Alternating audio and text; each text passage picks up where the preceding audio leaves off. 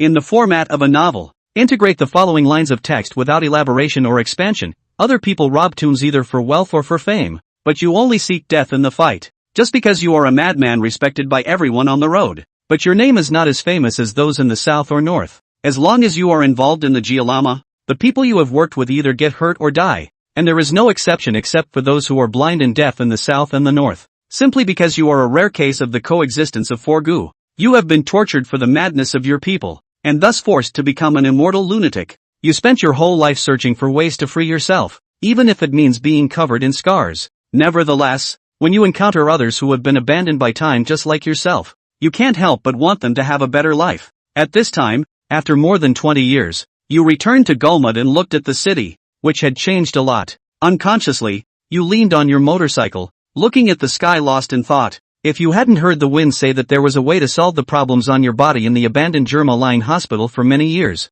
you wouldn't have returned to this place that had imprisoned you for more than 20 years. Do you remember more than 40 years ago, when you happened to join a fairly large archaeological team? At that time, you thought that cooperating with Dum Zhang to enter the Drum Tower would not have any mishaps. You even thought that you could save a few Nine Gates descendants who you didn't like for the sake of Dum Zhang, your good friend for many years. However, things did not go as planned. You all have been calculated. Do not say that only you, who were caught in the middle. Even the main person in charge of the archaeological team, Zhang Qilin, was also framed by Zhang Qishan for shirking responsibility, and was designed to be locked up in the Germa Lesa Sanatorium, not to mention the descendants of the Nine Gates with mediocre skills. And you were locked up in the sanatorium by those people for 20 years. Over the 20 years in the sanatorium, because you carried 4 kinds of poisonous insects, making it difficult for others to approach. Those experimenters paid a painful price. After forcibly feeding you a corpse turtle pill, I didn't dare to conduct any experiments on you.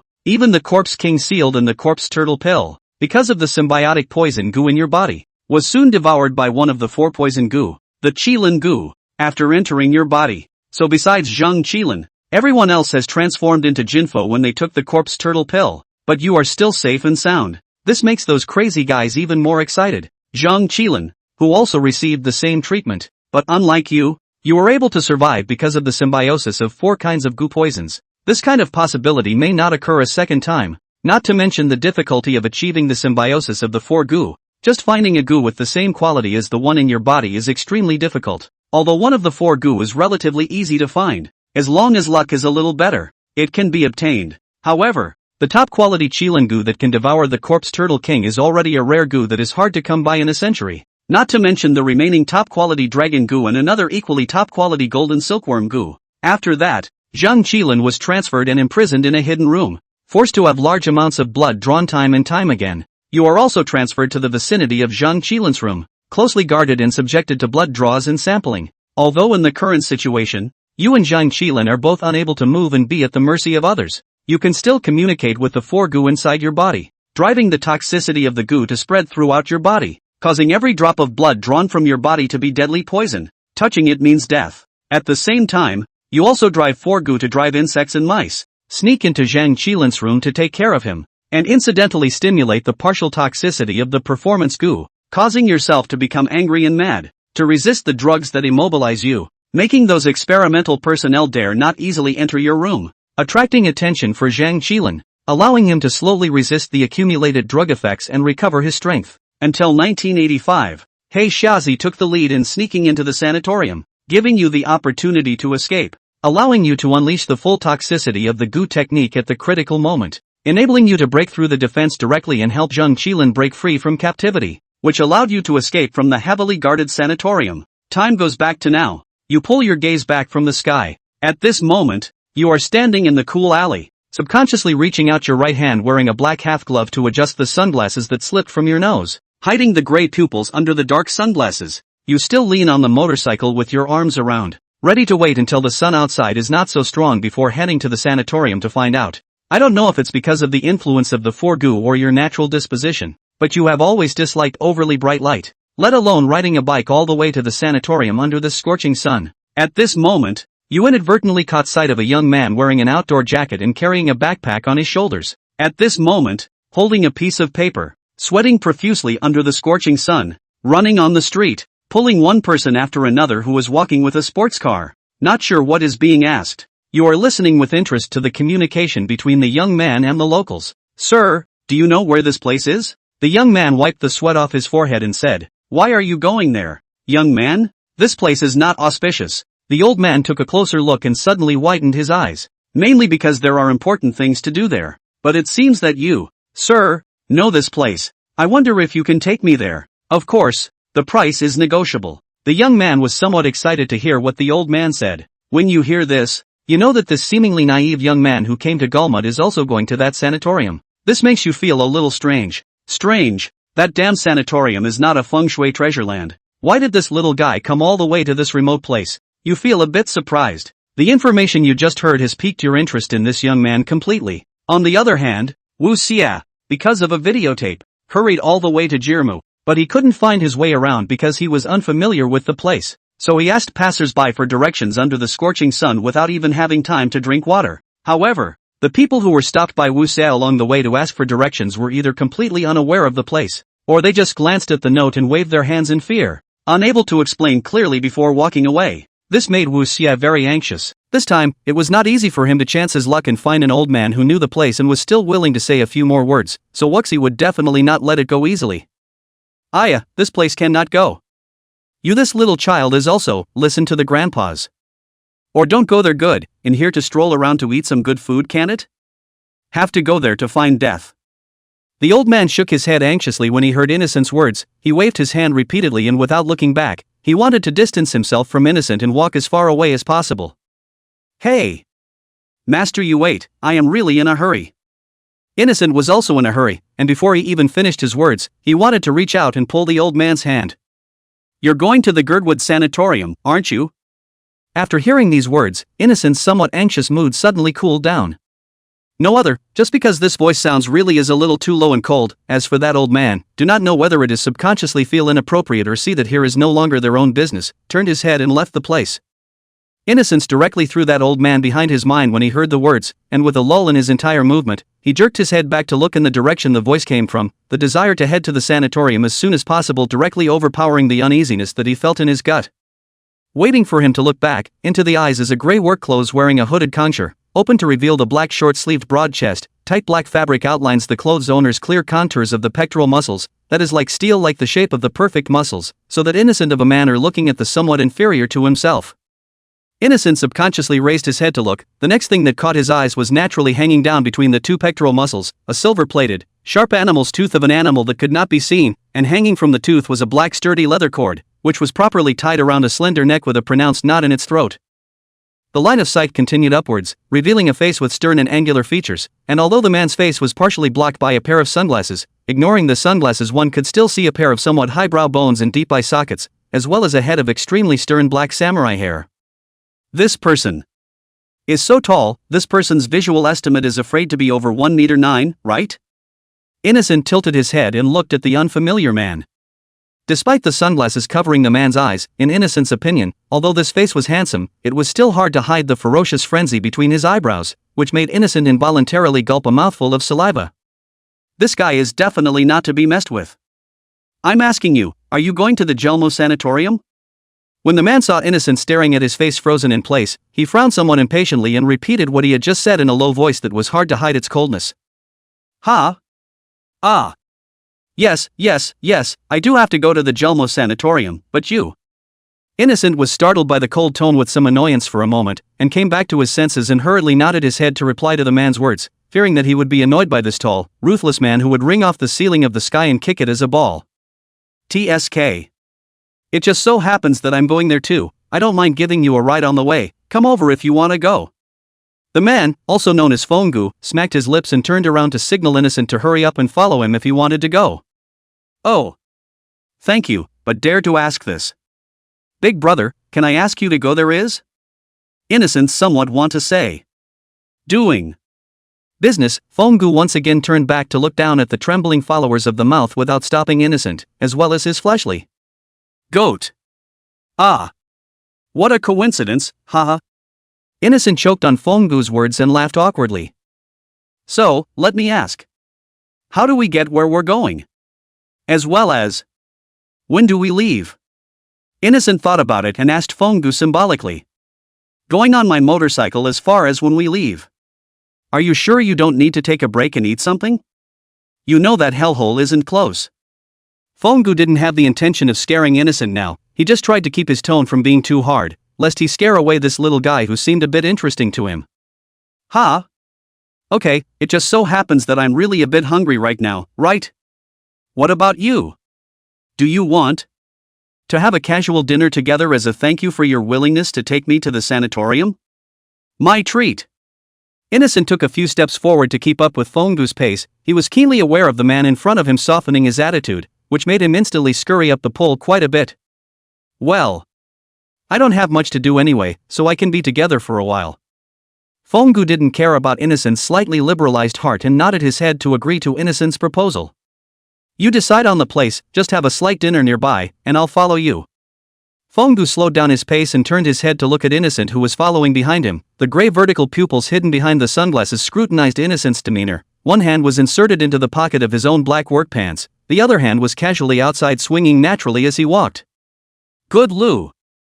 By the way, I don't know this big brother your name is. My name is Innocent, mouth Tianwu, tooth ear evil. Innocent and Fonggu stayed at the same level and slowly followed him, while looking at Fonggu's face to the upper left of the oblique, revealing a warm and sunny smile. Fonggu's eyes flashed a bit at the smile, and after thinking about it, he answered Innocent's question. Seal the ancient, seal the seal granted to the sky, the ancient of the heart. Chapter 2: Arrival at the Gulmud Sanatorium. Fonggu followed Innocent to find a random small store in the neighborhood to have a dinner. All the way there, he had been listening to him jabbering on and on, even eating couldn't plug his mouth, but Fonggu realized that he didn't seem to hate Innocent's jabbering. Instead, he felt that he was even more interesting as a person. Toward evening, the two out of the restaurant, only to see Fonggu long legs, leading the Innocent toward their own motorcycle parked in the alley, and the Innocent is also step by step some effort to keep up with Fonggu's pace. Say, Brother Foma, do you know the situation of that Jelmo sanatorium? I heard someone say that the sanatorium seems to have been abandoned for a long time, and it's said to be haunted. Innocent followed Fonggu on one side and started asking again, completely ignoring Fonggu's somewhat indifferent expression. Haunted? Don't tell me you believe in this stuff. Fonggu just laughed coldly, not wanting to answer Innocent's question positively. Ghosts and monsters and whatnot I don't believe in, I'm mainly afraid of this haunting ghost. Innocent skimmed his mouth, deliberately biting some weight on the word ghost, and didn't care about Fonggu's words with a bit of thorns. His intuition told him that Fonggu didn't have any. He also didn't care about Fonggu's harsh words. Ha! It's the ghosts that make it interesting, as it happens. Fonggu's words didn't finish, he just smiled, revealing a mouth of unusually sharp-looking shark teeth, and the smile wasn't much bigger than that. It just made the corners of his mouth hook up into a somewhat menacing arc, and against his angular jaw, it looked as if Fonggu's entire being was full of murderous aura. Words are like this, but I feel it's better to have nothing, isn't it? Ha ha. Innocent understood what Fonggu hadn't said, and once again he felt a bit intimidated. How is this Fonggu so murderous? That aura of death makes my goosebumps rise, this person. TSK is also too dangerous. Wuxi's heart was muttering, but he still didn't dare to show it on his face, just for fear that Fonggu would give him a ride on the spur of the moment, and after taking a look at the width of Fonggu's palms, Wuxi felt that his neck probably wouldn't be able to withstand a gentle twist from him. TSK. Don't worry, I won't touch you for a while yet, really. Fonggu put away his smile and gave Innocent a disgusted look. Even though Innocent had done his best to conceal his true thoughts, Fonggu had still recognized the unconscious scorn in his heart with a single glance. Ha! Sure enough, this little guy's intuition is very sharp, but they're all the same color all the way. The expression on Fonggu's face became even colder. He no longer bothered to pay attention to Innocent's state, and without looking back, he increased the amplitude of his stride and walked straight towards the motorcycle parked in the alley. Follow. After Fonggu put down such a sentence, he walked straight to the motorcycle, inserted the key to start the motorcycle by himself, and mounted the bike with a stride of his long legs, kicked off the motorcycle bracket with the other foot in a sharp manner, and held the handlebars with both hands in preparation for launching the throttle. Coming. Wait for me, Innocent saw Fonggu that momentarily ready to go posture some panic. He did not know if he said something wrong, which made Fonggu, who at the beginning was still somewhat tolerant of him, now cold up a face. Innocent trotted and moved to Fonggu's side, carefully stepped onto the back seat that Fonggu had purposely left out a section for him, and after he sat upright, his two hands didn't dare to hold Fonggu's waist that was bowing forward, and he only dared to hold on to the iron bar of the rear of the car to avoid being thrown out of the car. Sit tight. With a buzzing sound, the motorcycle's throttle was vigorously blasted up by Fonggu, and like an arrow out of the string it violently scurried out of the alley, speeding down the street towards its destination, the powerful recoil directly causing Innocent to cry out in fright while subconsciously stretching out his two hands to tightly grasp Fonggu's waist. I'm going. Slow down. Slow down. Innocent panicked and screamed loudly and miserably, but Fonggu, who pressed down the gas pedal fiercely, didn't pay attention to him. Even if he was wrapped around Innocent's waist and subconsciously tensed all the way through his muscles, didn't let go of the gas pedal for a second, and just like that he rode all the way to the entrance of the Jelmo Sanatorium before stopping with a drift. Here we are, go down. After Fonggu parked the car and let one foot successfully support the bracket on the ground, he slightly inclined his head backward to look at Innocent, who was holding his waist and had been cowering low behind his back, not daring to move, and signaled him to get off the car. 2. Arrive? When Innocent heard Fonggu's words, he slowed down for a while before he stammered out a response, his voice still trembling. Taking a deep breath, Innocent held Fonggu's shoulder, shivering slowly stepped off the motorcycle, until after his feet landed on the ground, he could be considered to have slowed down. Fonggu on the side also got off the motorcycle with the same sharpness, and after taking care of the car, he walked to Innocent's side unhurriedly and raised his head to look at this ghost place that made him feel disgusted. This is the Jelmo Sanatorium. Does look like it has been deserted for a long time.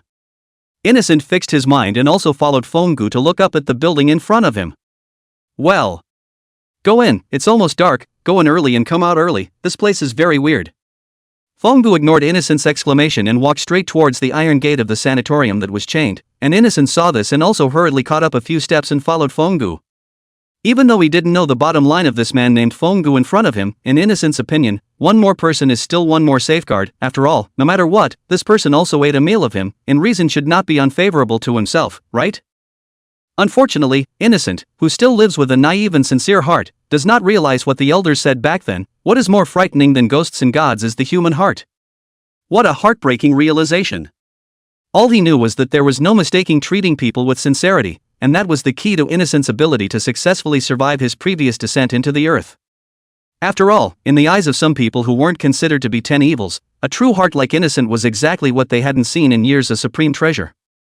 When the two people stood in front of the big iron gate, Innocent but inevitably had a headache, because the chain wrapped around the gate is too strong, plus the chain is also hung on a heavy iron lock. Even if he used all his energy, can only open a less than half a person wide gap on the gate, unless he and Zhang Qilin is some peak of the shrinking bone kung fu, or else there is no way to go in at all. Ugh. What should we do? We can't get in at all. Innocent scratched his head in annoyance and lowered his head in some frustration, trying to figure out what to do. Ka-bar. Dang it! Innocent heard this movement and jerked out of his own thoughts. Looking up, he saw Fonggu's hand clutching half of a chain that had broken in two, and the iron lock that was originally hanging from the chain had been dryly broken, falling to the ground and smashing a depression in the barren grassland. How did you? You break it off? Don't tell me you did it with your bare hands. Innocent swallowed hard, looked at the iron lock on the ground, then at Fonggu's hand and the chain in his hand, and sucked in a breath of cool air. Otherwise? Fonggu raised an eyebrow and held up the chain in his hand to indicate Innocent to see for himself, while the eyes hidden under the sunglasses revealed a look that doubted Innocent's intelligence. No. Nothing, let's go in. Although Innocent didn't see that look in Fonggu's eyes, his intuition told him that Fonggu definitely didn't think of anything good just now. He then reached out and pushed open the rusty iron gate and led the way, only to stop within a few steps in front of the main door of the sanatorium's main building. Seeing this, Fonggu also did not procrastinate, casually threw the chains on the ground and fell a few steps behind Innocent, slowly followed, and after seeing Innocent stop again, he even increased his pace and walked to stand behind Innocent. Go inside, what are you standing here for? Fonggu paused and stretched his neck over Innocent's head to look in front of him. TCH. Don't know what you're doing here alone when you're so wasted, really.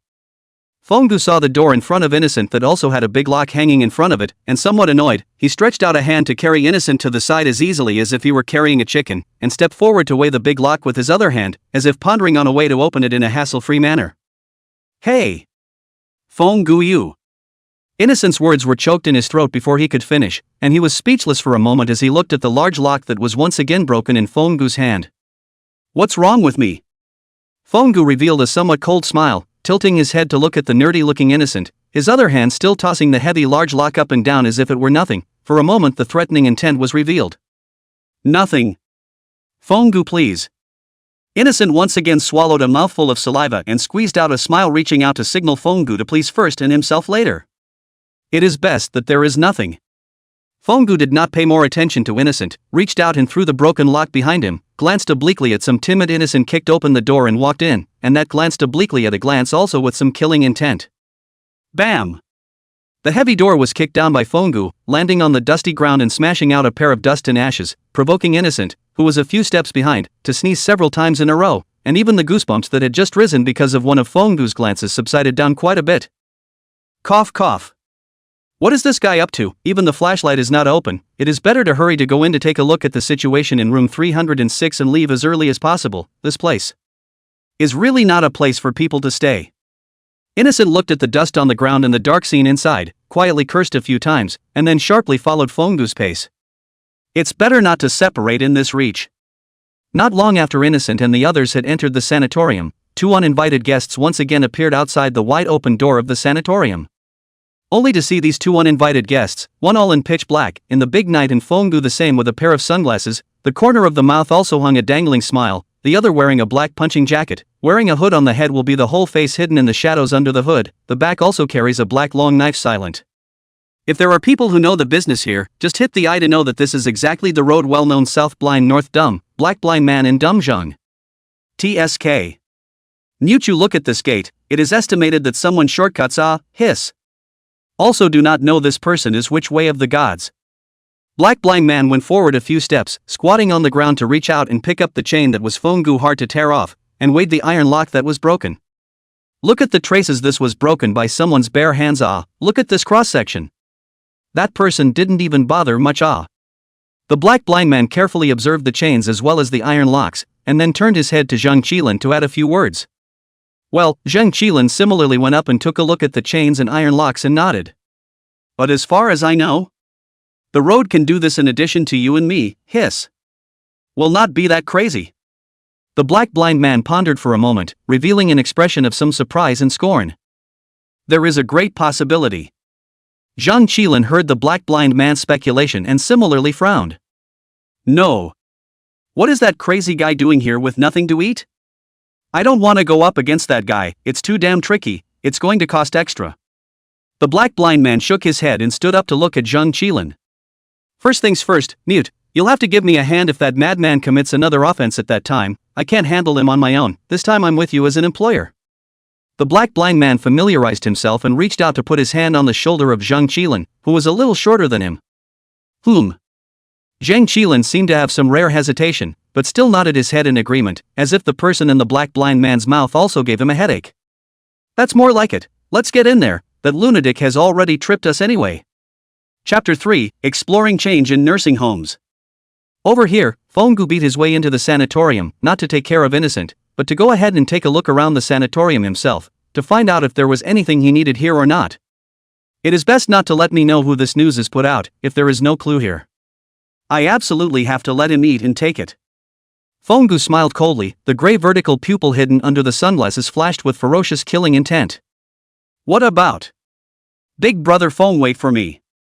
Behind him, Innocent's somewhat panicked voice came over. He hurriedly caught up with Fonggu's pace in 3 steps. He wouldn't dare to be left alone in such an eerie and weird place. TSK.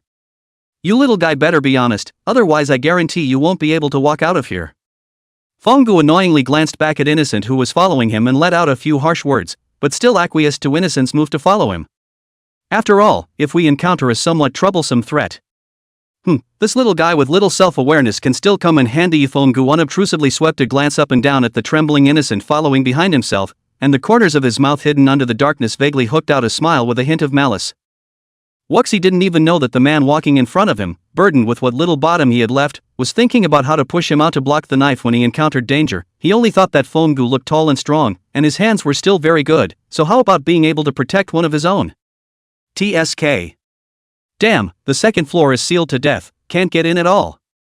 Fonggu cursed as he looked at the concrete wall in front of him at the stairway of the second floor after carefully exploring the first floor. Then what to do? The second floor we cannot enter, or no longer go to the third floor to see. I probably know which room on the third floor can go in.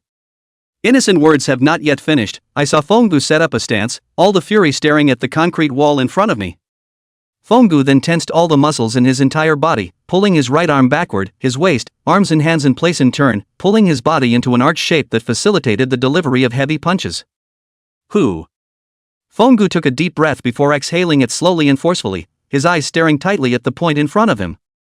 After a breath, Fonggu's eyes burst out horrifying ferocious aura, followed by clenching his right hand into a solid fist, so hard that even the veins on the back of his hand are hideous ripples. Swiftly and fiercely a heavy fist bombarded the thick cement wall. The wall then issued a dull and loud boom, only to see that he directly smashed the wall out of a deep concave hole. The entire wall is covered with cracks such as a spider web like from that hole. Hiss. I go, is this still human? Innocent was startled by the loud noise. The whole person subconsciously covered his ears and popped out a few meters away. When he came back to his senses, he couldn't help but freeze when looking at the tragic situation on the wall. Damn. It's still too thick. Fonggu didn't care about Innocent's spitting, he just flung his right hand, which had become bloody due to the forceful slamming on the wall, full of care, flinging off a floor of blood, and didn't bother about the drops of blood that had fallen on the floor and smoked black. Hey! Fonggu, your hand is bleeding. Innocent came up with his own flashlight, the only source of light for the two people saw the blood on Fonggu's hand and exclaimed in shock, except that because of the dim light, he didn't see the unusual appearance of Fonggu's blood falling on the ground. It's okay. Go to the 3rd floor. Fonggu turned his head distractedly and was about to head upwards, but was still stopped by the rare and bold Innocent, casually tearing strips of cloth from who knows where and about to help bandage it up. Wait, a wound with this amount of bleeding can easily get infected without a bandage, don't worry, this is clean.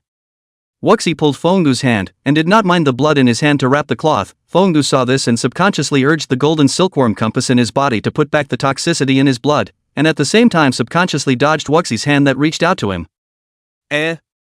What are you hiding for? Seeing that he didn't catch Fonggu's hand for once, Innocent subconsciously feigned anger and reached out once more to grab Fonggu's hand over, but his hand only reached out halfway, stopping in mid-air before he was about to grab Fonggu's right hand that didn't continue to dodge. Did I just subconsciously mean him?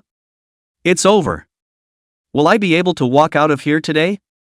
Innocent subconsciously blinked his eyes and swallowed hard, thinking he was being stealthy. He glanced at the large hole in the wall, and then at Fonggu's right hand that was dripping with blood, and his hand holding the cloth trembled a little.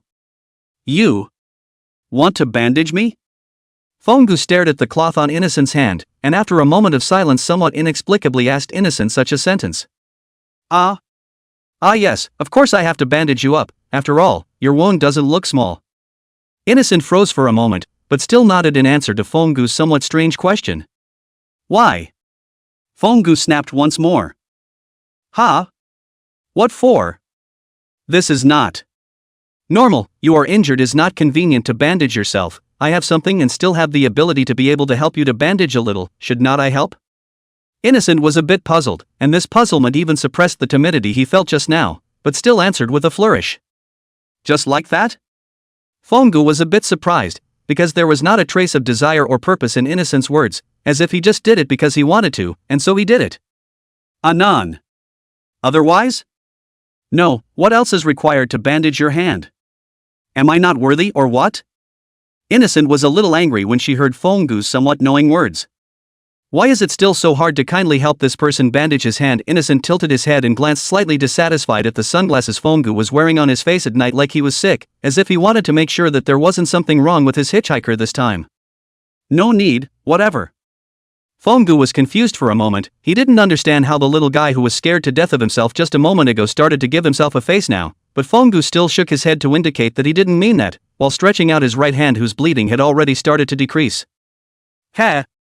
Doesn't really need it, but it's not like you can't bandage it up if you insist. Fonggu laughed in a low voice. He once again revealed the sharp shark teeth in his mouth, but unlike before, this time the smile was not hostile at all. Instead, it was very clean. While lining the hidden shark teeth in his mouth, it was even a little bit dashing, which made Innocent a little bit surprised. I didn't realize that this man could still smile so amiably. I thought he would only smile that "I'll screw you out of the sky in the next second" sneer. Innocent heartily slandered, but still honestly wrapped Fonggu's right hand properly with a strip of cloth, and finally tied a bow on Fonggu's hand rather moodily, although he regretted a little bit after tying it. Cough. Well, let's go to the 3rd floor, find room 306 first. Innocent touched his nose, looking at the bow on Fonggu's hand. He turned his head slightly awkwardly, leading a few steps up to the 3rd floor. Fenggu waved his hand to show that he didn't care, which allowed Innocent to make himself comfortable as he stretched out his long legs and stepped onto the third floor in one leap, sharply following Innocent. 306, said Fenggu, a little puzzled.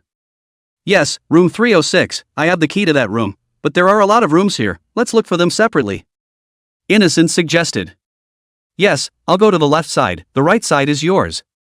Shout out if something happens. Fenggu did not object, nodded, and walked towards the left side of the room, but still mentioned a word before he was about to part, signaling that Innocent could ask him for help. Well, I'll go and take a look first. Innocent didn't care about the softening of Fenggu's attitude, and began his search with a single mind. Brother Feng. I found it, 306 is here. It didn't take long for the silent and dark sanatorium to resound with Innocent's cries, and Fenggu didn't delay when he heard it, and with a turn of his body in an instant, he followed the source of the sound he had captured and arrived at Innocent's side. You open the door, I'll head in. Fenggu did not procrastinate. After signaling Innocent to take out the key and open the room door, he tensed his muscles to stop Wuchi behind him, and with the small arm of his left hand, he pulled out a meteorite iron wrist blade from somewhere and wore it on his hand, ready to grab it out at any time with a single slash, and at the same time, he took a step back, and vigorously kicked the door of the wobbly room 306 out, and smashed into the opposite wall with a loud crash. It's safe inside for now, go in. Fenggu quickly swept the room, letting out his position after confirming that it was safe, allowing Innocent to be able to enter. Thanks. Innocent also did not polite, straight walked in, began to carefully search, while Fenggu was silent and followed behind Innocent, the eyes under the sunglasses stern and rapid scanning the surrounding, always ready to strike to break the enemy. Alas! How there is nothing, then there is only that cabinet, what do you think, Brother Feng? Somewhat disappointed, Innocent turned his head to Fenggu, who hadn't made much noise since entering the room, reaching out to point to the relatively intact-looking mahogany standing cabinet at the end of the bed. I'll do it, you follow me closely. Fenggu nodded his head and beat his way towards the somewhat bizarre-looking mahogany standing cabinet. Despite not showing it on his face, he still had a feeling in his heart that everything was too coincidental, as if he was being counted by someone. The two of them walked to the front of the standing cabinet. Fenggu, who was one step ahead, cautiously extended his right hand to grip the handle of the cabinet, and the other hand, which was wearing a wrist knife, was storing up power at his waist, ready to make a preemptive strike with a slash at the slightest sign of wrongdoing. 3, 2, 1. As soon as Fenggu pulled open the door of the cabinet, he caught a glimpse of the secret door hidden in the cabinet, a scene that surprised him even more and gave him an even greater feeling that he had been swindled. Who? Turns out there is only a secret door. I thought there was something weird in here. Innocent does not have Fenggu's keenness. After all, he is not more experienced than Fenggu, so Innocent is not the same as the more vigilant Fenggu. He saw this scene instead, he breathed a sigh of relief. But this place is also locked. Without waiting for Innocent to finish, Fenggu cut open the lock on the door with a sharp slash, then turned his head to look at Innocent, who was a bit stunned. Okay, although I also wanted you to help me open it just now, but... Brother Feng, your movements are really fast. Innocent scratched his head, somewhat helpless.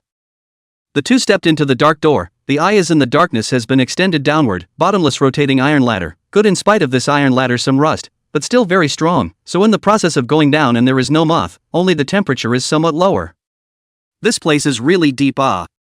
This is probably already underground, right? I also don't know what the people who established this sanatorium in the first place bothered to dig so deep for. Innocent rubbed his legs, which were a bit sore from going down the stairs, and grumbled a few words with some dissatisfaction. For what? Nothing good anyway. Fenggu grinded his teeth in hatred when he heard Innocent's words and echoed a few words with some annoyance. How do you know they don't have good intentions? Innocent asked a curious question. You ask me how I know. Why should I tell you? Curiosity killed the cat, this reasoning you know, right?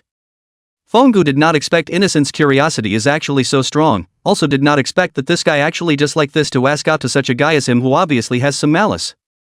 Is this little guy really not afraid of death? Fenggu once again looked at Innocent up and down, trying to find out so little else in his mind from Innocent's face, but when he met Innocent's eyes, Fenggu completely dispelled his suspicions about him. Is this pair of eyes? Actually this clean, it's really rare in today's world. But this makes me even more curious about who actually raised this little guy. The last name is Wu, TSK, don't tell me it's that 800-minded heartless puppy. Fenggu smacked his lips somewhat impatiently. Hiss. Feng. There's a coffin here. Innocent's exclamation interrupted Fonggu's thoughts, and as he followed Innocent's line of sight, he saw a mahogany coffin that looked a bit old. Stay here for the time being, I'll go take a look. Fonggu pulled Innocent down behind him as soon as he could. He had sort of seen along the way that this guy Innocent was not only unable to idle his brain but also his hands. Fonggu walked to the coffin. He took advantage of the fact that Innocent was blocked behind himself so tightly that he couldn't see his face as well as the situation in front of him. He stretched out his right hand and pulled the sunglasses that were set up on the bridge of his nose downward a little bit, revealing a pair of gray vertical pupils that were faintly flashing in the darkness, and he observed the coffin in detail for a while, with the other wrist blade always ready to slice the coffin open the moment he found out that it wasn't right. Through Fonggu's unusual gray vertical pupils, he could see a clear thermal image of a human figure inside the coffin, and other than this human figure, there was nothing else inside the coffin. Why does this figure look a bit familiar? Fonggu carefully surveyed the figure. Suddenly an idea appeared in his mind. Just saw Fonggu stretch out his left hand wearing a wrist knife, retracted the elongated blade, gently and quite regularly knocked on the coffin board, making a duck-duck sound, and the figure in the coffin stayed in the coffin more honestly after hearing the message in Fonggu's knock. Fonggu retracted his hand after seeing the figure's movement and turned his head to indicate that there was no problem with the innocent coffin, and that it was okay to leave. That's good, let's continue to look forward, this coffin looks bad luck. Innocent said and raised his flashlight, bypassing the coffin and walking towards the space behind. After Fonggu saw that Innocent had gone a little farther away, he once again stood beside the coffin and said in a low voice, biting his back teeth, dead blindy, I know it's you, I don't care when you arrived, and I don't want to ask you how you got in here. I'm warning you that you'd better give me the best chance to stay honest, and wait for me to come back to you to settle the score. Brother Fong, I found something here, come here quickly. Hearing the voice of Innocent calling him over, Fonggu also no longer stay, slightly with a little force on the mahogany coffin smashed a hole used as a warning, reached out to help the sunglasses, then lifted his feet and walked to stand in front of an old writing table. Do not know what to read beside Innocent. What's wrong? Fonggu walked over to the writing table and asked Innocent with a slight sideways glance. I found a notebook in this drawer, but there's another drawer that's locked. I don't know if you can open it. I always feel like there's something in here. Innocent didn't raise his head, focusing on the somewhat worn notebook in his hand, with his concentration extremely concentrated. TSK. This little guy is instructing me to instruct more and more smoothly. Fonggu was a little indignant, but still walked to the locked drawer, reached up and down the left and right, gently lifted and pulled twice, to probe the drawer. There is no mechanism, in the discovery of this drawer is only locked. Fonggu also does not care about the notebook, obsessed with the innocence. The hands of a force will be tightly locked drawer hole even with the lock buckle together to rip out. This is? Fonggu stared at an eye-catching file in the drawer, and through Fonggu's excellent night vision, he clearly saw the content above the first page of the file. Name, Fonggu. Age, unknown according to research, no less than 100 years old. Height, 191 centimeters. Weight, 87.5 kilograms. And so on. Fonggu knew at a glance that it was a confidential file from when he was still locked up in the sanatorium. How did this thing appear here? Fonggu was shocked and angry, and the hand holding the file couldn't help but rub it into a ball with force, his sharp teeth crunching as he bit into it. It turned out that this file didn't have what Fonggu wanted. What was there was just the report of the experiments those people had done on him in the first place, and with the extent of those people's excesses, even now when he was made to look at it, he couldn't help but want to pull out those who couldn't be dead anymore to be brutally abused and killed once more. Fonggu took a deep breath to calm down. He once again gazed at the file in his hand, only to see that on the last page of the file was written. According to the experiments, the subject was burdened with a rare toxin made from a mixture of 4 kinds of parasites. This toxin was spread all over the subject's body, and could not be separated by any means. It could only be slightly alleviated by the large amount of special blood called unicorn blood possessed by another subject, but it still could not alleviate the lethality of the poisonous blood, and it was judged that only a small amount of this blood had the power to poison the unicorn blood subjects who were resistant to most of the toxicity. It is judged that this blood, in just a small amount, has the ability to poison the Kirin blood experimental subject, which is resistant to most toxicity, to death. To summarize, stop all experiments that require close contact with the subject, reduce experiments on extracting and refining the subject's poisonous blood, in order to reduce the wear and tear on the institution's experimental personnel, and increase the investment in experiments on the unicorn blood subject. Ha! That time was really unknowingly dumb, TSK. Count me owe him. Fonggu pinched his brow with some headache, and without a trace squeezed out some blood from the already somewhat scabbed right hand wound and dripped it onto the file, quickly corroding away most of the somewhat yellowed paper before once again throwing the file that erased the important content into the drawer. After Fonggu had done all this, he faintly and unnoticeably glanced sideways at Wuxi, whose eyes were staring straight at the notebook. After realizing that he did not notice his movements, Fonggu then slightly relaxed and swept behind Wuxi, and saw a forbidden woman who had appeared out of nowhere standing dully behind Wuxi. Innocent dodge. Fonggu's eyes widened, and with one hand, he pushed Innocent, who was still browsing through his laptop, out several meters away, and without even bothering to pay attention to Innocent's embarrassment of sitting on the ground on his butt, he flew up and kicked the forbidden woman, who had not yet reacted, so hard that it flew out straight away, and smashed into the coffin in the distance hard. Ancient madman, you're trying to kill someone.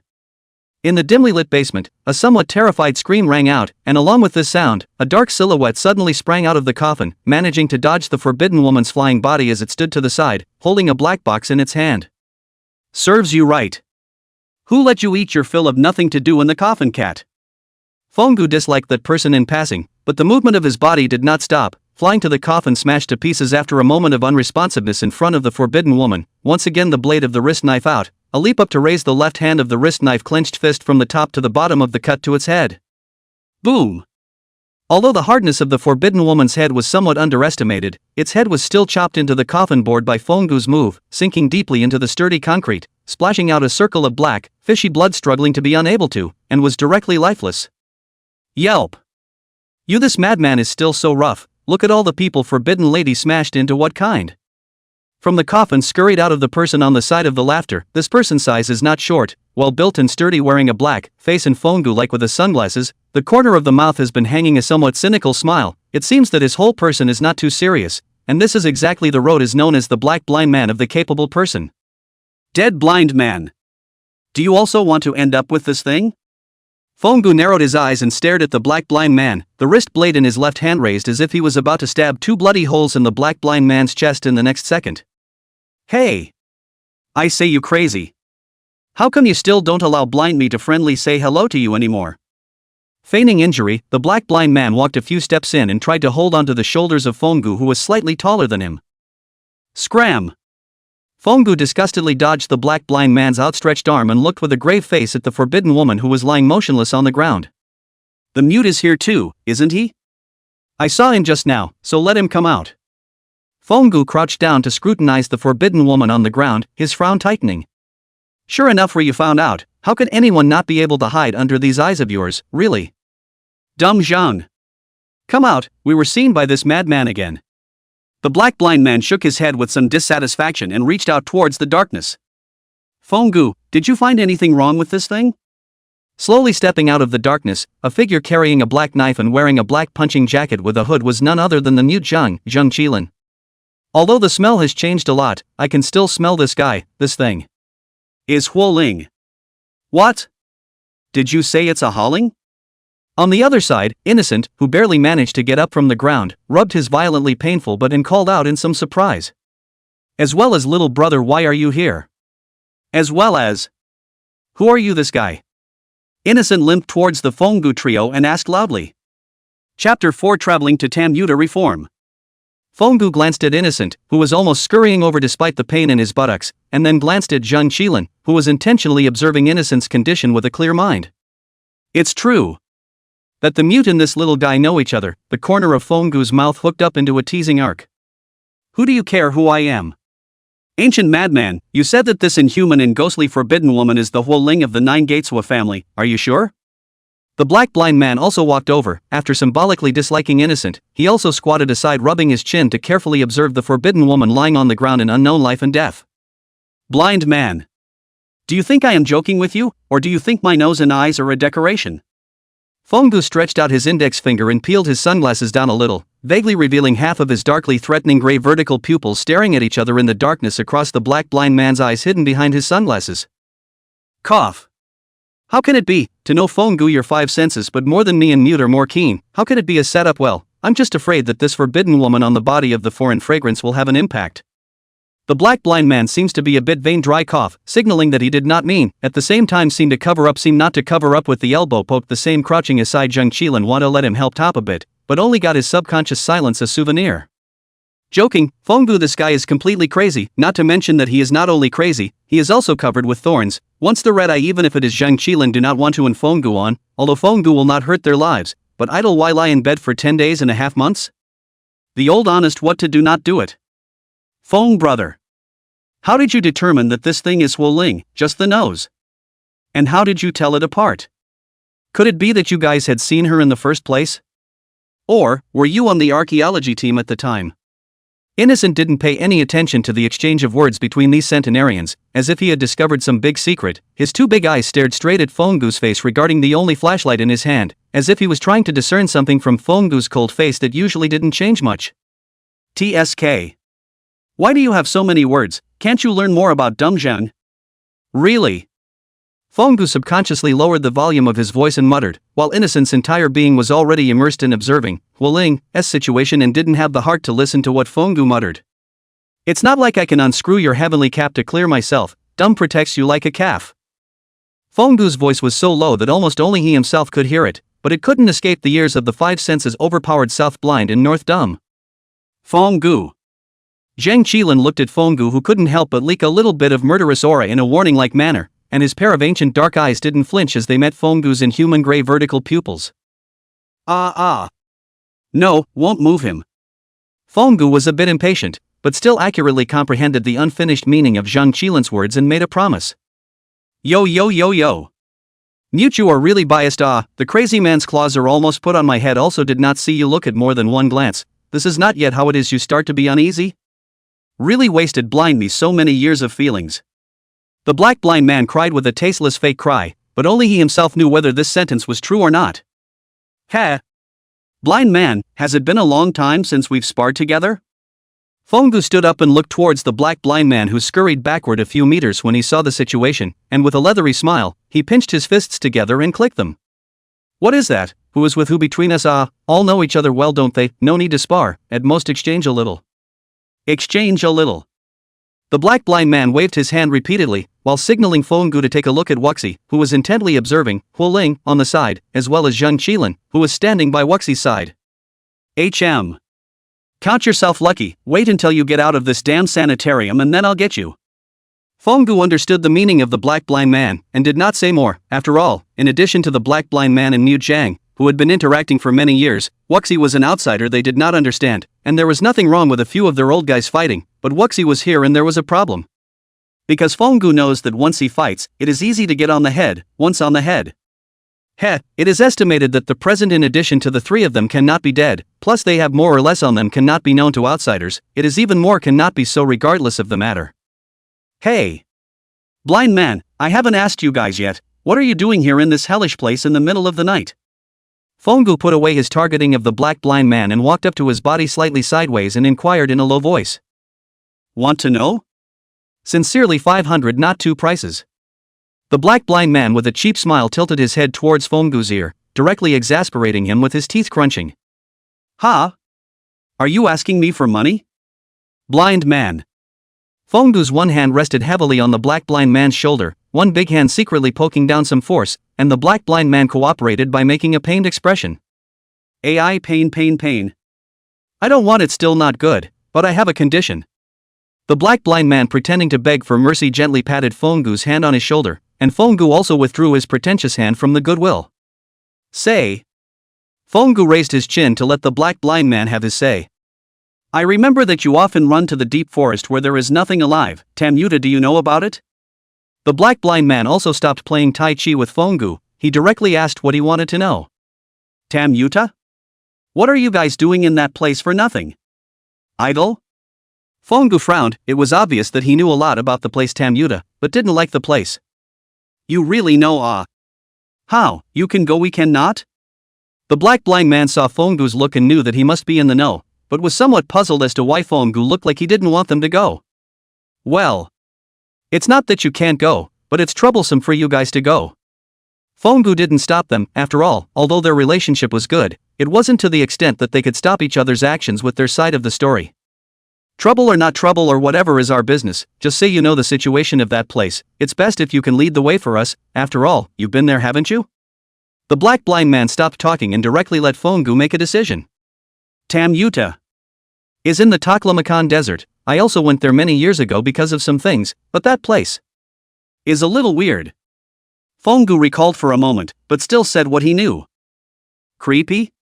The black blind man was a bit surprised. After all, Fongu, the man himself, was very bizarre, and to be able to make even him think that the place was bizarre, he was afraid that there were some problems.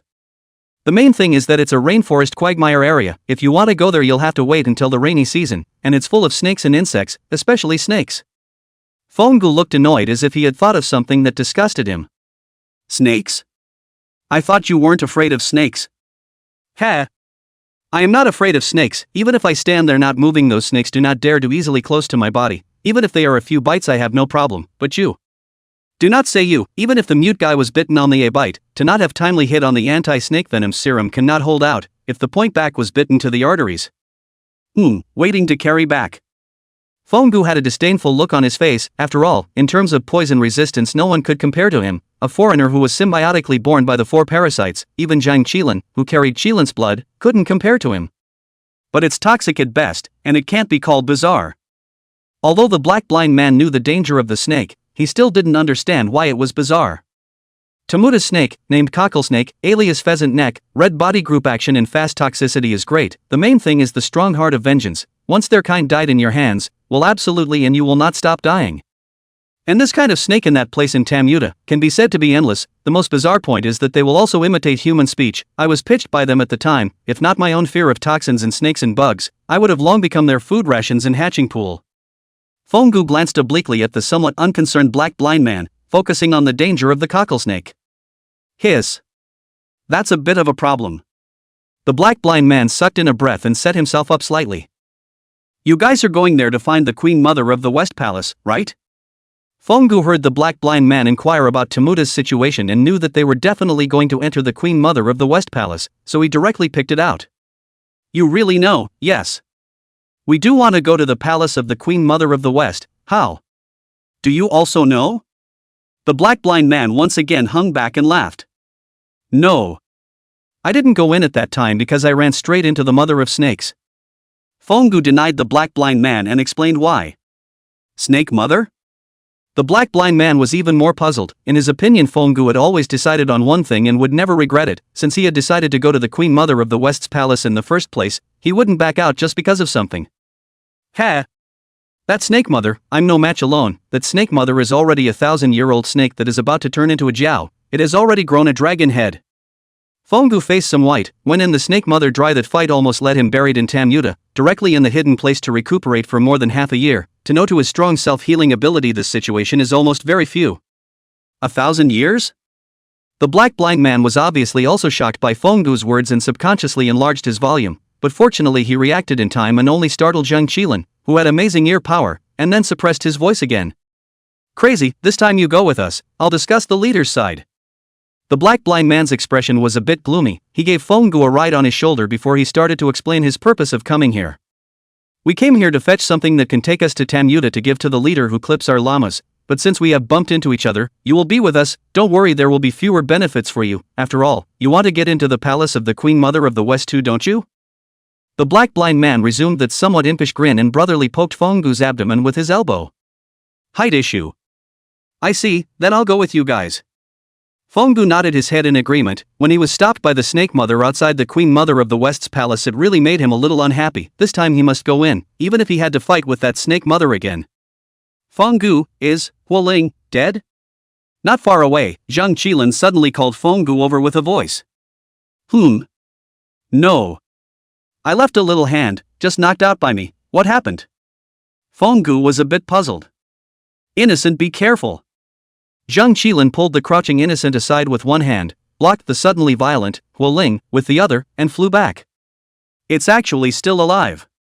Innocent was also shocked by this sudden turn of events, and if it wasn't for Zhang Qilin tugging at him, he would probably still be frozen in place.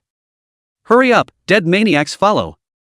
The black blind man saw this and turned to run. His speed scampered to the door in a single bound. Just like that, he still didn't forget to greet Fongu. Coming. Fongu answered the voice to follow. Zhang Qilin with Innocent followed closely. A group of people quickly fled the room straight to the sanatorium gate. Innocent was also tired by this way to run to come up for air. Get in the car.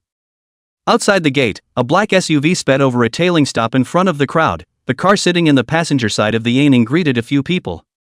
The black blind man took the lead to open one side door and scampered into the car. Zhang Qilin also let go of Innocent's hand and arrow step along the half-open door in the back seat, while Fenggu was flip to ride on his own heavy motorcycle and directly start the throttle. On the other side, Innocent panted and ran over, waving his hand for the party to wait for him. Originally the SUV had already started, the door was about to close as well, but Zhang Qilin somehow blocked the door and let Innocent get into the car. Ms. Ning, the one on the motorcycle behind us, is an ancient madman on the road who is on par with us, named Fenggu. He's been to Tamuta and can join us. The black blind man and Zhang Qilin innocently joked for a while, sit back and then pick up the back of the car to explain to Aining Fenggu's situation. He knew that with Anning's determination will absolutely agree with his proposal. Tell him to keep up and tell him the price is the same as yours. As expected, Annin nodded in agreement. Good Lu.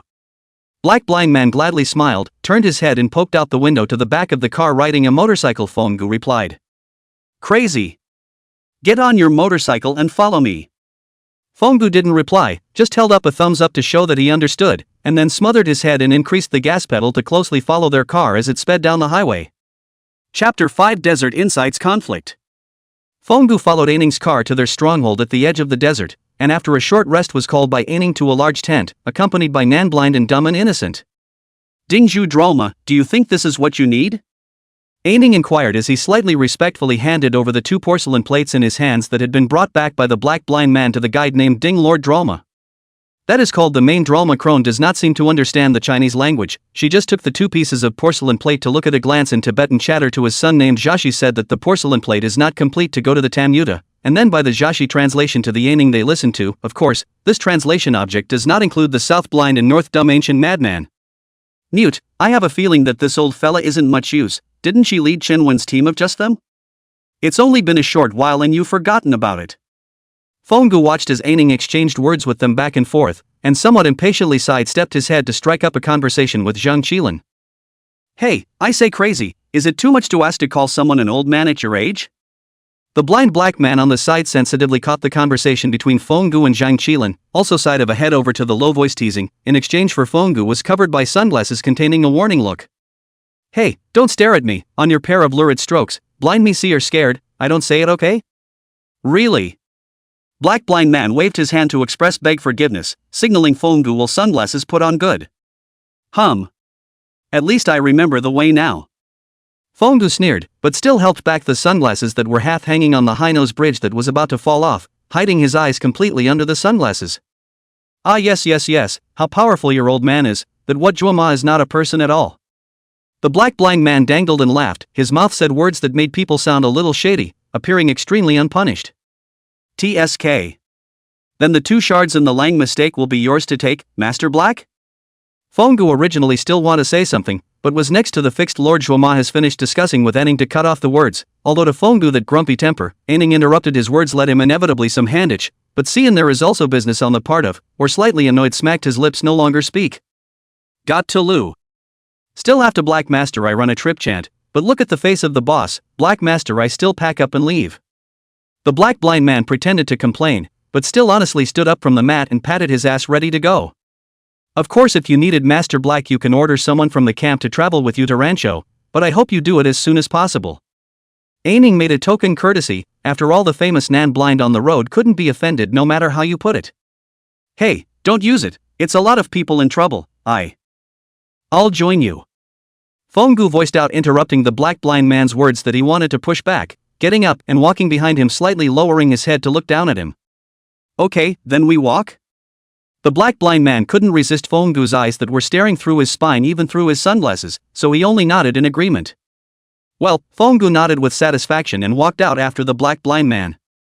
Seeing this, Zhang Qilin and Innocent didn't stay in the tent for much longer and similarly walked out, ready to pack up their equipment and check their belongings. Innocent. Zhang Qilin suddenly voiced out and called out to Innocent, who was ready to go back to his tent with his notebook. Is there something wrong with you, little brother, or have you decided to tell me something? Innocent heard Zhang Qilin's voice with some excitement. He thought that his sincerity had finally pried open the cap of Zhang Qilin's stuffy bottle. How did you meet him? Zhang Qilin ignored the latter part of Innocent's sentence and inquired to himself. Meet who? Oh, you're talking about Fenggu? Innocent froze for a moment when he heard Zhang Qilin's question, but managed to react in time. Aha! It's a long story. Then I just arrived in Gulmud, the top of a big sun, has not been able to find a person who can take me to the sanatorium, and then happened to meet Fenggu standing in the alley to cool off. He heard that I want to go to the sanatorium on the call to stop me, to offer to drive me a ride. After all, he is also, by the way, after all, he was also on his way, so he came along. Innocent did not notice that Zhang Qilin was a bit serious, and only briefly talked about the experience of his first encounter with Fenggu. Innocent. Innocent froze at the sight of Zhang Qilin's grave expression. Stay away from him, don't get too close to Fenggu, he is very dangerous. Zhang Qilin aggravated his tone, the dark pupils of his eyes that were always ancient and unperturbed were mixed with a faintly invisible worry and solemnity, which caught the innocent who knew nothing about it a little off guard. Little brother, is there anything wrong with Fenggu? He has? Innocent hesitantly inquired. He didn't dare to imagine how he could live peacefully with Fenggu for the rest of the trip if Fenggu was really as dangerous as Zhang Qilin said. There's nothing wrong with Fenggu, it's just that he's a nutcase, through and through. After putting down such a sentence, Zhang Qilin didn't say any more and walked straight to his tent, leaving Innocent alone to stare blankly at the spot. Lan Rong, the black blind man, drove a car with Fenggu, arrived at the place where the fragments are said to be stored and the hiding place will be parked. The black blind man, once the car saw the door, has a very inviting luxury car. Looks like the owner of the car is still a showy and handsome young man wearing a pink blouse. With its counterparts, there is also a look at the shiny and beautiful woman. It seems to have been shortchanged, sighed the black blind man, observing the two not far away. In order to avoid things becoming more troublesome, madman, you'd better wait for me in the driver's seat. Blind, I'll go and come. Remember, wait honestly, don't run away. The black blind man glanced at Fenggu, who wanted to follow off the car. A hand stopped him in the car with a serious face emphasized, and then closed the door and ran out in a puff of smoke. TSK.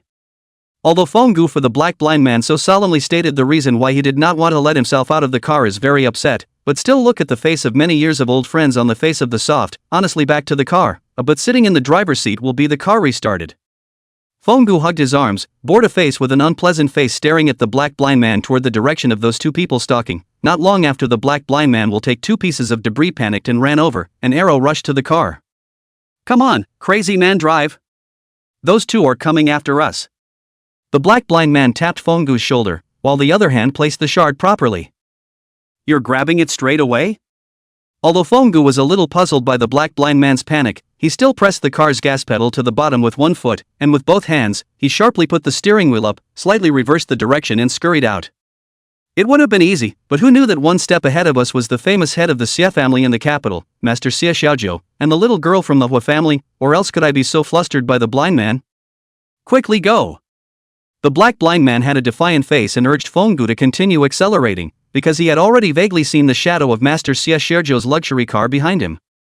TSK is already the most high speed, but can run into the family head of the Solution family. Shows that the Tamuta this place is really to provoke people rare. First say good. If the family head of the Solution family really catch up, I cannot care about you.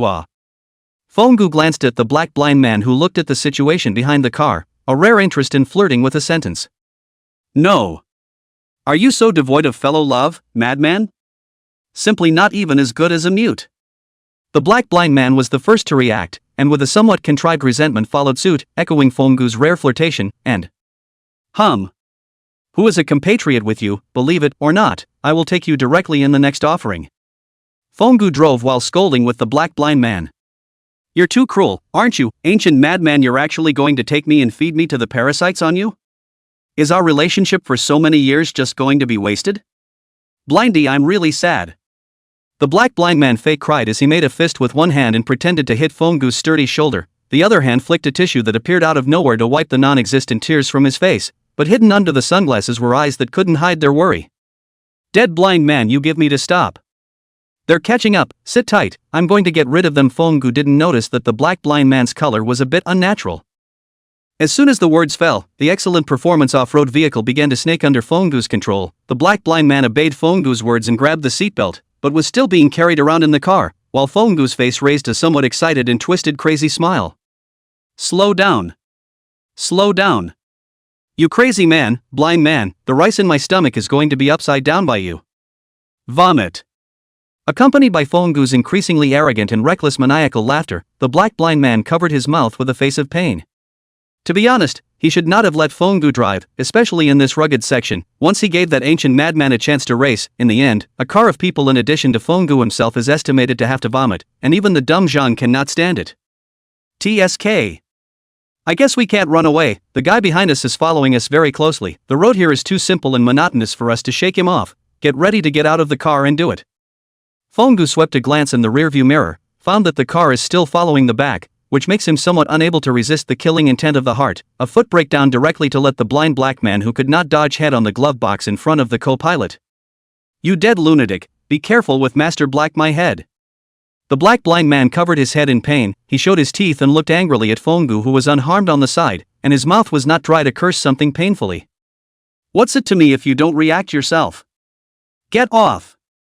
Fenggu glanced at the black blind man who was still hissing in pain and rubbing his head with a disgusted face, opened the car door with one hand and got out of the car without looking back, leaving only the black blind man who was muttering and cursing to sit in the car alone. You too. Followed until now, ready? Fenggu got out of the car and walked straight to the front of the limousine that had stopped right behind him, and after moving his limbs around a bit he stared dead in the driver's seat at the man in the pink blouse. Ha! You guys robbed me and asked me if I'm ready. Just how big is your guts to dare to walk in front of me like this? Xia Yuhua similarly got out of the car, not panicking in the slightest as he slowly walked up to Fenggu, slightly tilting his head as he gazed at Fenggu, and behind him was Wu Xiuxiu, the Wu family woman who was traveling with him. That's right, robbing us and still being so righteous, you really don't know how to be ashamed. Ha! I don't care who the stuff really belongs to if I get it. It's mine, no one can take it from me. If you want to take it, take your life in exchange. Fenggu subconsciously grinned and licked the sharp shark teeth in his mouth with the tip of his tongue, revealing a bloodthirsty smile, his eyes covered by sunglasses staring tightly at Xie Yuhua, a pair of gray vertical pupils filled with bloodthirsty desire. Fenggu's hands were in the shape of claws hanging down on both sides of his body, slightly bowing his body, making a posture that looked like a carnivorous beast storing up its strength on the eve of a hunt, as if it was going to pounce out in the next second. It seems that you don't only want those two pieces of debris now, you also want my life. Xie Yuhua narrowed her eyes as she observed Fenggu's movements, her other hand was placed behind her back and slowly drew out a short dragon tattooed club, briefly and quickly restoring the club to its original state across her body. Behind her Wu Xiuxiu similarly drew out a weapon to defend herself in front of her. Just as Fenggu's patience ran out, his legs stomped on the ground, causing his entire body to charge towards Xie Yuhua as if he were an arrow out of the string. One hand clenched his fist and raised it to smash into Xie Yuhua's dragon-marked stick that was blocking in front of his body, and there was the momentum of smashing all the things that were blocking in front of him with one blow. And Xie Yuhua also absolutely very human, only to see his quick eyes and hands will be the dragon tattoo stick slanting horizontal to the front, trying to directly stop Fenggu imposing heavy fist, but not Fenggu that is different from the normal human strength, only a face-to-face on the backward flying out a few meters, good in his hand over the person, in mid-air a backflip on the ground steadily, just Xie Yuhua hands but cannot help but a little numbness. However, this is not to blame Ziyue not enough energy, to know that Fenggu's inhuman physical quality, head-on confrontation in addition to Zhang Qilin can steadily take down, even and they are known as the South Blind Black Blind cannot catch, only the same inhuman can carry 100 pounds of heavy black and gold sword dance tiger wind Zhang Qilin has a certainty and he wrestled with the power of this kind of strength, it is really unusual No wonder it dares to bump into my head, what is your name?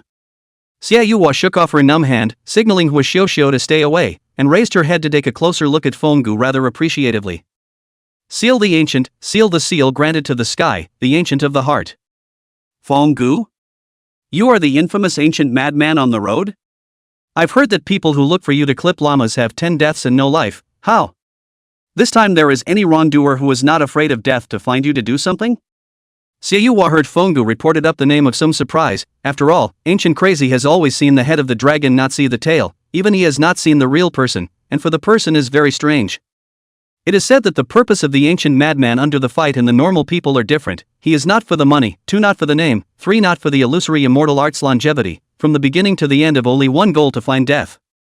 This is also clamped to this person llama's guy almost all dead clean reason. After all, Fenggu under the fight only for the death, in his opinion not sure to get killed their own fight simply do not have the need to play, so other people want to be able to come back alive is strange. There is also a saying that Fenggu this person, killing in good cannibalism, no matter who as long as he has a little upset, he will not ask you what identity, what is the origin, in the end there is only one end death without burial, so even fewer people dare to clip his llama. TSK. None of your business. Find death. Fonggu said as he was about to charge up and strike again. Hey! Wait! Wait! Fonggu, you dead maniac, stop it! The black blind man suddenly scurried out, and with a flash, he blocked between Fonggu and Xiaoyuhua, calling for a stop. Die blind! You better give me an explanation or get out of the way. Otherwise I'll even beat you up together.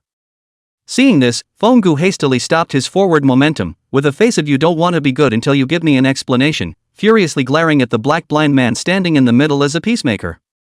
Hey, don't intervene, Everyone is a friend. Well, there is something good to discuss, it is not it? Why do you have to fight and kill?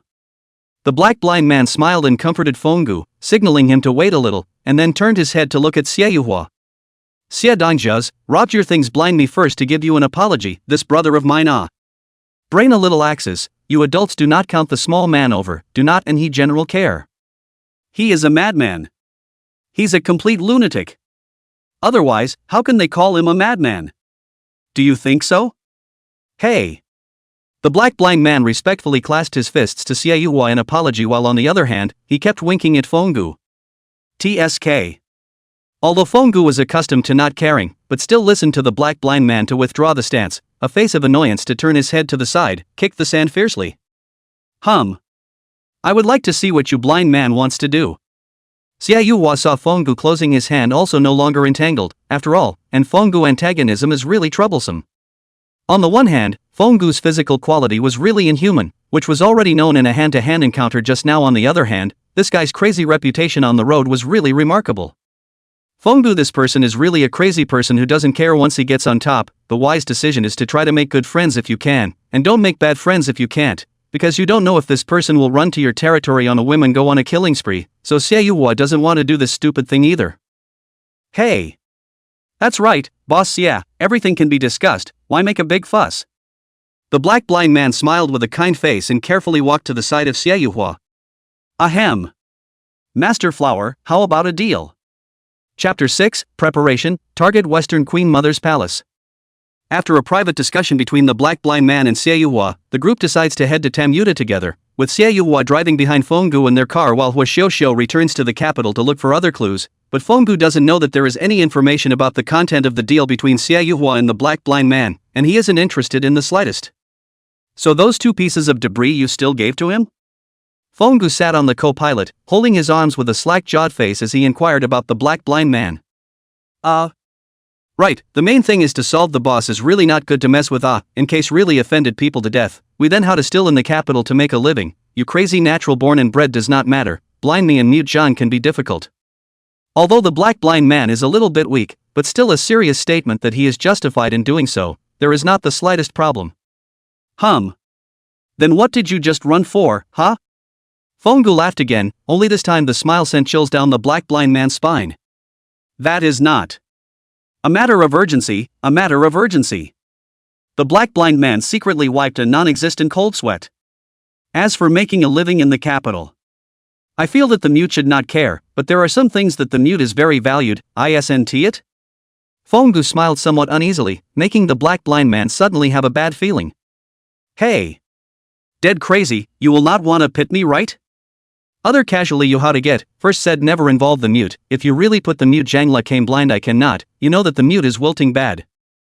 The black blind man swallowed a mouthful of saliva, he will never admit that he cannot beat the dumb Zhang, no matter how they can be 50-50, but the problem is Zhang Qilin is really hard-hearted black, hit people thief pain, he can easily do not hurt your bones and flesh, but also let you hurt for 10 days and a half months to slow down, especially his can demolish bricks of the hair of the mound finger, point where it hurts. Ha! When the time comes, you explain it to the mute yourself. Fonggu turned his face out of the window while his sight was completely on the desolate Gobi beach that was constantly sweeping backward outside the car, and no matter how the black blind man made trouble next, he no longer took care of him for a bit. Not much later, the group managed to arrive at Aining's camp. Fonggu no longer had the desire to dabble with the black blind man and the deciphering flower, and straight away got out of the car and headed for the tent assigned to him. Near Fonggu's own tent was the tent of Innocent and Zhang Qilin, and the two of them, not surprisingly, stayed together. Mute. Fonggu walked to Zhang Qilin and their tent. Zhang Qilin was sitting upright in front of the tent holding his sword, his eyes closed not knowing if he was resting his mind or killing time. Zhang Qilin did not chime in, but opened his eyes, a pair of indifferent dark eyes calmly looking towards Fenggu, who crouched down in front of him, although it was not too obvious, but years of getting along with each other allowed Fenggu to clearly read Zhang Qilin's eyes with a bit of suspicion and inquiry. After this job is over, you take the time to practice with Blindy. I feel that guy's stance has regressed a bit, and he's a bit floaty. Fenggu unexpectedly smiled a sunny smile, so sunny that Zhang Qilin frowned. You know that I have always been nothing light in my strikes, so I'll leave it to you. Fenggu narrowed his eyes and smiled, revealing a mouthful of sharp shark teeth. One hand rested on Zhang Qilin's shoulder and patted it slightly harder, the other hand gave a thumbs up. Blind. Messed with you again? Zhang Qilin frowned and pursed his lips somewhat helplessly. Ha! Hearing Zhang Qilin's words, the smile on Fenggu's face instantly disappeared without a trace, and with it came a grimace, gnashing his teeth in the true sense of the word, his hard-backed teeth crunching as he bit them. I know, Zhang Qilin didn't ask any more questions when he saw this and directly agreed to Fenggu's proposal. I'll leave it to you, I don't want to see him for at least a month after that. Fenggu nodded with satisfaction and emphasized again. Well, Innocent and the others, I'm counting on you. Zhang Qilin nodded and once again raised his head to look straight into Fenggu's eyes. TSK. No, I'll see what happens and give them a hand, but don't expect me to be more tolerant of him, you do know I have some issues here. Fenggu smacked his lips and stretched out one finger to his head. It's time again? Zhang Qilin was puzzled and at the same time vaguely worried. Well, they're getting restless, and I don't know how much longer I can hold out now. Don't forget what you promised me. Fenggu was somewhat indifferent as he took a deep look at Zhang Qilin, who had placed a pair of hairy-mound fingers on his neck, without the slightest bit of nervousness or uneasiness of exposing his vitals to others. How long? Zhang Qilin frowned once more and looked up to inquire about Fenggu. I guess it's just these 2 days, so keep an eye on them at that time and don't let them run around. Fenggu reached out and gently took down Zhang Qilin's second finger that was resting on his neck, patting the back of Zhang Qilin's hand in passing as a sign of comfort. Zhang Qilin stopped talking and just nodded heavily. Then I'll go back and rest for a while, they're starting to make trouble again. Fenggu acted as if he didn't care and touched a handful of cold sweat that had covered his forehead at some point. Despite his best efforts to hide it, Zhang Qilin still saw Fenggu's somewhat pale face. Well, I've been here the whole time. Zhang Qilin nodded his head and watched with some gravity as Fenggu slowly walked into the tent, only turning his eyes back when he heard the movement of Fenggu falling asleep. Just as Fenggu forced himself to endure the pain and itching in his body that was like the bite of a million insects as he awoke from a rare slumber where he let down his guard, he heard the movement of someone wandering outside Zhang Qilin's and Innocent's tents next door. This made Fenggu instantly recover from the sluggishness and confusion he had just awakened. He subconsciously held his breath, picked up his sunglasses but put them back after observing the sky for a little while, and relaxed his hands and feet and lurked towards Zhang Qilin's innocuous tent. Under the cover of the dark night, Fenggu easily touched the back of that person. Through his pair of gray vertical pupils' superior night vision ability, Fenggu clearly saw that in the middle of the night touched Zhang Qilin and Innocent's tent was actually the guide fixed Lord Zhuama's son Zaxi. The ever-vigilant Zhang Qilin had apparently also sensed Zaxi's approach, and only the big-hearted Innocent was still huffing and puffing. Looking for you? Fenggu's sudden outburst scared Zaxi to death, causing his entire body to shiver a little bit visible to the naked eye. Even his hair was a little bit fried by the shock. Zaxi's mouth subconsciously wanted to curse in Tibetan, but then swallowed under Zhang Qilin's cold eyes, and then turned his sight back to Fenggu behind him. And this look is not tight. Once again the timid Zaxi stared to death, only to see him turn his head to see Fenggu because of the height advantage and some condescending eyes, that a pair of strange gray pupils glowing in the darkness of the night. In the darkness, two beast eyes that did not belong to the category of human beings at first glance and flashed with a cold gray aura stared straight at Zaxi, directly causing Zaxi to sit on the ground with a weak leg. Ghost. Ghost ah. Zaxi sat paralyzed on the ground, no longer even speaking half-baked Mandarin, but just mumbling something about gods and ghosts in Tibetan one after another. TSK. What ghost or not, you'd better be honest about what you're doing here in the middle of the night, or I'll send you to meet your god. Fenggu was a little impatient and disliked Zaxi in Tibetan, and Zhang Qilin, who was standing behind him, came over and stretched out his hairy mound finger to point at Zaxi somewhere, which made him and slowed him down. My mother told this little brother, and the one called Innocent, to go to her tent and find her, and have something. Zaxi is still a little afraid. He subconsciously avoided Fenggu's line of sight, a sentence said a little upside down, but still let Zhang Qilin and Fenggu hear and understand. What's the matter again? Really? Troublesome. Fenggu ground his back teeth and turned his head to leave. Since it is looking for you guys something, then I will go back first. Dumb, if something happens, you come to call me, anyway, sleep enough. Fonggu waved his hand and walked back to his own tent. Behind him the still paralyzed Zotzi's flesh eyes were also visible to relax a lot. Oh my god. Really, it's like the devil has come back to life. Let's go, call him. Zotzi had not finished his words were rare initiative to speak out. Zhang Qilin interrupted. At the same time he was also a hand grabbed by his collar to pick up, due to Zhang Qilin's hands somehow used a bit of force, so that Zotzi, a big man was almost thrown out by him, had to follow the words of the Zhang Qilin to go to wake up the innocent who was still worrying and sleeping. On the other side Fonggu sat down on his butt after entering the tent. There is no way, somehow the compulsion in Fonggu's body was active and abnormal after entering the desert, as if it was attracted by something. It has been agitating in his body, which also made his more violent, although those two people did not say it explicitly, but Fonggu also noticed that his abnormality should not have escaped the eyes of the South Blind and North Dumb. Did not see the black blind guy so long has not been over to hang around it, to know that in the usual that Gaia minute do not speak cannot, which is like now even the face of the old honestly do not show, for fear of sealing the ancient a moment on the head and he dry up and then let him in the body of the compulsion to agitation more and more serious. Crazy man, how's it going? Outside the tent, the black blind man's voice came into the ears of Fonggu, who had been resting with his eyes closed. Ha! Can't die yet. Fonggu opened his eyes with some effort, not even having the strength to put on his sunglasses, he just kept spitting in his mind. TSK. Black blind man, how this guy can't withstand the chanting so well. 1 second just celebrated it, this mixed up guy didn't come over to beg for suspicion, the next second this bastard came over. Outside the tent, the black blind man obviously heard the weakness and annoyance in Fonggu's voice, which made him a little worried. He understood that this situation was probably because he didn't know which compulsion had started to haunt Fonggu again. After all, he can live with him to the present old friends a total of not a few. Mu Zhang counts as one, but that guy from time to time Japan, make him move to get acquainted with Zhang Qilin again, and Fonggu was the same one, although this guy because of the former experience as well as the physical reasons have always been temperament is not good, but that madman to their own people is really out of the heart. Fonggu that person has always hated to be managed and bound by the feeling, Fong. Gu has always been to do as he wishes. Doing things as he pleases has always been the case. But it is such a with you cannot say a word, the mood is not happy is dry crazy, but for them time and time again to converge, even only to go to those 9 deaths of the place, to look for can cure their eye disease and mute lost souls of the disease of the method of birth into the death, which makes the black blind man how can not care about it? Crazy, if you really can't, just drink some of my blood pressure for a while, I feel that you won't be long before you have to go crazy, while I and the mute guy is still there. Hurry to suppress those ancestors in your body, don't be at that time as again in addition to the 3 of us and not left, know that the mute guy is now protecting that no family little 3 masters to protect tightly. The black blind man flirted as if he didn't mean to, but the sleeves of his jacket were already rolled up, revealing the tight muscles on his small arms, and a short black and gold knife in his other hand. No, I can still hold my own.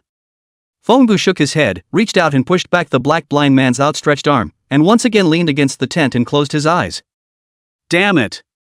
Is the dragon compass actually this active lately? The blind guy is so restless just by revealing a small arm. What's going on? What is there in this hellish place that can make it so agitated? Although he had long been accustomed to the occasional agitation of the compulsion in his body, Fonggu's heart was still inevitably a little unsettled. You this dead madman, sure enough I guessed right, just now the compulsion in your body almost tossed you over. Look at you, the black veins on your face are popping out, and then look at the corners of your eyes, TSK. I can see the scales. The black blind man looked at Fonggu's closed eyes and didn't hear the look of anger and laughed, reached out and picked up the short black and gold knife and slashed his wrist, and with one hand breaking over Fonggu's face he forcefully pressed the bleeding wrist against Fonggu's mouth and poured the blood in. Be honest. Don't give me and the mute any trouble.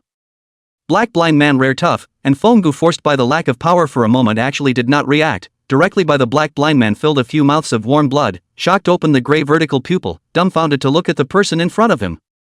Cough cough. What are you up to? Fonggu reacted, pushing the black blind man out of the way as he reached out and viciously wiped a handful of blood from the side of his mouth. Hey! This is not much more energetic? Later the mute came over and then let him see, I guess before long we are going to set off, you cannot be out of the blue, blind me to go ha. The black blind man looked at his masterpiece with satisfaction and nodded and ran out. Are you kidding? If you don't run, are you waiting for the madman to slow down and do it? In the tent, Fonggu watched the black blind man leave as if fleeing for his life without looking back, and couldn't help but smile, and even though the blood lining half of his face was a bit creepy, the warmth in his eyes was something that couldn't be ignored in any way. Really? Running like a second slower will be eaten alive by me. I will not move him even if I make more offerings, really. Fonggu shook his head with some tears and laughter. But this blind man is also right. How long can I last? Fonggu looked up to the sky, momentarily at a loss for words. Chapter 7, Departure, Desert Trip. The next day, the group got up early to finish packing their luggage and supplies, and then began to depart for the Western Queen Mother's palace. Originally, Innocent wanted to sit in a car with Zhang Qilin, but unable to do so, Aining was really uneasy, afraid that they would drive the car halfway down the road and run away by themselves. So she will rely on their employer's identity hard to pull the South Blind and North Mute all to their own car. Good in the interpretation of the flower in Innocent is the same as the third generation of compatriots of the Nine Sect. The two are still hair small, each other, and a care in fact, or the interpretation of the flower can take care of Innocence. The two people will take the head of the operation. Lao Gao is ready to put together a car. Fonggu. On the other side, Zhang Qilin, who was about to get on the bus, suddenly called out to Fonggu, who had just put both wrist blades on his arms and was about to get on the bus with his backpack. Something's wrong? After Fonggu heard Zhang Qilin's voice calling him, he turned around to look at Zhang Qilin, who was standing beside Aining's car. Zhang Qilin didn't say anything, but just glanced in the direction of Innocent without a trace, and then looked at Fonggu. TSK. How a period of time do not see you like an old mother, afraid of this little kid bumping, according to the age of this little kid, although it cannot be compared with us, but it is also close to running 3, right? And is not a cub. Fonggu scratched his head with some impatience, and threw the backpack to Innocent, who was just about to step onto the car, not paying any attention to him, who was staggered by the weight of the backpack, and at the same time glanced at Innocent not far away with slight dislike and deflated his mouth. After all, when he threw the backpack just now, he had deliberately used the sending force, and there was no extra strength at all, but just not more than 35 pounds of supplies, and Innocent, a man of more than 1 meter 8, actually couldn't catch it. Zhang Qilin still didn't say anything, just swept a glance at Innocent, who muttered and took the backpack to the car before looking at Fonggu fixedly. Okay. Isn't it okay that I know? I'm really scared of you. The blind guy said he could see you cursing with your face. How can I also see something in that face of yours that always shakes me up? Fonggu scratched his head vigorously in a rather annoyed and shy manner, deflating as if with a bit of a sultry look towards Zhang Qilin. TSK. We have known each other for so many years, it is the first time that you can let you have this kind of attitude. Guarantee to let him come back with all his whiskers and all his tails, okay? Really? When have I, Fonggu, ever been so nice to talk? It's you and the blind bastard. Fonggu waved his hand, signaling Zhang Qilin to rest assured. Have said so many times, how about yourself will not forget. Why so uneasy? He can have blind so unreliable? Zhang Qilin turned his head and prepared to get into the car after hearing Fonggu's precise reply. After all, Aning was already rushing and the black blind man was already a bit impatient. I will find a way, Fonggu. Before he was about to step onto the SUV, Zhang Qilin suddenly turned his head and looked at Fonggu once again, making a pledge with a somewhat too solemn attitude. Don't you all say it doesn't matter. Fonggu was a little dumbfounded for a moment, but he didn't say anything else, just shook his head, turned around, opened the car door, and sat on his butt. Dumb, you this person really. Let me do not know what to say. Good, would have been heavy enough on their own backs, how still have the leisure to worry about my business? Fonggu did not understand Zhang Qilin's character that carried some divinity, like a compassionate god, and he always seemed to take things that did not matter too seriously. Fonggu didn't understand why Zhang Qilin had the heart to save others when he couldn't even do it alone, and didn't bother to ask whether it was a human or a snake he was saving. As long as that person didn't want to die, he could step forward even if he was at risk of being injured as well. That Fonggu? In the back seat of the SUV, sitting next to Fonggu, Innocent cocked his head and also observed Fonggu for half a day, and with some trepidation, he suddenly made a sound. After all, Fonggu, who was pondering his mind at this time, did not find out in the slightest that the expression on his face was a bit scary, which made Innocent, who had just complained a bit about Fonggu throwing his backpack to himself regardless, now he did not dare to say a word. He always felt that Fonggu would pinch his head in the next second, saying that his breathing was noisy to him, and then screwed off his own heavenly cap as a ball with a click. Fonggu's 5 senses, which had always been sharp, caught Innocent's movement when he first made a sound, but because he judged that this guy wouldn't and didn't dare to do anything to himself, he didn't pay any attention to him, and continued to fret and think about things, waiting for Innocent to make a sound before he came back to his senses. Speak up if you have something to say and fart if you have something to say. Fonggu originally didn't want to pay attention to him, but after thinking about Zhang Qilin's explanation, he still signaled Innocent to speak. What's wrong with you, Feng? No. Is everything alright? Despite being slightly startled by Fenggu's tone, Innocent asked with a stiff upper lip. Huh? Don't tell me that's the reason you were there staring at me for half a day. Fenggu was a little angry. He now really felt that Wu Lao Dog was afraid that he had not carried the wrong child in the first place. How did a family of human beings give birth to such a stupid, white, sweet and somewhat dull boy? No, I just saw you froze there for half a day, Fenggu. It's good that you're fine. It's good that you're fine. Seeing this, Innocent no longer said anything more, smiled a couple times and turned his head to talk to Unraveling Flower. Only in the process he would turn around from time to time to look at Fenggu's condition. As for Fenggu, he also understood that Innocent would not be expected to have anything to do, so he no longer paid attention to Innocent did not know what he had brainstormed in his conversation with Xie Yuhua, and became more and more complicated vision, and thought to himself about his own things, and there was no words along the way. Innocent, tell him to stop the car, I'll drive. Fenggu was silent for halfway, and suddenly spoke out to interrupt Innocent, who was talking to Xie Yuhua. Ah? Feng brother this. How to suddenly want to change people? This is not yet opened out for a long time.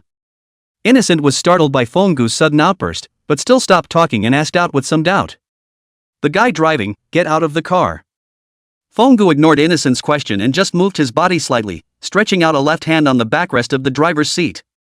Hey! We're on our way, there are cars following behind us, how can we stop here? Please can Mr. Feng sit honestly? I have no problem driving. The foreign lad driving the car was a bit dissatisfied. He was puzzled as to why Fenggu suddenly voiced out his request to be driven by himself when he was driving well, as if his driving skills were not very reliable. Old Gao sitting on the co-pilot was also discouraging. If it wasn't for the fact that Miss Ning had explained Fenggu's uncomplicated nature, he was afraid that he would have already started to confront Fenggu at this point. After all, that boss Xie and Mr. Innocent didn't look like they were on familiar terms with Fenggu. Stop the car. Fenggu's voice was laced with some coldness, and at the same time the left hand resting on the driver's seat extended from the back of the hand with a mischievous sound. The serrated blades of 2 wrist knives were pressed firmly against the driving boy's neck.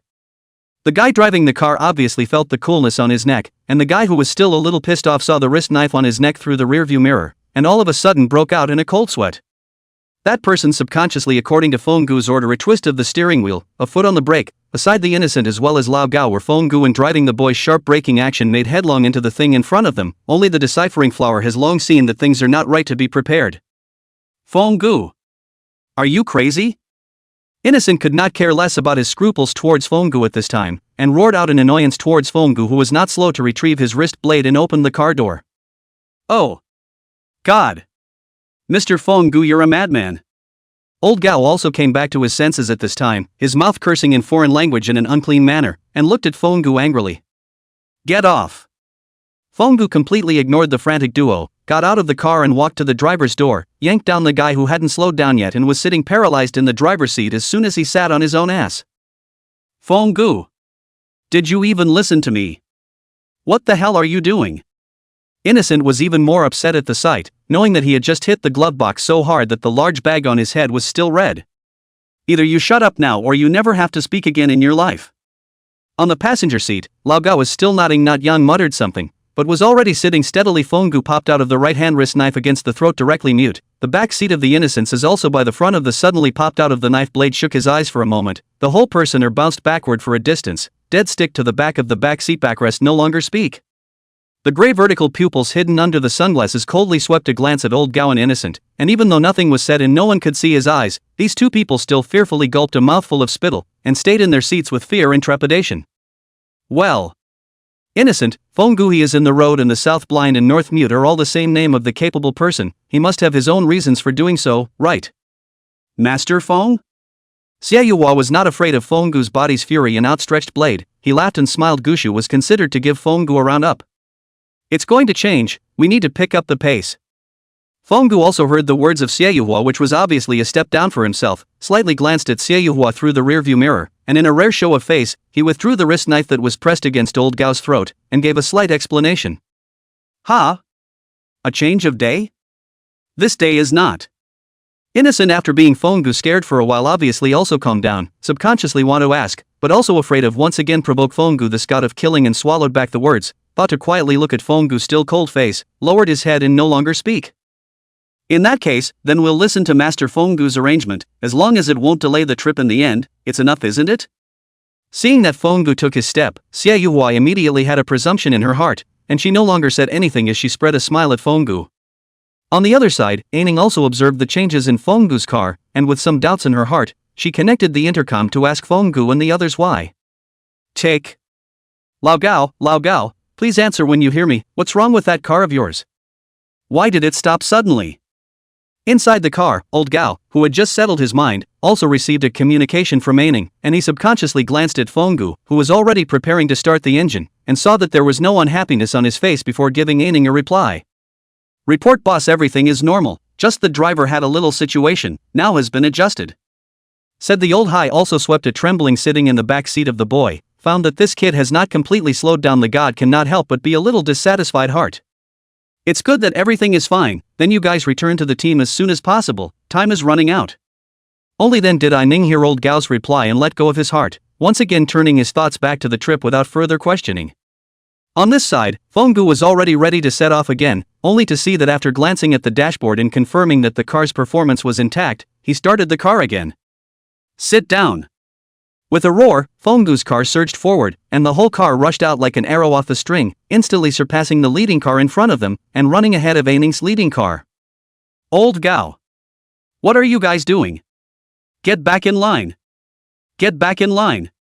Aining was anxious as she once again picked up communication with Fonggu and the others, questioning in annoyance. Ah. Miss Ning. I also don't understand. It's Mr. Fong. Mr. Fong. Fong. Slow down. Slow down. On the other end of the intercom, Lao Gao's extremely panicked voice with some tearing force came into Ning's ears, so noisy that she subconsciously brought the intercom some distance away. Slow down. Slow down a bit. Fonggu. Save. Help ah. On the intercom, accompanied by old Gao's uncontrolled hissing, was the broken scream belonging to Innocent. The penetrating power of that voice directly caused the experts in the car, including Zhang Qilin and the others, to frown. Well, that's too harsh. Ha! Ha ha ha, sure enough. I told you never let that ancient crazy guy touch the steering wheel. This is good. I guess at the end of the day, a car full of people except for that crazy guy, all have to lie down and get off. The black blind man on the side reached out and held up his sunglasses that he didn't know whether they were shaken or crooked by Innocent's screams, and laughed a little sardonically, but this tone of voice, how to listen to it all, carries a flavor of gloating. Blind. Zhang Qilin called out to the black blind man. Don't worry, I'm just saying, haven't you been in a car driven by a crazy person too? Nothing, also just spit a half day? The black blind man is a little uncertain. But in his opinion, although Fonggu's driving is a little crazy, but when there are other people acquaintances in the car, he will more or less restrain himself, right? The black blind man's heart is a little bottomless. And driving a horse first rushed to the forefront of the Fonggu face, calmly observed the situation outside the car. After a glance at this time extraordinarily reddish sky, he understood that the sandstorm is coming. It's changed, Fonggu muttered. Chapter 8, Sand and Dust Storms. Fonggu drove the car calmly, looking out of the car window without half a moment will be yellow sand sky environment, sunglasses under the eyes constantly scanning around. There is no solid place to avoid the wind, completely disregarded to hear his words, have to see the situation out of the window, some panic, a few people. Not. This weather was fine just now, how come the sandstorm is coming now? Innocent was a bit overwhelmed. He looked at the yellow sand rolling up from the ground outside the window with apprehension and complained. This matter will have to ask those who lead the way. It is reasonable to say that Zotzi, they are people who have been begging for life in the desert for many years. They should be able to notice the changes in the weather in time, but now look at the scale of this sandstorm. This is afraid that it is a rare and big sandstorm. Xia Yuhua also some frown, although since he was 8 years old when the family has seen a lot, but the desert he really has not come, let alone deal with sandstorms, although he has understood some have about how to survive in the sandstorms, but such a large sandstorm is afraid that the most experienced people also cannot hold up, not to mention that he himself is only a theoretical school. The innocence is even more of a know-nothing about these. Master Fong, since you were able to detect the incoming sandstorm so early, I wonder if you have any ideas? Xia Yuhua pondered for a moment and turned her head to look at Fonggu, who was still driving the car as if nothing had happened. Let's find a shelter first. Although Fonggu did not answer Xia Yuhua's question positively, he still explained where to go next after glancing at Xia Yuhua, who made a respectful attitude. If you could detect the signs of an incoming dust storm so early and specifically asked for a different driver, why didn't you say so earlier? Innocent and Old Gao, who was in the same car, were a bit confused, especially Old Gao, after seeing the caravan behind them that they had left far behind. He even threw down his own scruples against Fenggu and asked directly. "Ha! What do they have to do with me? It's their fate to survive, and it's their bad luck to die here." Fenggu was not impressed with the words of Lao Gao and Innocent, if not for the fact that he was driving to find a landing spot where he could shelter from the wind. These two people high and low would have to take off layers of skin in his hands, even if he promised the mute Zhang not to move the Innocent, but this did not delay him from giving this naive brat a lesson. After all, that guy Mu Zhang was also someone who knew his temperament, and since Zhang Qilin had already made the decision to hand over the safety of Innocent's life to himself, then he must have known that as far as his own personality was concerned, he and Innocent, this naive little brat, would never get along. And even if that guy Zhang Qilin knew this, he still had a big heart to hand over Innocent to himself, which meant that Zhang Qilin he didn't care about the possibility that Fenggu would teach him a lesson after Innocent stepped on his mine line, or else Fenggu would never have accepted his commission, even if they had been old friends for so many years. I don't have any obligation to save people on sight like that dumb guy, and I don't have that kind heart as well. I'm sick of people telling me what to do, you know. You guys better not have a next time, especially you. Innocent. Fenggu through the front car mirror looked at, although he could not detect the murderous aura, but intuitively felt that something is not right after the ban on the evil. Only this glance will be his back cold sweat. I am sorry. Master Phone, this hairy little boy of mine does not know the rules, please have more tolerance. Yu-Chen here will first thank Master Phone for tolerance. The sandstorm is also getting closer and closer. Do you see where we should go?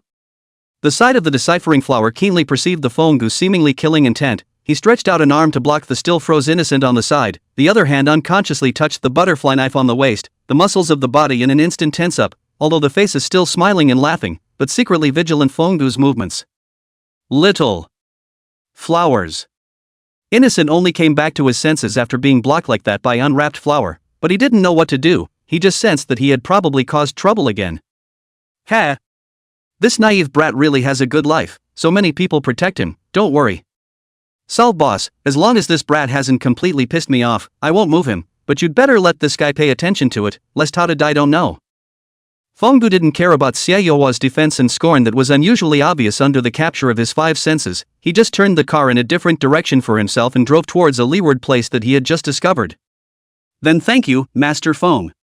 Ziyue was slightly relieved when she heard this. Although Fenggu was known for being temperamental and acting crazy on the road, he was also known for keeping his promises.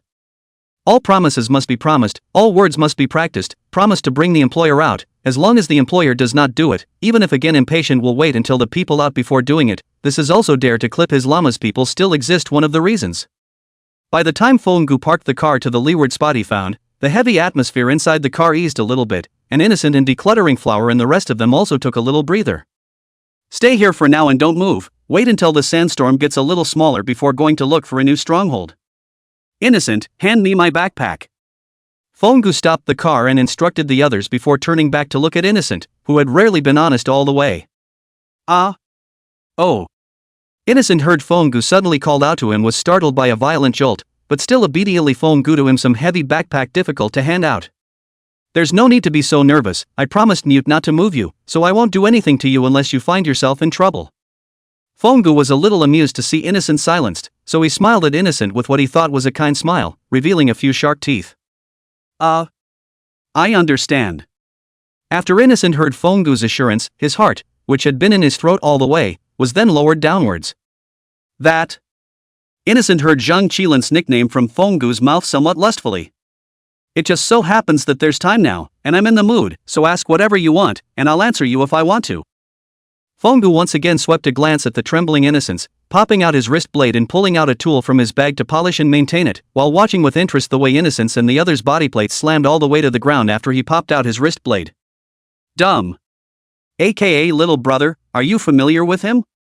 Innocent looked at the way Fenggu carefully wiped his sword, and after swallowing a mouthful of saliva, he still chose to ask what he wanted to know the most. Well. We've known each other for many years, why? Are you curious about the mute? Fenggu raised an eyebrow, but his hand movements didn't stop. Kinda. Innocent hesitated for a few seconds, but nodded. That mute guy is really attractive. Fenggu said such a headless sentence in a low voice, not knowing whether it was a complaint or an admiration. Ha? What?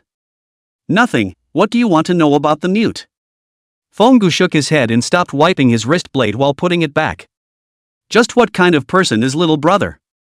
Him? Innocent was a bit stuck. He suddenly didn't know where to start asking, so he picked a simpler one. That's all you're asking me? Fonggu was obviously a bit surprised as he glanced at Innocent, who was still a bit apprehensive, and skimmed his lips as he popped out the wrist blade in his other hand and began a new round of scrubbing and maintenance. Mute is a kind and somewhat unbelievable person. Fonggu said this sentence as if he was sighing and helpless. What does this say? Innocent didn't quite understand Fonggu's words that sounded a bit clueless at first. How to say to you? Honestly, I still don't understand why he is in the bucket regardless of recognition, familiar or not. As long as someone does not want to die, can go to save on a hand. Obviously not even the person's character and behavior is not clear, and do not think about their own go to save a person will not be folded themselves in it. Fonggu's tone suddenly became a bit hateful as he stopped his hand movements once more, grinding his teeth in hatred. Damn, he doesn't even look at what kind of bull he's rescuing. Speaking of which, I can't help but want to slaughter all of you from the 9 sects.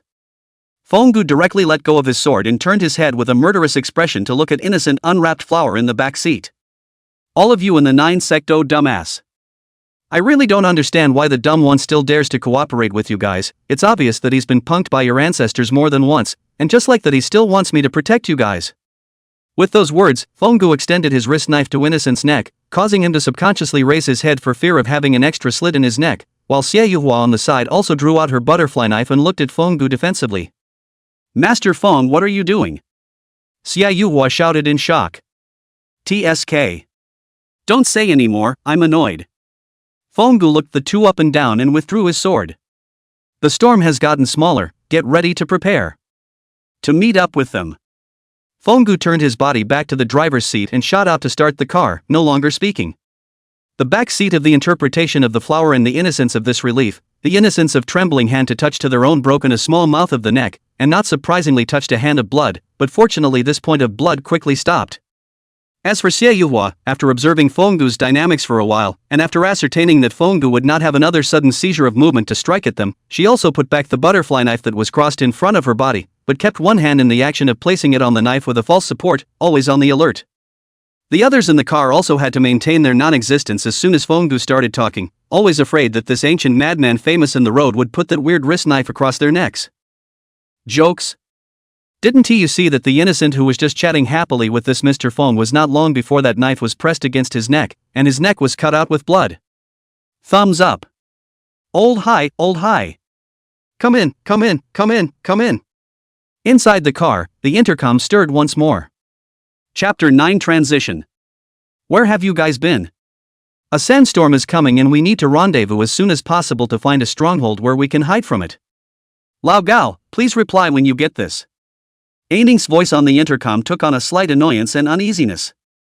Ning, we'll go ahead, there's a sandstorm coming, so you guys find a place to get out of the way, too, that's all.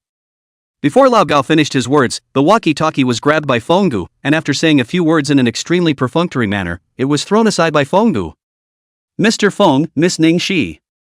Don't worry, they can't die. Do you think the mute and the blind are dry? So? Shut your mouth now. Fonggu once again interrupted old Gao's somewhat stuttering words, a sentence that blocked him from speaking. That Fong brother just left them behind? Innocence dwelled on it for a long time, but still voiced his question. TCH. I said that the mute ones are fine as far as leaving them behind. Why isn't it me that's clearing the way for them? Fonggu glanced backward. Innocent shrunk his head and stopped talking. TSK. Get off with your gear, you can't walk. Fonggu was keenly aware that something was wrong with the car, only to see him stop the car with a kick of the brakes, pick up his own backpack and open the door and jump out of the car. What's going on again? Why does this man change his face and change his mind faster than he can turn a book? Innocent is very puzzled, these days and Fonggu get along with, let him feel that Fonggu this person does not say anything else, anyway, things must be more than enough, this way stop and go, they are again coerced and intimidated, it feels that there is no heart disease will be scared out of a heart attack. At that moment the roof of the car thumped with the sound of being hit by something hard and heavy, and the cold sound scared Innocent's neck again. It's better to get off honestly, Fonggu. This person is famous for being temperamental on the road, but it's also true that he has the ability to do so I guess there's some kind of situation going on again. Besides, didn't he promise dumb Zhang that he wouldn't act rashly? Pack up and get off quickly. Xia Yuhua also frowned when she heard the voice on the roof of the car, and decided to listen to Fenggu's words to take something off the car based on the information she had about Fenggu in her hands, as well as the current situation. Lao Gao. Lao Gao did not comment. He and his own people just muttered a few words of amen and so on in a low voice. After all, Fenggu did not say that he would not take action against them, so it is better to be obedient to save their own little lives, in case Fenggu was not in a good mood to take their own killing gas. But when the group got out of the car, they realized that their car had been flooded by the wind and sand for most of the wheels. As for the Fenggu, he had already walked out some distance toward the shelter he had previously identified, and now only left a backdrop for Innocent and the others. Why did he leave without turning his head? Such a big wind and sand. Really do not care about anything? Alas. Innocent is a little depressed, but still honestly carrying the bag, against the wind and sand, straining to keep up with Fenggu's footsteps. After all, if they didn't hurry up, it was estimated that they were going to be separated from Fenggu. Xia Yuhua and the others might not be certain, but he himself was absolutely incapable of surviving the sandstorm alone.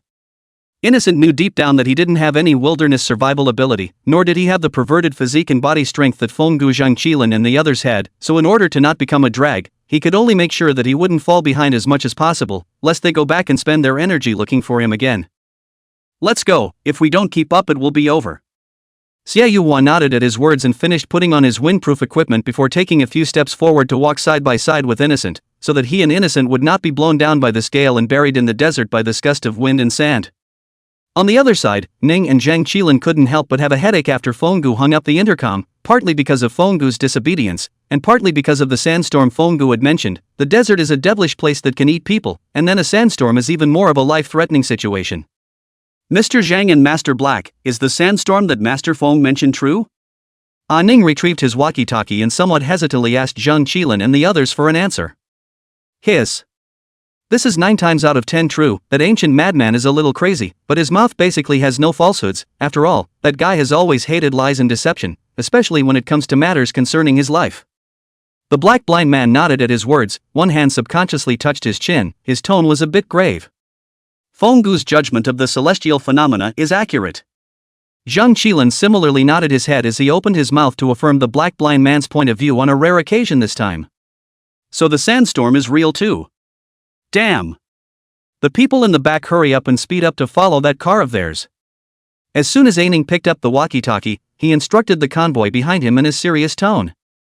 A group of people sniffed and stepped on the gas. The whole fleet of vehicles hugely accelerated toward the front. Not much farther they felt that the wind began to pick up outside the car.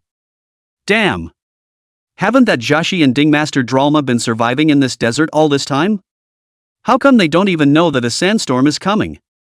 A hot-tempered team member in the car had already begun to curse. If you have time to complain, why don't you hurry up and see where their car is headed? If the wind and sand come together you won't be able to see their car, and we'll all be buried here. Aining coldly glanced at the team member who had made a dirty remark, before turning his head to look at the black blind man and Zhang Qilin at the back. Master Black, back then you told me that Master Feng had been here before, so does he know the way to Tamuta? Aining looked at the somewhat rambunctious black blind man in the back with an unpleasant expression on his face. That crazy man did go there. He also said that he still remembered the way to Tamuta. The black blind man was a little hesitant, but still nodded his head and affirmed Annan's words. So he also knows where to hide from the wind and sand, right? Annan asked once more. Yes. Ancient madmen have always been very proficient at this. Then, Master Black, do you know where Master Feng would go to get out of the wind? We can't track them anymore. Ning's eyes stared at the blind black man, trying to make something out of his face. This I really don't know. When he came here blind I didn't follow. You ask me, who do I ask? The black blind man didn't care about Aining's words, just spread his hands to show that he wasn't sure. What about you, Mr. Zhang? Do you know where Fenggu and the others will go? Ning saw that the black blind man was not speaking anymore and turned his head to look at Zhang Qilin again. Zhang Qilin didn't say anything and just shook his head. Thumbs up. Annan? A cacophony of voices rang out, and the walkie-talkie in Annan's hand once again resounded with Fenggu's voice. Master Feng? Where are you guys? Where are Lao Gao and the others? Ah Ning hurriedly picked up the walkie-talkie when he heard it and replied to Fenggu's words. Them? They got lost. I'm in a sheltered place with innocent Sald 9. Fenggu's calm and waveless voice came intermittently from the intercom. Lost? Didn't you go looking for them? Aren't Lao Gao and the others with you? Aining was exasperated by Fenggu's disregard for human life in his words. TCH. What business is it of mine if they are dead or alive? I only charged for bringing you in and out. It doesn't include your people, and also now that the sandstorm is up, I don't have the time to specialize in finding a few more people. Fenggu smacked his lips impatiently, while there was a faint clicking sound coming from him. You. After all, already told you guys about the sandstorm in advance. I didn't just leave you guys behind and go to Tamuta first by myself is already very good, so?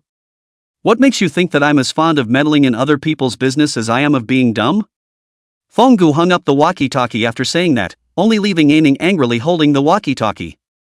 Zhang Qilin was once again poked to the sore spot, but he had long since gotten used to Fenggu's practice of pulling him out to talk about his problems from time to time. After all, it was also because of his own mistakes that Fenggu was locked up together in the sanatorium as an experiment in the first place, but he never complained about it, and he was still trying to find ways to solve his problems. Tisk, TSK, mute, have you messed with this madman again? It can't be that young third master of the House of No Family who said something he shouldn't have said, right? The black blind man sighed for a moment after hearing a large part of Fenggu's words, but he already knew what Fenggu meant. To know in accordance with Fenggu's usual style will not be dedicated to say such a paragraph. He never saved people other than the employer, and will not explain what or prompt what, even if it is the employer. Once he cannot stand it will be directly a knife will be chopped up. A sentence does not bring to say. Master Black, you were the one who suggested adding Fenggu into the mix in the first place, and now it's really hard for him to make me trust you guys again with this kind of solo road trip. Ah Ning said half respectfully and half threateningly to the black blind man, trying to get the two south blind and north dumb who hadn't been doing much work to move, but this move obviously didn't work on the black blind man. Blind, point the way. Once again, Zhang Qilin took the initiative to speak out to break the deadlock, but these words caused Anan to freeze. What directions? Didn't you guys say you didn't know where they were going, but how come you know now? Aining was now getting more and more confused about where things were going, and she felt that her inviting these three people over was a mistake. Just now indeed do not know, but now well. We know. The black blind man's mouth hangs a teasing smile, hanging on to his words. Now have your men drive in the direction I've reported, and be quick about it. The black blind man squared his face, directly blocking the words that Anan wanted to continue asking, and began to report the coordinates of the direction. Where are Lao Gao and the others? Did you see them just now, Fenggu?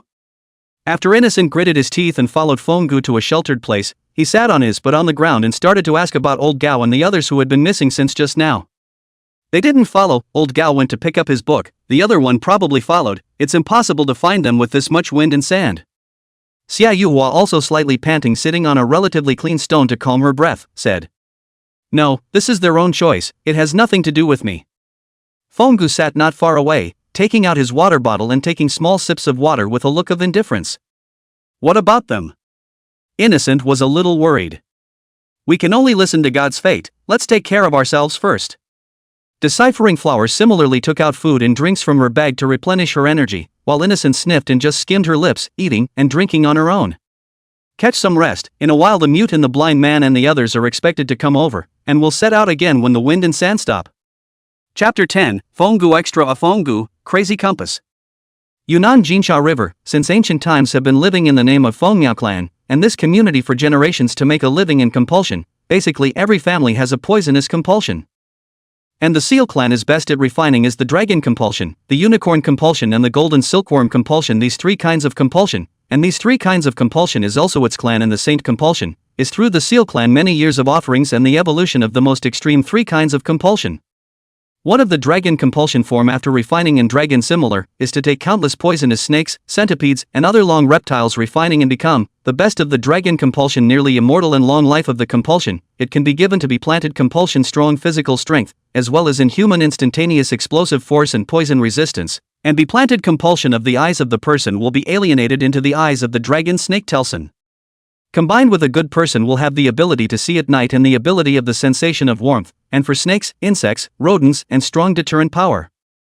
Those with good combination will have night vision and temperature sensing ability, and strong deterrent power against snakes, insects, and rodents, and their body muscles will be transformed to be more flexible, and at the same time, they will also have the life force and lifespan of the dragon parasites.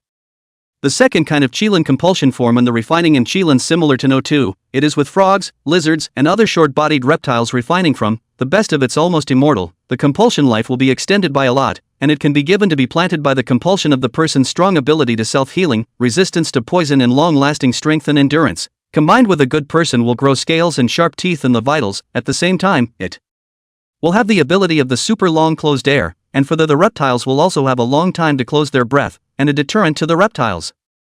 As for the last kind of golden silkworm compulsion, it is necessary to go outside on the day of the Dragon Boat Festival to catch any 12 different kinds of reptiles back for refining. Refining the successful golden silkworm compulsion will have a toxicity that can be said to be unresolved, and has the ability to attract wealth and longevity as well as deterring the ability of all the bugs, but this kind of compulsion cannot be planted in the human body, because the toxicity of the body is too fierce.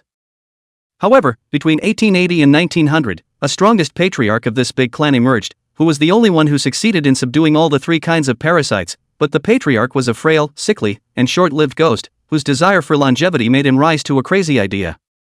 He wanted to gain longevity through his clan's sacred parasites, and his greed was not just for longevity, but for immortality and evolution. However, the patriarch was afraid of death, so he was prepared to first select a few similar to his destiny and strong experimental body from the clan, to first try the water for himself, to weaken the toxicity from the three holy parasites. Fonggu, do you know your mission as a son of the clan's compulsion? The patriarch said with a proud face as he escorted the last and only physically strongest youth of this batch of experiments over by force. Ha! What a bull son of compulsion, do you really think that I am as stupid as those people before me? Being used by you as a scapegoat to test the compulsion with the compeller without even realizing it. The strong youth named Fonggu spat viciously at the patriarch and cursed with an angry face. Hoof. You really don't see the coffin. As the clan leader ordered to summon you, you actually refused and even escaped. Obviously, at even the simplest snake compulsion can't be refined. Actually dare to refuse my order, to know that this can't be up to you. It's a great honor for you to be able to be symbiotic with the holy compulsion in my clan. The patriarch shouted angrily towards Fonggu in annoyance. I'm going to the honor. Do you think I don't know what your short-lived ghost is up to? If you ask me, the fact that your heavenly life is short is because Lord Compassion God had the foresight to send down divine punishment on you, knowing that you're something worse than a beast. How dare you utilize a holy compulsion to seek immortality? You, a thing worse than a pig or a dog, don't remember Lord Compassion God's favor. Even if it's not enough, you still dare to put your hand on the holy parasites of the clan. Do you really take the consolations of the Compassion God and your ancestors as a deaf ear? Hoof. Want you to be nosy. It's not your turn to say anything about me, a waste of space who can't even refine a snake compulsion. Fong Harmony, get your asses in here and escort this guy to the Holy Land. Outside the door, the two brothers in charge of the guards heard the sound and came, only to see that one of them held Fonggu's one arm, relying on their own force compulsion multiplied by several times the huge strength of Fonggu's 1.8 meters or so strong and powerful man to pick up the whole. A steady step straight to the storage of the three sacred compotes escorted Fonggu to the Holy Land. Bastard! Fongdi, you short-lived ghost, the Compassion God and the ancestors will never let you go. You animal definitely shall not die a good death. You'd better not let me find a chance to wring your neck. Fonggu cursed and tried to struggle, but he was helpless to the strange power added by the force compulsion and was thrown directly into the Holy Land. The two brothers, Fenghe and Feng Harmony, were indifferent to Fonggu's unwillingness and anger, and just pressed him into the sacrificial pool of blood as expressionlessly as a toolman, even chaining his limbs with chains of fine iron.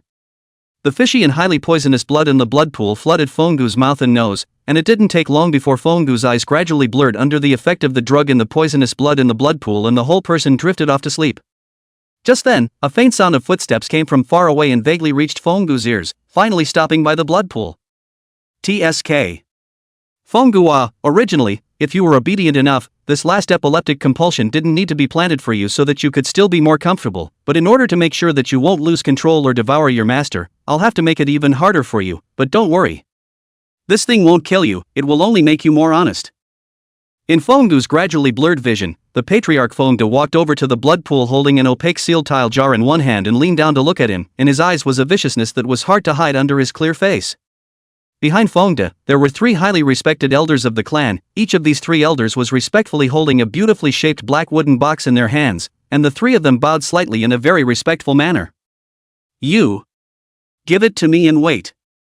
After saying these words with great difficulty, Fengdu's consciousness fell into darkness, leaving only the intensifying pain in his body and the gradually weakening heartbeat and breathing without being able to wake up. At the same time, the anger and unwillingness in his chest also transformed into a fire in the bottom of his heart that burned his heart house, and this fire also gradually evolved into a hatred for all the clansmen and greedy people in the passage of time, which burned him at all times.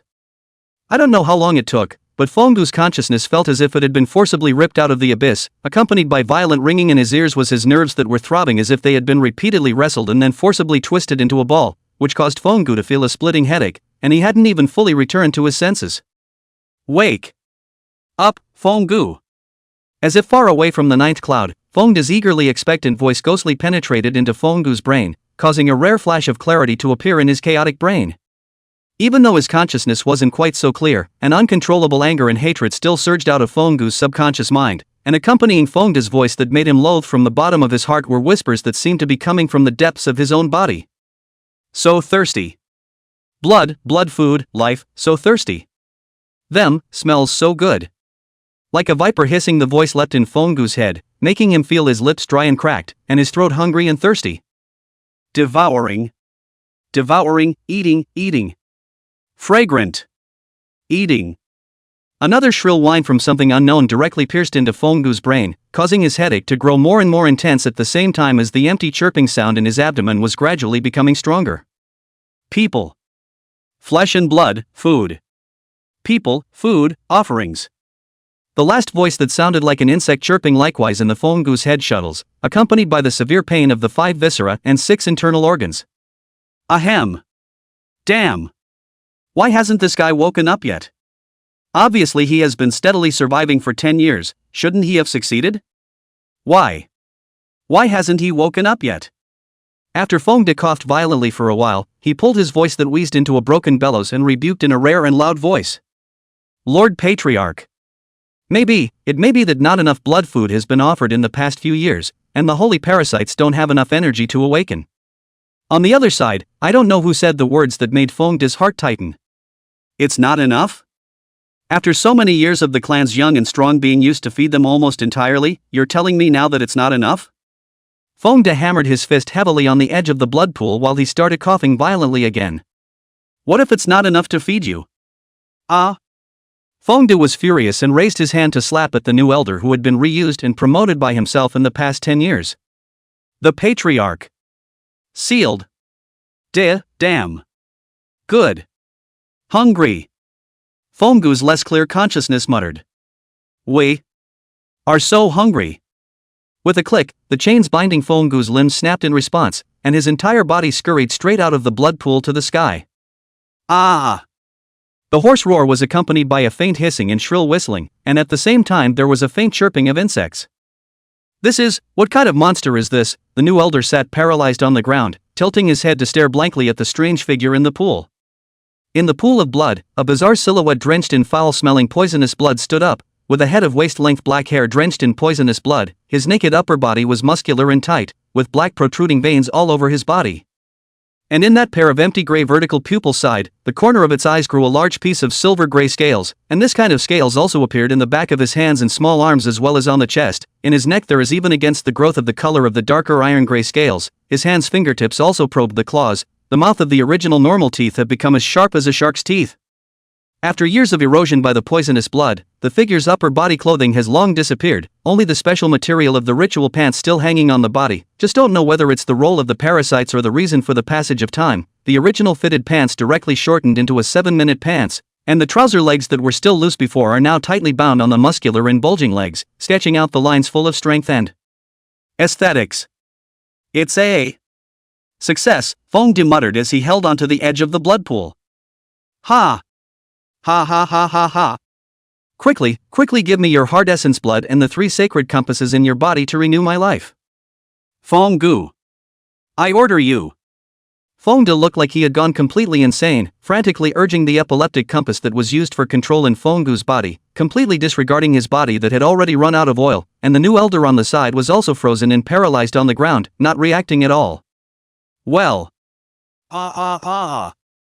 Fenggu's headache intensified under the effects of the epilepsy compass, and he covered his head in pain, exerting so much force that the veins under the scales of his hands and forehead corners were visible through the scales. Just when Fengde thought his epileptic compulsion was about to take effect, Fenggu's right hand was vigorously swung towards Fengde under the urging of his own anger. A heavy striking sound rang out on the holy ground, and Fengde's body flew backwards in response, smashing heavily against the stone wall and landing on the ground without a sound. Clan. Patriarch. The new elder finally came back to his senses and looked at the place where Fengde had fallen with a stunned expression. Oblivious to the new elder on the ground, Fenggu raised his leg and crossed the edge of the blood pool before striding towards the direction where Fengde had fallen. Who? Fenggu gasped like a wild beast, a reach, and Fengde cupped his head and picked it up with one hand, placing it in front of his eyes to scrutinize it. With a snort, Fenggu's hand exerted a force to crush Fengde's head with one hand as if it was a ripe watermelon, and for a time the red and white splashed all over Fenggu, flowing all over the place. Ah! Someone! The companions are out of control and devouring their masters. The new elder got up from the ground in a flash and stumbled towards the outside of the holy ground, wailing all the way, waking up all the people who had fallen asleep late at night. Well, Fenggu frowned, waved his hand stained with red and white crumbs, bent down, and with one push of his feet he scurried out in the direction of the new elder towards the holy ground. Help! Help! In an instant Fenggu rushed behind the new elder, raised his hand, and with a single heavy punch sent his head into the stone floor, exploding blood and brain matter all over the place and pressing the new elder's unfinished cries for help under his fist. Sniffing. Only saw Fenggu pick up the headless body of the new elder and raise it to the front, sniffed it with his nose, and after slightly frowning, he opened his big mouth and bit down to the neck cavity that was already devoid of the head to gnaw on it in a big bite. For a time only the gurgling sounds of devouring flesh and sucking blood swirled through the darkened sanctuary. What happened? Where are the patriarch and the elders? It wasn't long before a flurry of cursing and whistling came from far and near, and a group of people stepped into the sanctuary holding torches, and as soon as they came in, they were not smothered by the fetid odor of blood and flesh. Odd. Monster ah! I don't know who showed his face and screamed miserably, startling the Fenggu who was indulging in eating, and after a slight hesitation, he lunged out toward the crowd, and the screams and pleas for help and forgiveness echoed in the tribal community. I don't know how long it took, Fenggu finally woke up from a blur of dimness, and the scales on his body with the black veins and sharp claws likewise retracted silently. After feeling the stickiness all over his body, he subconsciously shook his head to clear his brain, and looked down at himself, and all that could be seen was a blood red. What is this? His brain, which hadn't been functioning for a long time, turned slowly as he gently rubbed the blood in his hands and the bloody flesh at the corners of his mouth, muttering hoarsely in a voice that hadn't spoken in years. Fenggu looked around sluggishly, and all that met his eyes were bloody and broken limbs, and the smell of blood in his mouth and the crumbs of meat in his teeth mercilessly informed Fenggu of what had happened in the past night. Ha! Ha ha ha, ha! Ha ha ha ha! Fenggu froze, and for some reason he suddenly laughed maniacally. Eternal life. This is the long life and evolution you want. Fenggu smiled and laughed as he looked at his inhuman appearance reflected from the pool of blood-shedding tears. He clearly perceived that he was afraid that he was no longer allowed to be in the world. Everlasting life underground. Are you satisfied? There are still some foolish clans to bury you. Fenggu ground his teeth fiercely and scanned the surroundings with fierce eyes, probing to see if there were still living creatures existing in the vicinity. This is good. This is good. Don't you want to live forever? Didn't you want to evolve through symbiosis with the parasites? All go to hell. All go to hell. Fenggu hysterically waved his hands in place and shouted angrily as if he was venting something. Everlasting life, evolution. Damn them all. Chapter 11, The First Visit to Devil's Town. After Fenggu brought innocent and decluttering Flower to rest at the leeward side for a while, even though the wind and sand outside were still very strong, this fairly large safe place welcomed new arrivals. And Fenggu was originally still somewhat relaxed sitting against the stone wall with his arms wrapped around his hands to recuperate his eyes. Also in his sharp five senses noticed the outsider at the leeward side instantly opened, his muscles tensed up and popped out his right hand's wrist blade, slightly leaning down to gaze at the incoming person. On the other hand, Xieyuchen, who was sitting beside Innocent, who had already entered deep sleep, although he didn't notice the movement of the incoming person who was still some way away from here, he still opened his eyes when Fenggu flicked out his wrist blade and entered a state of readiness by placing one of his hands on the dragon-tattooed stick behind him, and only Innocent, who knew nothing about it, was still sleeping peacefully with a big heart amongst those who were present. Fenggu gazed and listened to the movement outside. The wrist knife in his hand will be raised or not in front of his body. The whole person has changed his posture into a half crouch on the ground, always ready to rush up to the state of readiness. Although Xieyuchen, who was on the side, hadn't heard any movement yet, he similarly stood up, with one hand gripping on the already drawn dragon stick, and watched outside with bated breath. The madman and the others should be right up ahead in that leeward area. Mute, you take them and follow. Blind me, I'll go and say hello first, lest we just go in and get our throats slit by the overreacting dead madman. The black blind man walked at the front against the wind and sand, speaking loudly to the few people behind him. Zhang Qilin heard the words of the black blind man remain silent. He just glanced at the remnants of the army behind him, nodded his head and followed in silence. As far as he seems, these people cannot last long. Who? Master Black, you just said that you couldn't find where Fenggu and the others went. Why are you rushing straight over now? Can't it be that Master Black, you swindled me just now? Aining slightly lagged behind the black blind man by a few steps, and his face, in addition to the fatigue of traveling all the way on a boat, also carried a bit of anger. Hey! This you're misunderstanding me, blind man, I just didn't know where they were going in the beginning, but then I knew. The black blind man complained loudly with a face of injustice, causing Aining to frown again. Later? How come I didn't know Fenggu reported the coordinates later? Aining had a look of disbelief on his face. That's unknown, there's a reason why the blind man and I and the mute know where this guy Fenggu is. The black blind man had an inscrutable look on his face and waved his index finger outstretched. Because? Annan's curiosity was rarely piqued. Because. Tacit understanding. I'm now somewhat skeptical that my hiring fee is worth it. Aining choked on the black blind man's tone and rolled his eyes before stopping his questioning, just keeping his head down and hurrying. Well. Black Master, I but told you, you now still do not know is not a Black Master my problem. Go, there are a few steps. The black blind man laughed with a punch, and no longer provoke Aining's nerves, just self-concerned and pleased, humming an unknown tune. Ancient crazy son. Master Black, I'm here, quickly sweep the couch. The black blind man suddenly shouted out loudly 2 or 3 steps before he was about to step into the leeward area. Originally Aining was still wondering why the foremost black blind man suddenly stopped before he was about to step into the leeward place, just before she heard the black blind man's somewhat swinging shouts and looked up to question out loud. The scene in front of her made her get the words stuck in her throat.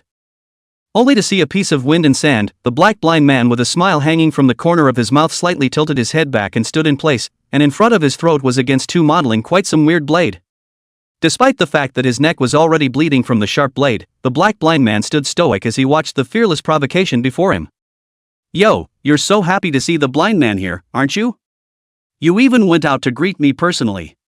Aining swallowed a mouthful of saliva without a trace. She subconsciously looked back along the blades after hearing the black blind man's words, only to see that the visitor was actually Fenggu, who had lost sight of him, and that the weird 2 blades were also wrist blades sticking out from the strangely thick armor at the back of his right hand.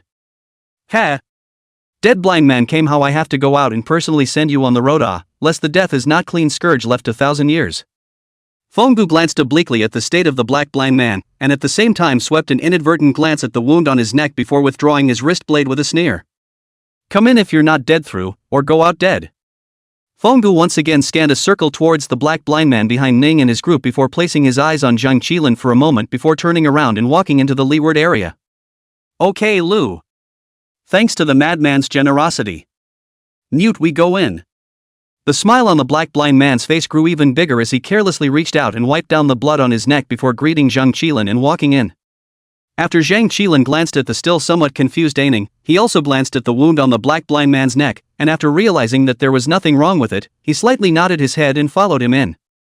After the crowd had rested for a few moments, Aining couldn't help but worry once again after counting the number of people and realizing that there were still a few people missing. Master Black, Master Zhang. I just counted the number of people and realized that there are still a few people missing. Can I please ask you and Master Feng to go look for them together? Ning walked over to where the black blind man and Zhang Qilin as well as Fenggu were resting and inquired with some urgency.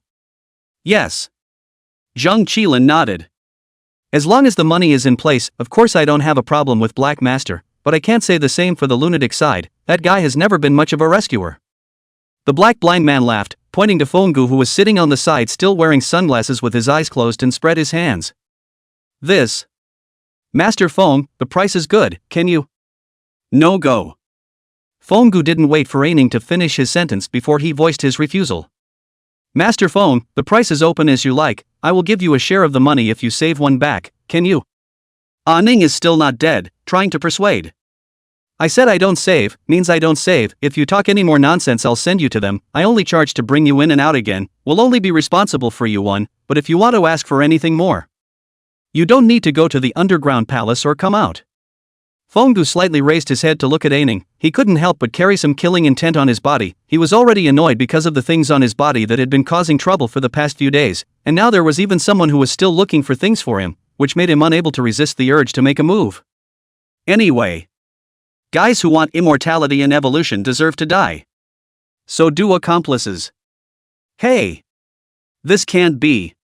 She hasn't given the blind me the closing payment yet. The blind me didn't get the money, won't let you touch her unless. The black blind man's sudden outburst interrupted Fonggu's somewhat muddled thoughts. He had an expression of, I'll never be happy if you dare to touch her, but the meaning of his words made both Ning and Fonggu unable to resist giving him a blank stare. What a money-dropping asshole. Whatever you. Fonggu retracted his killing intent and returned a sentence and then stopped talking, just silently suppressing as best he could those guys in his body who had started to make noise again because of his own unsettled state of mind. After that, the black blind man will follow Zhang Qilin time and time again to go out to search and rescue, from time to time to bring back a person, from time to time a person or not, can only come back to drink water to replenish the physical fitness and then go out again, but in the end there are still 4 people who do not know where to go, which has the old high and that drive the fellow. But since it was not clear if the wind and sand would blow up again, the group had to follow the words of Zhashi and Dingmaster Drolma and set up camp near a place known as Devil's City, but it wasn't long before Annan's walkie-talkie came back with a commotion. How did they get to Devil's Town? This is still a long distance from our car. How long has it been since they arrived here? Innocent asked out in some surprise. Who knows how they left, but now are we going to look for them or not? Xiaoyu-chen was also a bit surprised, but still raised the most pressing question right now. What do you think, Annan? Innocent paused or inquired to Annan. Now set aside a portion of my men to be led by me personally, and go into Devil City to look for the people, and you, Innocent, will come as well. Aining made his decision without hesitation. Huh? Me too? I'm not very good either, are you sure I won't slow you guys down? Innocent was a bit surprised. In his heart he actually still didn't want to go. Fonggu's words earlier had made him deeply realize how much of a drag he was. All he wanted to do now was to not bring trouble to others as much as possible. You have to go, after all. Zhang Qilin can refrain from saving anyone, but he definitely won't refrain from saving you, so you have to follow me in.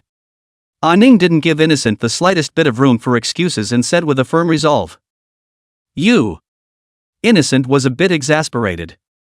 It's fine for me to follow you guys, isn't it? Xiaoyu-chen saw the situation and proposed a maneuver. Forget about you, I just want Innocent to go. Aining didn't buy Xiaoyu-chen's argument at all, and negotiated herself in the direction of Zhashi and the others. TSK. Being pinched dumb. Fonggu was a bit dissatisfied and smacked his lips to Zhang Qilin. Are you sure you don't want me to take care of that for you? Fonggu somewhat jumped at the offer. His favorite thing to find out in the past few years was what happened to the descendants of the Ninth Sect, when they hadn't been counted out by the gang. Fonggu. Zhang Qilin gave a warning glance at Fonggu, who was a bit dumbfounded, and Fonggu could only shrug his shoulders in understanding after seeing Zhang Qilin's eyes to indicate that he would not make a move. TSK. What kind of drug did that little guy give to the mute, to be able to make him so protective? The 9 gates really don't have anything good. Fonggu coldly swept another glance at Xiaoyu-chen, who was not far away, and after receiving a somewhat wary and unexpected glance from Xiaoyu-chen in return, he somehow subconsciously glanced at his right hand, which had been bandaged by Innocent self-consciously before but had healed itself without serving any purpose at all, and then frowned, and no longer thought about these things that made him extraordinarily irritated. But not long after, Xiaoyu-chen became a little anxious. He really did not feel at ease with Innocent, packed up his equipment and was ready to go into Devil City to find someone. Master Flower, where are you going? Do you need blind me to help? The black blind man's sharp eyes saw Xiaoyu-chen's movement to pack up his equipment, and took a few steps to follow him. Looking for someone, how? Is Master Black also in a hurry? Xiaoyu-chen did not move. This side of the black blind man and Yu-chen's interactions first, Zhang Qilin and Fonggu also had some changes on their side. Fonggu. Zhang Qilin frowned and looked around as if confirming something, and after calling out to Fonggu, he took his equipment and prepared to leave the camp. Fonggu didn't feel strange when he heard Zhang Qilin call him. He could probably guess that this was probably the family of that little guy Innocent who didn't feel comfortable to follow him over, so he nodded his head and followed. Wait. Where do you guys want to go? Seeing the situation, Aining's people took a few steps forward and called for them to surround Zhang Qilin and Fenggu. Get out of the way. Zhang Qilin seemed to be in a bit of a hurry as he coldly shouted down. That won't do, Miss Annan explained that no one can leave this camp without authorization until she returns. As the one in the lead spoke, he waved his hand to signal the crowd behind him to take out their weapons.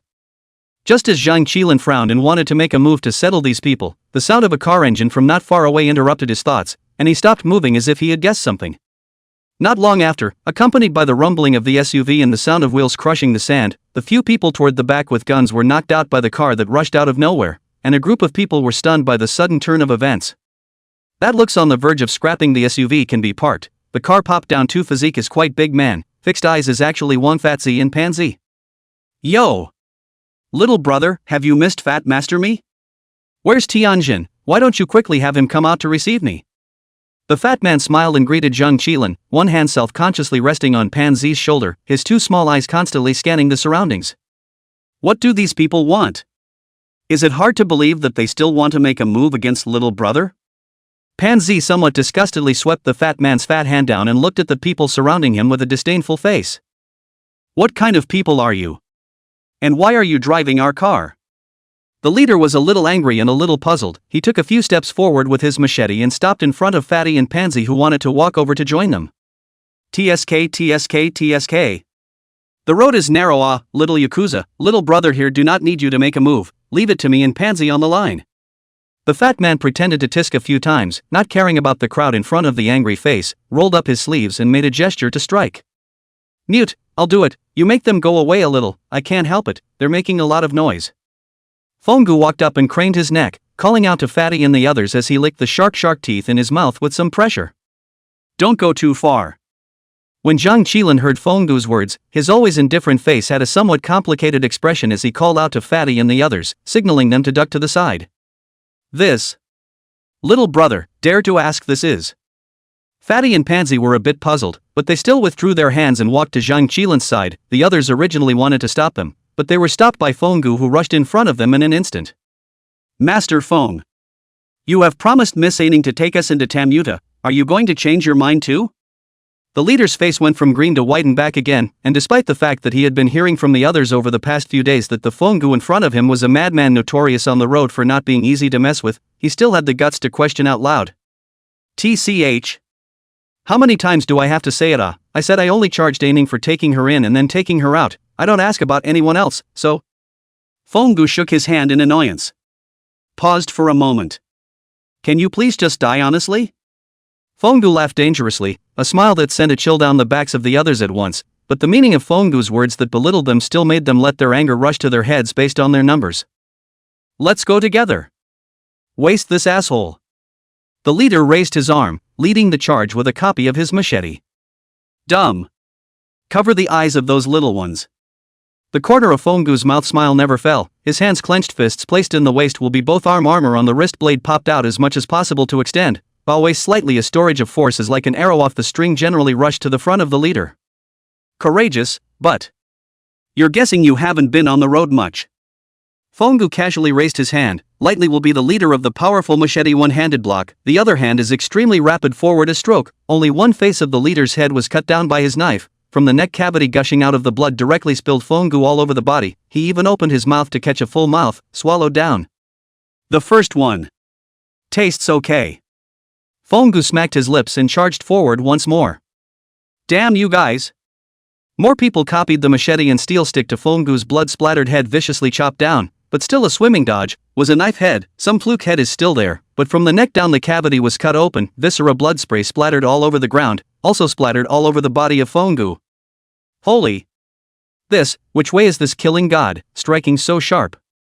Fatty was a bit overwhelmed, even though he himself had more or less a few lives in his hands. Fenggu's simple and rough methods made the scene unacceptable. This, I am afraid that this is the ancient madman on the road in the south blind and north dumb, known as Master Feng, is notorious for killing people. Pansy similarly stuttered a little, although Fenggu's name is famous on the road, but Fenggu's killing scene is still the first time to see. Keep quiet and stay away from them.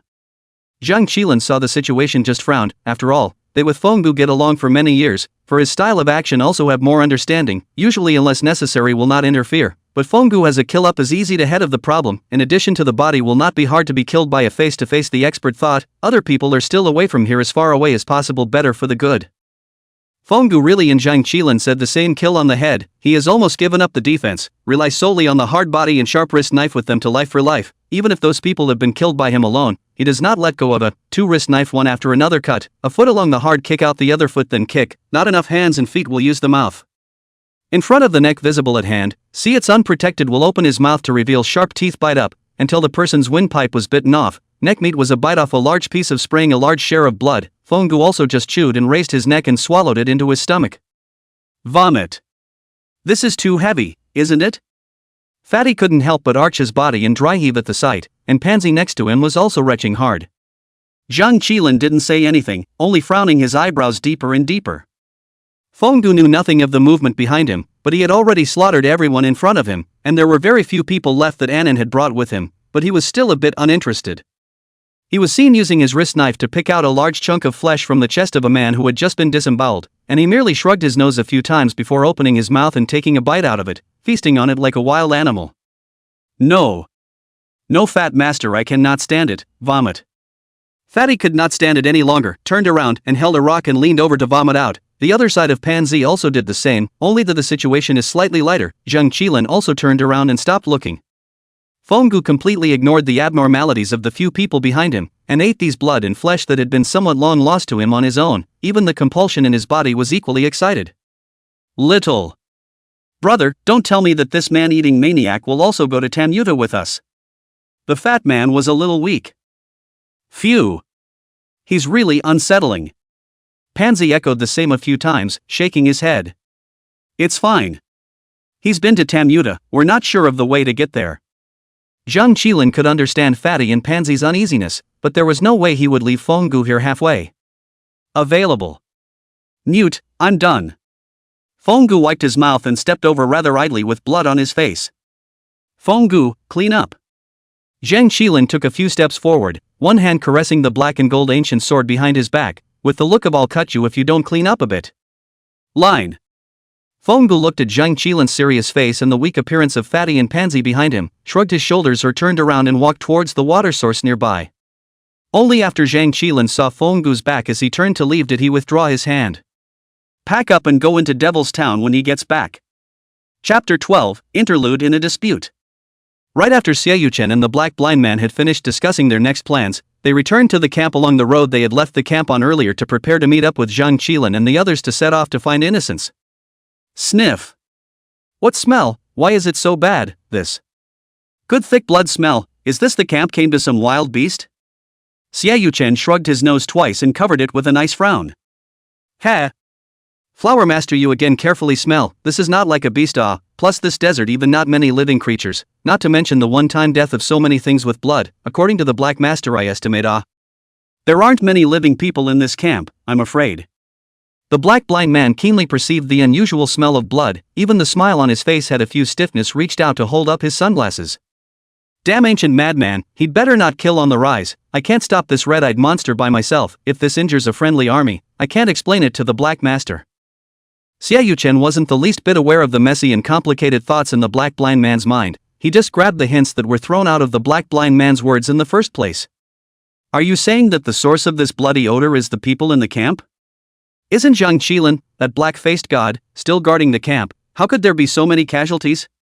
Xiaoyuchen was a bit puzzled. It was reasonable to say that with Zhang Qilin's modus operandi on the road he wouldn't allow a camp to die or be injured. TCH.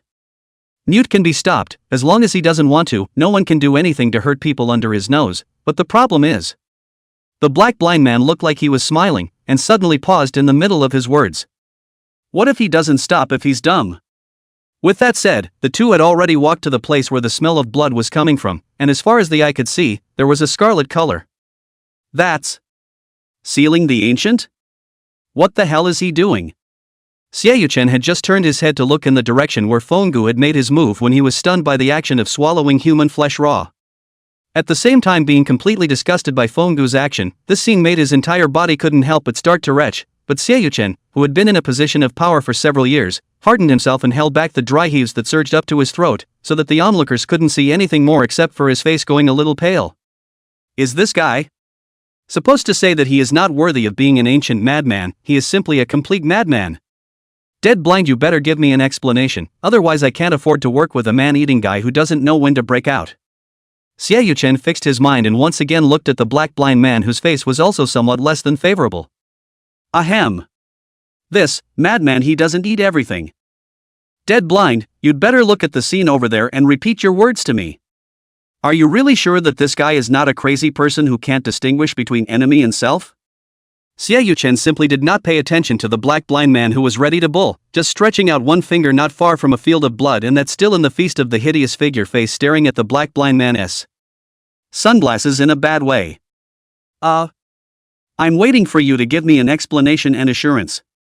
The rare bright smile on Xiaoyu-chen's face made the black blind man inexplicably a little uneasy.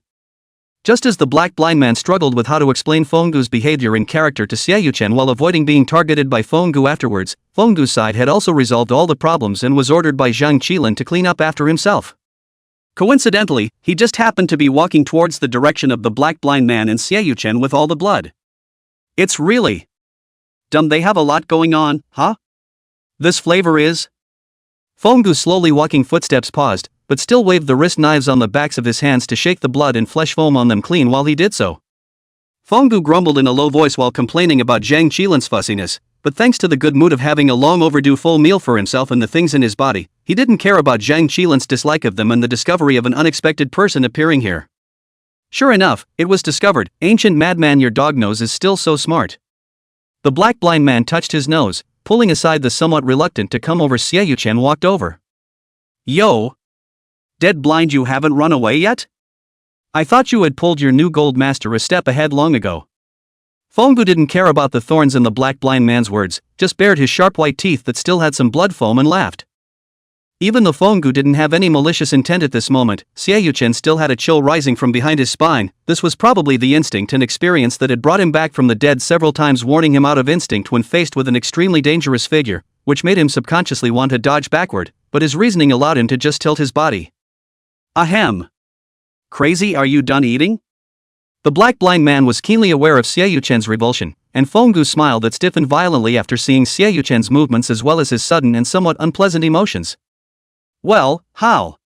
Do you want to taste it too?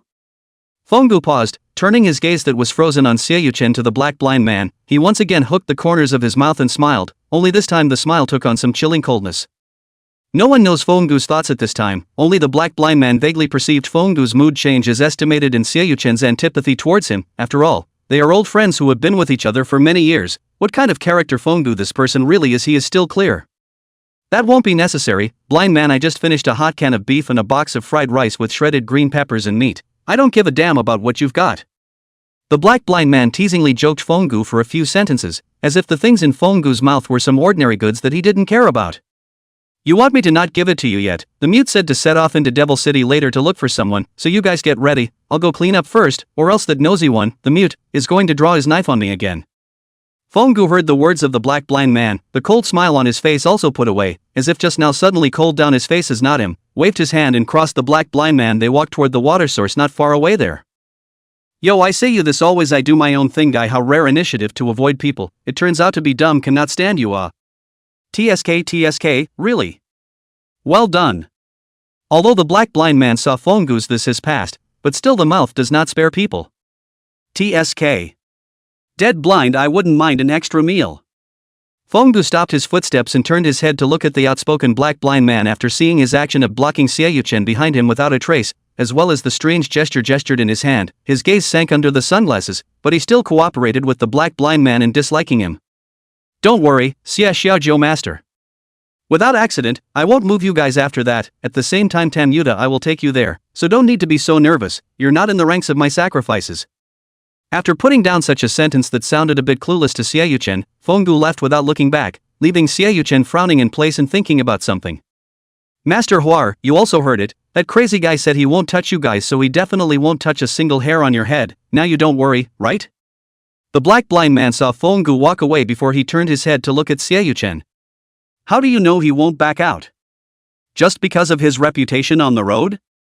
Xiaoyu was still a little uneasy. He would never allow himself to be unprepared without a backhand when everything could happen just because of a single word. This was a habit he had developed ever since he became the head of the family at the age of 8. Alas! Not still have blind me? Really cannot still have dumb Zhang. As long as the money is in place, blind me to protect your whole life. How about it? Don't 1999. As long as 999, the reliable blind man will become your exclusive guard. The black blind man once again cheaply took out the POS machine, smiling unkindly. Xiaoyu looked at the black blind man in disgust, but still rummaged through his pockets, reached out and took out one of his cards and handed it to him. There's $500,000 on this card, and I'll add another $500,000 when we get out as long as everything goes well. Okay. Flower Master, you will see well, that dead maniac if you dare to move you blind. I first disagreed. The black blind man snatched the bank card in the hands of Xiaoyu and slipped it into his pocket, smiling with a flattering face. It's best to be like this. Let's go back and pack up to prepare to enter Devil City. Xiaoyu also did not say much after determining the position of the black blind man, leading the way back to the camp. Black Master, I will come here. The black blind man responded in a loud voice, but his body was still standing in place, the smile on his face closing at some point. You heard the maniac. The black blind man's voice was a little low, and there was some warning in his tone. TSK. No, how do you all want 2 or so 3 orders? Annoying. Behind the black blind man, the hidden figure of Fenggu once again walked out with a body full of blood. It's not that the mute and I are making a big deal out of this, crazy man. Haven't you noticed that ever since you entered the desert, your emotions have become more and more uncontrollable? The black blind man turned around and looked with a grave expression at Fenggu's mess and the lingering hostility on his face. Probably running out of time, that's how it is these days. Fenggu Sniff just shook his head and laughed bitterly twice. He had long been ready to die a violent and tragic death, only in the end it might be bitter for the black blind man and Zhang Qilin who cleaned up the mess for him. Fenggu, I'm only going to say this once, Black Master, you step on me and live. Don't keep saying about not having enough time. The mute and I haven't even said we don't have enough time, so what the hell are you talking about saying? Damn, so many years have passed, why do you still look so dead? You're not a star crazy, we owe you the same, you owe us your life. Master Black, I'd like to see what else those 4 assholes in your body can do as demons. What's going on in his body isn't over yet, mute, he's still got some life left in him, and Master Black, I'm not blind or dead yet either. The gruffness on the black blind man's face turned into a furious expression, and he hated it as he grabbed Fenggu's bloodied collar, disliking his face and cursing angrily. His face is a rare loss of temper, honestly. His black blind man's emotional ups and downs are rarely this big, but also in Fenggu I do not want to live for a long time when the posture will be so angry. Blind, your spit sprayed my face. Fenggu did not answer the black blind man's words positively, he just did not have a head and tail came up with such a sentence, so that the black blind man a cavity of fire rare choked not on. Asshole. Dead nuts. The black blind man cannot be angry, a pull down Fenggu face sunglasses into their clothes, so that Fenggu long time not see the sun's grey pupils of a long time to see the light, in the sun's reflection, that pair of usually only bring people the coldness of the cold eyes rare into a bright, seemingly bizarre and magnificent. The black blind man once again scrutinized Fenggu's face, and even though he couldn't help but sigh in his heart at the good looks of the man's eyes and appearance, he still had a look of disgust on his face. TCH. I think you have just been out of the light for too long, that's why you are always as bitter as a mute, and you don't know how to learn from Master Black me. Dead blind man. Give me the glasses. Fenggu was blinded by the light, and could only forcefully reach out to snatch the sunglasses from the black blind man's hand, and then shifted direction after it was fruitless. Dead nuts, bring me my sunglasses. The black blind man was caught off guard by Fenggu's sudden attack. Originally Fenggu's hands were not inferior to his, plus the difference in physical quality and the triumph of grabbing the sunglasses. I refuse, it's obvious you started it yourself, you're responsible. Fenggu was satisfied to see the eyes of the black blind man who had not seen for a long time. The little bit of unhappiness and annoyance in his heart also dissipated. Unfortunately, the black blind man reacted quickly to the sunglasses that belonged to him to bring up. Fenggu. Are you trying to make me go all blind early? The black blind man once again angrily grabbed Fenggu's collar, but only the two of them themselves knew that they weren't really angry. TSK. Who let you take my glasses first, deserved it. You. When I'm done with the matter at hand, I'll make another run over to Yunnan. This time I'll do my best to try to bring back either the stone gall or the insect disc, and if it's really not possible I'll take out one of the dragon or unicorn parasites first to alleviate the worsening level of your eye disease. Fongu suddenly calmed down as he explained his intentions afterward, used to change the subject. Do you really not want to live anymore? Those 4 ancestors in your body were lucky to form the current balance, and now you want to take the initiative to break that balance yourself? I think you're really crazy completely. The black blind man gritted his teeth and shouted in a low voice. This is just a stopgap measure. If I can get the stone gall and the worm disc out, there's no need for this. You yourself, a person want to go to that ghost place, is more looking for death. Besides, I don't need you to worry about my own affairs. I can go by myself when the time comes. Fongu's words were interrupted by the black blind man in the middle of his sentence. He opened his mouth to say something else, but for some reason it still didn't come out. Fongu knows that the black blind man is not assured. After all, that place, even if the 3 of them together, are not certain to be able to full whiskers full tail out, not to mention then compared to the south blind north mute, and not too good at organs and dark weapons as well as under the fight of their own alone a person. Listen to Ziggy Dane. Fongu out of the sound of a long time to call out the full name of the black blind man. He had no choice, the face of the incarnation of the black blind man worrying about the mother of the son of the black blind man. Only this method can call off his chatter non-stop words. As expected, the black blind man was subdued by his full name, which he had not heard for a long time. I don't have the idea of going to get killed. Just then me, you and the mute have your own things to do. Don't think I don't know. The plan has already begun. You've already decided to intervene, haven't you? That little guy from No Family is the main character, right?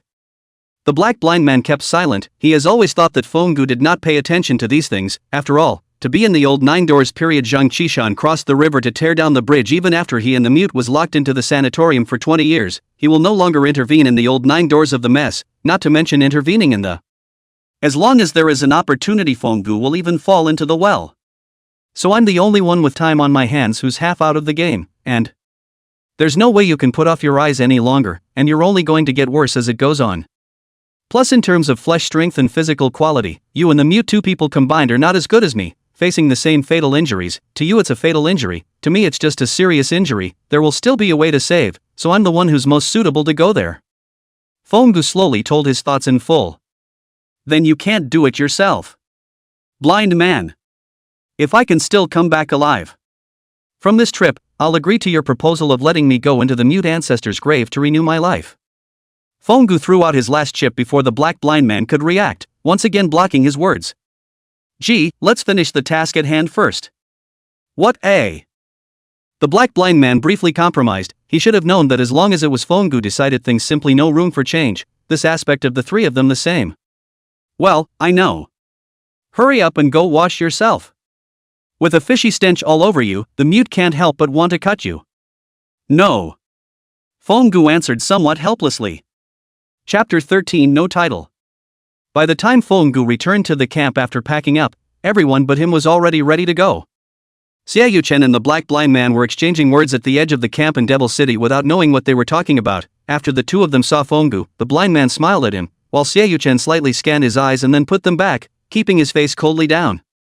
Fatty and Pansy's faces were still a little pale. These 2 people looked like they had seen a ghost after seeing him. The 2 of them hadn't gotten much better as their faces once again brushed white, at the same time bulging their mouths as if they still wanted to spit something out, but they stared at their red eyes and held them back, only to turn around and no longer face Fongu's side. As for Zhang Qilin, the man stood straight as a rock at the edge of the camp, his back turned to Fongu looking in the direction of Devil City, and he didn't know what he was thinking. Even after hearing Fongu's movement, he only glanced backward slightly to see if he had packed up, and after confirming that he had done so, he tightened his backpack and knife and headed in the direction of Devil City. Hey! Little brother, wait for us. Fatty was unexpectedly a bit flustered after seeing Zhang Qilin walking away without looking back, but before catching up with Zhang Qilin's pace, he and Pansy both subconsciously glanced at Fongu, and only after making sure that they were still some distance away did they spread out to catch up. On the other side, the black blind man and Xiaoyuchen did the same, except for the black blind man who muttered something under his breath, while Xiaoyuchen followed Zhang Qilin with his eyes. Fongu saw the situation and realized that these few people probably didn't treat him too well, but they were forced to endure the situation helplessly. He is naturally clear that in addition to the black blind man and mute Zhang, there is no one else, in seeing their own bloodthirsty and ruthless means and raw human flesh behavior, but also be able to get along with themselves. Even the mute Zheng is only in the case of learning about their own physical condition really need to put up with it, he is actually very much dislike. Only the black blind man is considered to be accepting of their own style of doing things, and have the courage to tease a few times. A few times. After all, despite the mute and blind are over a long time old man, but because Zhang Qilin from time to time Japan sake, in fact, his life experience and understanding of the world is to be a little less than the black blind man. In many things blind man is indeed more open than the mute. Taking the piece of responsibility alone, if the thing that was counted against him was committed to the blind man's head, odds were that he wouldn't act like a mute as if nothing had happened, but rather he would try to do everything he could to take revenge back on the Nine Sect and everyone involved, even if it was the family that had once been there, not to mention letting the lieutenant that had rebelled against the Zhang clan go unattended and allowing him to live past the age of 100. This point is actually the same for Fenggu himself, only that his means will be even more excessive, almost like eating their flesh, drinking their blood, sleeping on their skin, and then letting these people have no peace for generations, and finally completely severing their bloodline. Thinking of this, Fenggu laughed mockingly. He shook his head slightly before observing the surroundings for a little while, and after making sure that no one else was following him, he picked up his own backpack, and by the way, adjusted the wrist blade that he had just cleaned before following along with a big stride. Say, where are we going to find little Tianjin? The roads in this devil city are all the same ing length, don't turn around and wind yourself up before we even find them. Fatty and Pansy followed closely behind Zhang Qilin, glancing back at Fenggu from time to time. Alas! Can only hope that the youngest three masters will not be too far away from us, go better not to fall out of the line, or it will be troublesome. Pansy waved his hand with some annoyance and walked with a stuffy head. Pansy, you said that the furious god following behind won't be tripping behind us, right? Fatty was still a bit uneasy, and took a few steps forward to pull Pansy to his side to inquire in a low voice. Alas! This I cannot say, although I followed the third master to contact a lot of people on the road, but this ancient madman. Third master has not really dealt with him. Pansy was obviously also a little uneasy, not to mention the fact that he had seen such a shocking scene before, which made him unable to help but worry a little about whether his party would be chewed up and swallowed by this man-eating lunatic before they even got down to the underground palace. On the one hand, this person's reputation is too creepy. On the other hand, few people know his details and contact information. Most people only know that he has a good relationship with South Blind and North Dumb and his hands aren't too bad. As for where he comes from and who he usually helps, no one knows this. Pansy told everything he knew in one go. Hiss. Then this is troublesome. Isn't this person so mysterious? South Blind North Dumb, two people at least still know some details. This ancient crazy how without a thin air appeared like, only know some have no rumors. Fatty was puzzled. To be honest, on his one in Panjiayuan mix so many years of old oil do not know the news of the ancient madman, only know the South Blind North Dumb ancient madman so a rumor, even before this, even the ancient madman's real name is Fenggu do not know. Characteristics is also, the ghost knows the road on the prestigious ancient madman, actually really a surname Fengguhan, but this Feng is not the other crazy. Who knows that this person's physique is even more inverted fighting on this road rare more than 1 meter 9 sturdy body type, the scales big fists and arms because of wearing shoulders and short-sleeved and clearly visible Zeiji muscles, this punchdown is estimated to be able to die in one blow and Pansy dry with no effort. Not to mention that this person and the black blind man with the sunglasses all day long, or a man-eater, really worthy of the ancient madman one. Now know the details of this person. It is estimated that only the Black Master and Little Brother, but one of them do not say a word half a day mute, the other is Ruthless City Deep Blind, two people we cannot afford to mess with, 80% of the Ask the Sky we do not know anything. Pansy sighed deeply and shook his head with a bitter smile. Alas! Followed by such a crazy person, Fat Master I have no bottom at all in my heart. Fatty sighed along with him, his whole body hanging his head, while lining his face that was a bit white from vomiting, making his whole body look like a defeated dog. Don't think about it. Follow the little brother first to find the little third master is important. As for this crazy. Pansy patted Fatty's thick shoulders, and without a trace, he swept a glance at Fenggu, who was breaking off at the tail end of the group, to make sure he wasn't paying attention to this side before speaking again. The boat to the bridge, natural straight it, little brother others are here, that black blind man also by the three masters of the employment, how to say that they will not let that ancient madman against us, for the time being, relax, the big deal is that we are still afraid of together cannot take him a person? Pansy pretended to be spontaneous smile. It can only be. Hissed, what is that? The sharp-eyed fat man seemed to have seen something, and ran towards the wrecked wall not far away with great strides. This is? When 10 copper coins? Pansy and Zhang Qilin similarly followed, fixed their eyes on the two could not help but be shocked. What money? Quickly get up and open it for me to see, Master Black. The black blind man and Xiaoyu-chen also took a few steps to follow up at the sound of the voice. A few people surrounded the fat man, their eyes looking at the things in the fat man's hand with concern. Fenggu frowned slightly at the sight and once again scanned the week to confirm that the surroundings were safe before walking over in silence. This seems to be the string that was removed from Ning's wrist, right? Fatty blinked. Are you sure this copper coin is the one in Ning's hand? Pan Zi was a bit unconvinced. In fact, he hadn't even noticed a string of dang 10 copper coins in Ning's hand until Fatty said so. You'd better take a closer look, in case we look in the wrong direction. Innocent and the others will really be in dire straits. Xiaoyu-chen pinched his brows, a little worried. Not other I can't say, but on this kind of valuable guy eyesight Fat Master I'm 9 out of 10. Fatty eyes see other people do not believe him, cannot help but some anxious eyes a pair of small eyes glaring is unprecedentedly large.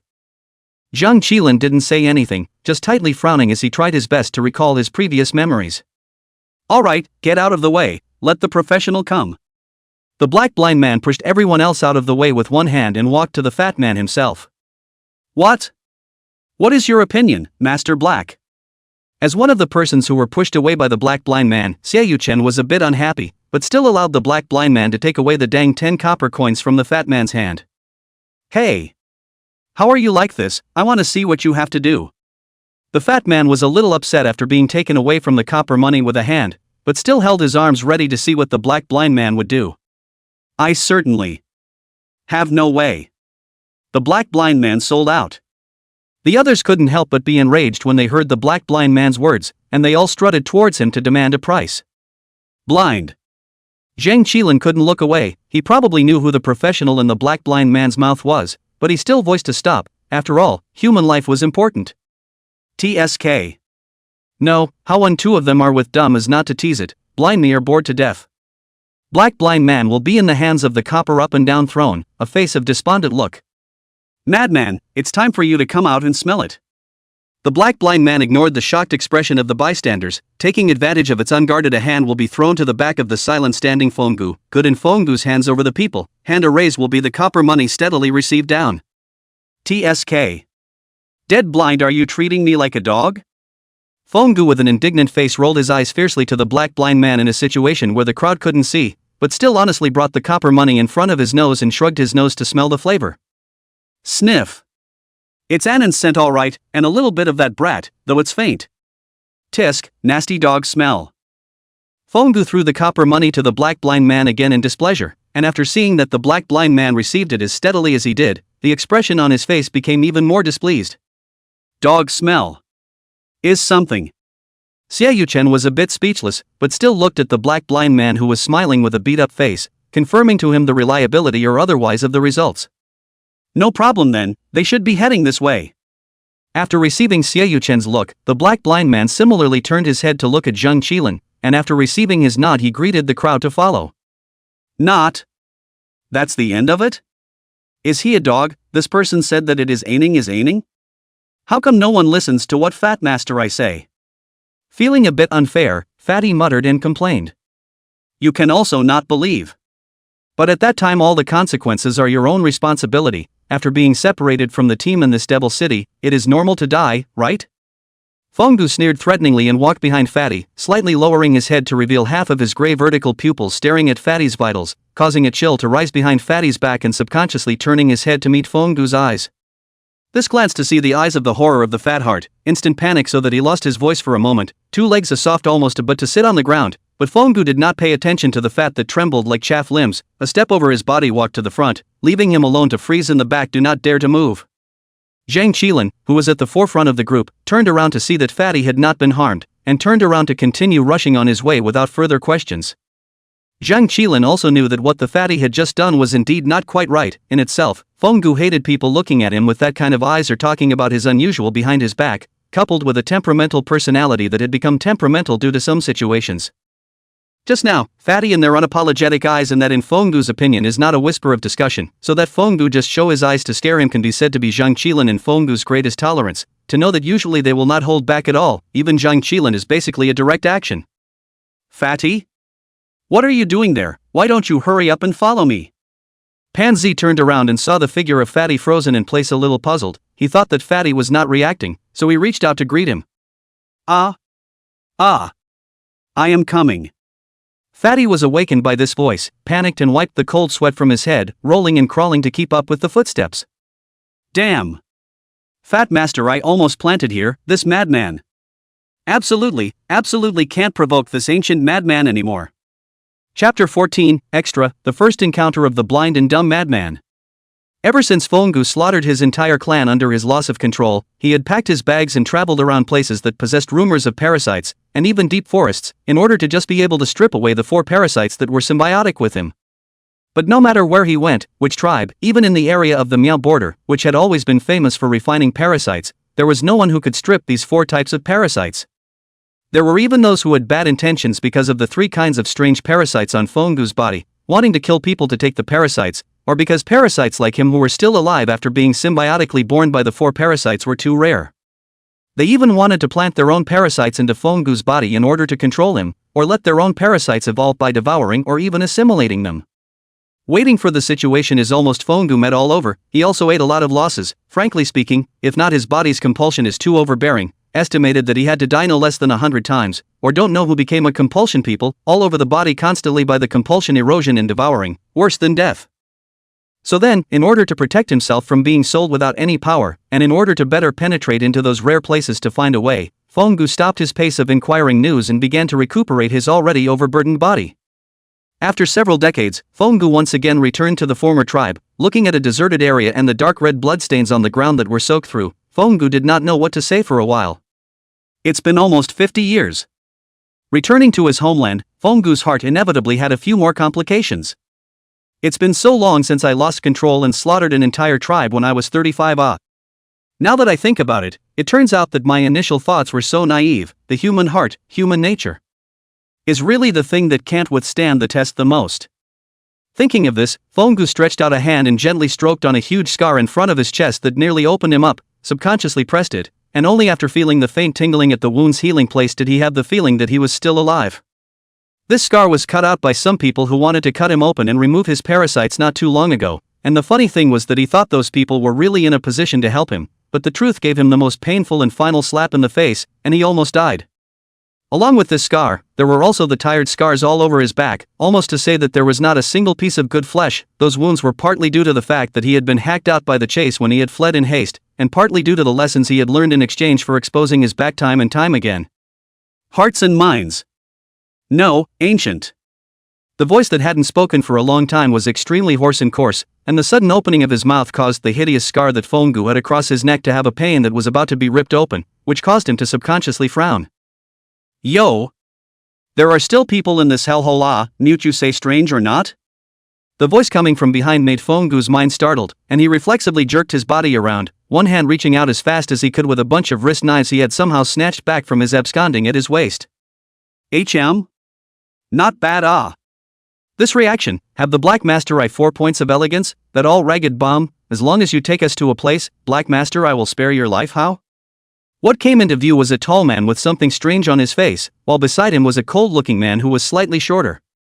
These 2 people are not to be messed with. Fongu's instincts originating from the compulsion were warning him. For him the 2 people in front of him were a great threat. With his own body that had not yet fully recovered, he was not a match for these 2 people. Master Black, I'm asking you? You're not a mute too, are you? The tall man's words took on a bit of impatience. Fongu didn't pay attention to the man's words, but just frowned tightly, forcing the pain of his injuries to pose in a way that looked a bit unorthodox to insiders. Damn it, a seriously injured body is too stiff. Yo! What, you still want to practice with Master Black me? This stance of yours is not qualified. The man's tone of voice, despite carrying a smile, but more obvious than that little smile was the danger covered in the words. Fongu still didn't say anything. He couldn't speak well now. He just looked at the 2 men, his hands raised in defense with his wrist blades. TSK. Black Master, I have little patience. The man spoke, striding over, one hand drawing the short black blade behind him, the other cold man still standing still without movement. Fongu quietly waited for the man to approach, but his hands subconsciously clenched tightly, only one chance or death. He sank his heart and waited for the right moment. Kid, you. The man reached out a hand to quickly grab Fongu. With a swish sound, Fenggu swung his wrist blade out and charged the man's neck, but the man's hands were obviously extremely superior, and he dodged through by just slightly tilting his head back. "You're so." The man held his sword in his backhand and slashed at Fenggu with a casual strike, thinking that this strike would keep him honest, but the man didn't realize that Fenggu was just being dragged down by his body that was constantly injured, and that his physical qualities were even more perverse than the man's. When Fenggu subconsciously raised his hand to resist, thanks to his strengthened reflexes and the murderous begging he had put together over the years, he steadily blocked the man's short blade. "You who? There's still a bit of skill. So how about this?" The man slashed again. Even though the man's strength was still within his reach for Fenggu, he gave up resisting and tried to dodge out of knowledge of the extent of his injuries. TSK is still quite slippery and dumb. Seeing that he couldn't manage it for a while, and realizing Fenggu's uncomplicated nature, the man made a sound and called out to the cold man behind him. "That person is going to come along too? Damn it. Have to get out of here in a hurry. I thought I could rest and recuperate for a while this time, but it turns out. So why did these two weirdos come here?" Fenggu's heart said that it was not good to turn around and wanted to escape, but who knew that just a black shadow flashed by, another cold man rushed in front of him and blocked him, and he realized that this man's right hand's forefinger and middle finger were strangely long. "Blind," the cold man uttered for the first time, as if calling out to the man blocking behind Fenggu. TSK. Fenggu had to stop his movements. Now he was being attacked by two overly skilled guys back and forth, and couldn't find the slightest hope of being able to escape out. Honest? Early this is not on the line, but also have to black master me to do it. The black blind man saw his partner Dum Zhang stop the somewhat slippery tramp, could not help but feel certain, and calmly walked behind Fenggu, steadily blocking him. "You kid, physical fitness is good eat what to grow tall and strong, then the black master I am exaggerated," said, trying to reach out a hand to put on Fenggu's shoulder. "Pa!" The black blind man's hand was opened with a slap. "Hiss. Little brat, really toasted to eat a penalty wine." A moment to dodge, the back of the black blind man's hand reddens a large piece, revealing half of the face also brought some vague anger. "Blind!" Niu Chang called out to him. TSK. "No." The black blind man lowered his knife.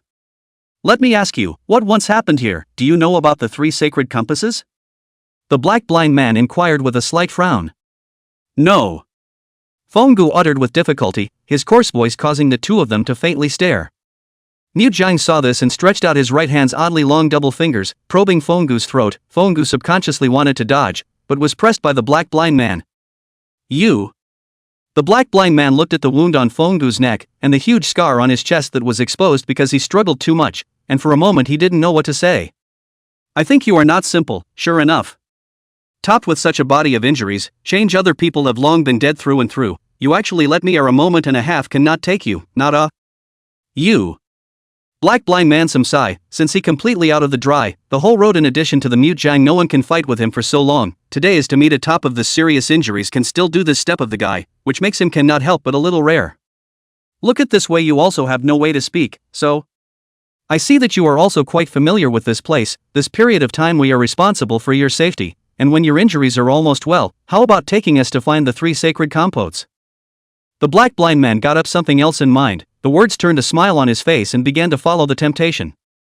Fenggu didn't understand how this person changed his face so quickly. It didn't look normal. "How's that for a good deal?" The black blind man was still persistently asking.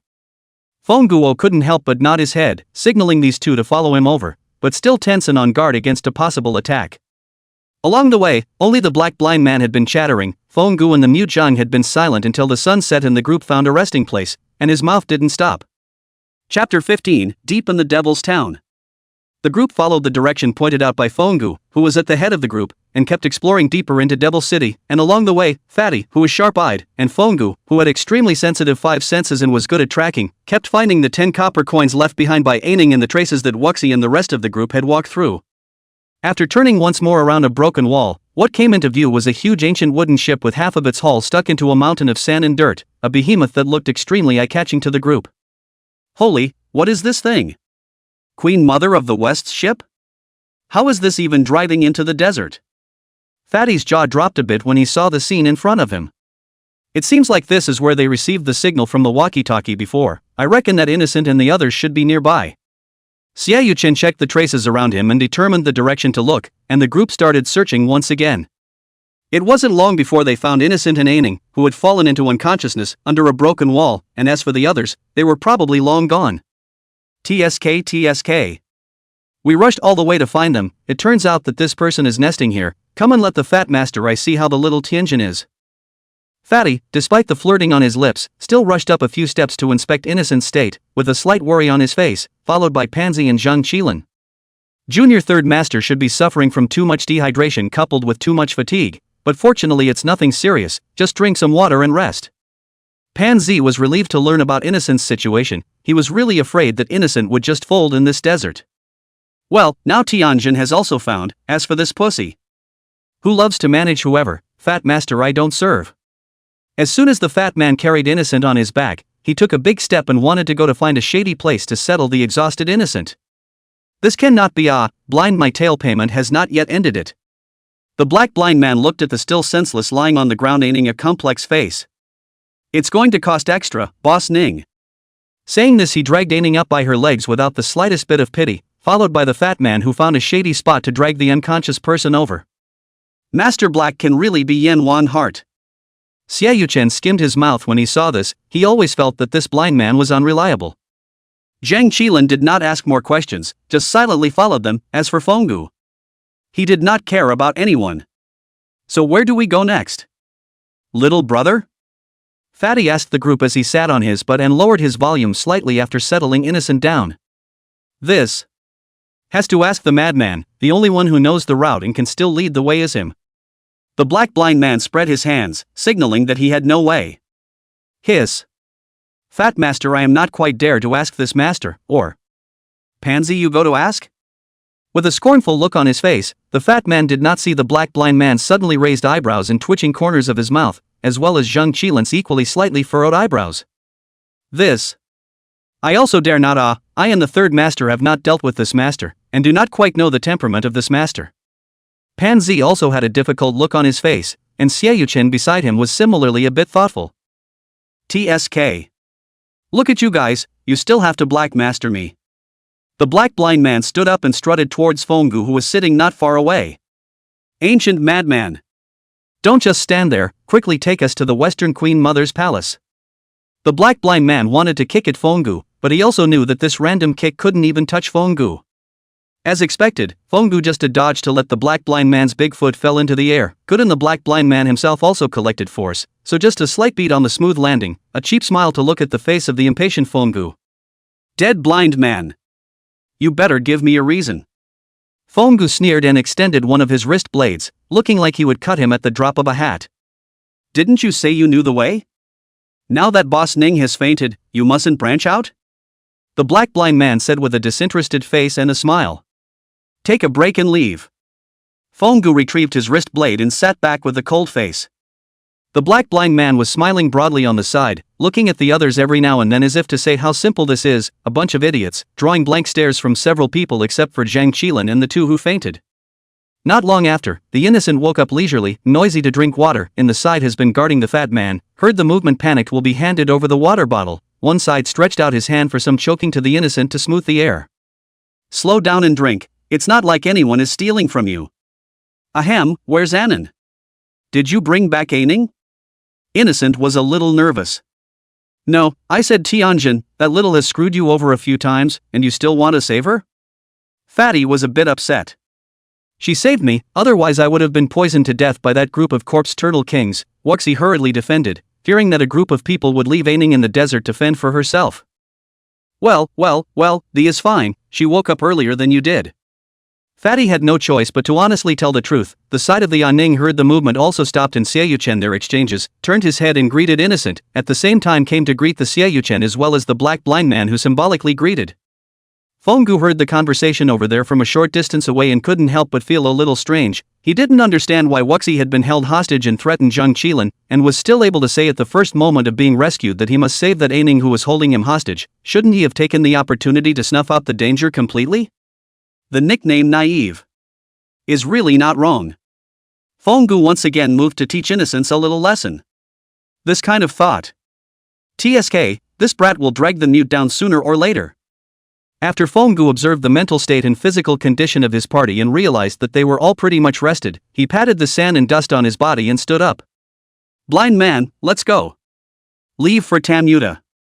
Fonggu did not amplify the volume much, because he knew that the two people he wanted to notify could hear it, and as for the other people who died here, it was none of his business. "Coming, Master Flower Jr. and Boss Ning? We're walking?" The black blind man waved his hand in greeting as if he were a runner, looking a bit incestuous. Zhang Qilin also stood up at the first opportunity with his equipment and supplies on his back, and took a few steps behind Fonggu to wait quietly. "So, we follow Fong now?" Innocent was a bit hesitant. He hadn't forgotten Fonggu's many grievances against him along the way, but he knew that Fonggu wasn't wrong. He was indeed a drag right now, and he was actually curious about what Fonggu had said about everyone in the Nine Sect being indebted to Little Brother. If what Fonggu said is true, then, as a member of the descendants of the Nine Sect, I must pay the price. Innocent made a secret decision in his heart while picking up his things and heading towards Zhang Qilin and walked towards him. Okay. Just follow this lunatic, it's the only way to go anyway."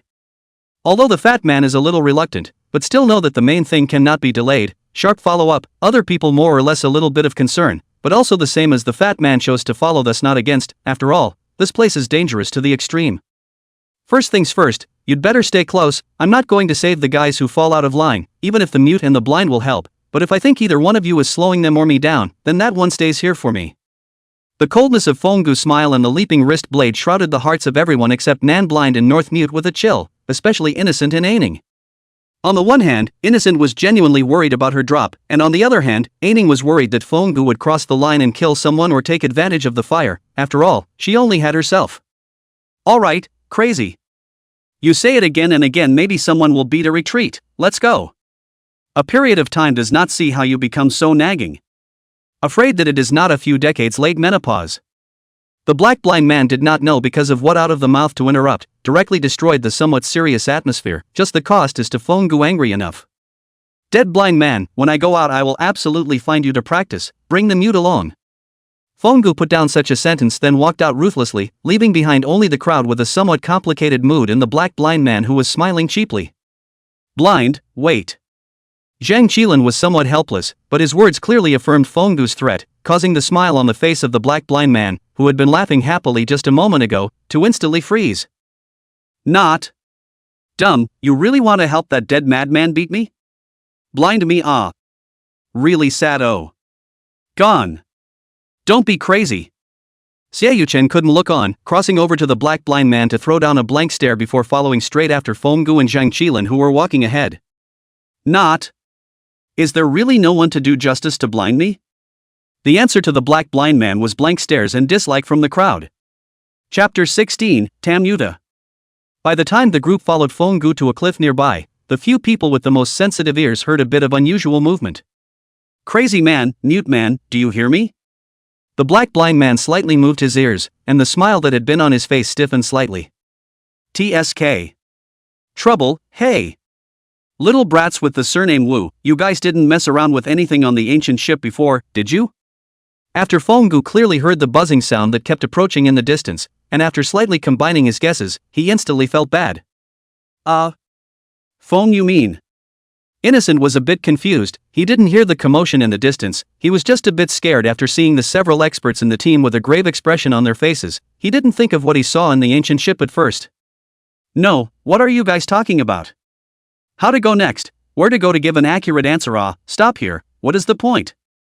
Fatty was a bit puzzled and interjected. "TCH, just shut up and follow me. I'm talking about the corpse turtle king. I'm asking you if any of you have touched those head cans." Fonggu didn't pay any more attention to the fat man who was muttering something. He gritted his teeth and continued to question Innocent, but the buzzing sound that was getting closer and closer had already told him the answer. After all, this kind of commotion was more than familiar to him, a guy who came out from the Compass clan. That annoying buzzing, the probability was the flickering sound of the swarm's wings that had reached an appalling number, and combined with the pungent odor that only he could smell for the time being, that was gradually spreading over, that the corpse turtle king itself was carrying, which symbolized a highly poisonous, pungent odor. The movement was the movement of the horrifying number of corpse turtle kings approaching en masse. "Human head jars. You mean those jars? Those jars were accidentally broken by someone underaiming earlier, and after that a bunch of corpse turtle kings flew out of them, and we were separated because of that. Innocent some cowardly swallowing, his heart is very apprehensive at this time, he always feels that Fonggu is going to beat him with his hands. Me. You. Are dumb. Fonggu clenched his fist in death, that fist was raised in front of Innocent's face and lowered again, so repeatedly, and his teeth were also crunched by his bite, and in the end, he just gritted his teeth and called out to Zhang Qilin, signaling him to solve the problem by himself. That hideous expression and the aura that involuntarily emanated from his body made Innocent and the few of them change their faces, but after seeing that he didn't show any signs of striking out, they all forced themselves to act as if nothing had happened, only that a few of them became more and more tense, and their muscles unconsciously tightened up. Listen to blind me, crazy person, we can only retreat now, there's no way for you to settle the score even if you want to, after all, the ones who really caused the trouble are all dead through and through, we have to get out of here and go to the Queen Mother of the West's palace first. The black blind man took a few steps forward and walked to Fonggu's side, stretching out a hand to pat his shoulder reassuringly, with a cynical smile on his face stretching out his other hand to hold up his sunglasses. Got it, TSK. Now figure out how to jump. Fonggu listened to the words of the black blind man also agreed with his proposal, after glancing obliquely at Aining and Innocent, he turned around and lifted his chin to point to the cliff not far away, signaling the line of people who should take the rope to take the rope, and also adjust the body to adjust the body. What? What? Jump? Innocent was a bit surprised, he looked at the cliff, then at Fonggu, and behind that, he also glanced at Zhang Qilin, his mouth moved a few times to say something, then he thought and lowered his head, as if he was considering if he had heard wrong. You've heard right, oh, Master Junior, it's jumping off. The black blind man saw Innocent a look of skepticism plus unbelievable expression, rear up the idea of teasing, walked behind Innocent a hand on his shoulders, nearly a large part of the weight are pressed on the body of Innocent. Damn blind man, take your hands off Innocent. How light do you think you are? Seeing this, Xiaoyuchen tried to knock a stick at the black blind man's rather thick-looking shoulders, but the black blind man with excellent hands and vigilance instantly got up from Innocent and directly dodged away from Xiaoyuchen's stick, his hands roaming around in the form of surrender. Gotta. Blind I won't touch him always, right? Crazy. The Queen Mother of the West's palace is down here, right? The black blind man also do not want to go to Ruffle because of Fonggu's uncertain character and some birds of prey of other people's nerves, after all. The next road still need to walk these people, at this time break up on who is not good. So we have to go down there? After Fatty and Pansy reconfirmed Zhang Qilin's attitude and received a nod from him in return, they didn't say much more and after confirming the height of the cliff, they took out the ropes from their own bags and other people's bags to fix them on the cliff. You guys better hurry up, that group of corpse turtle kings are coming soon. After Fonggu and the blind man once again listened sideways to the movements not too far away, they told the others to speed up their movements. Hey! I said what's wrong with you people? You're just standing there talking, aren't you?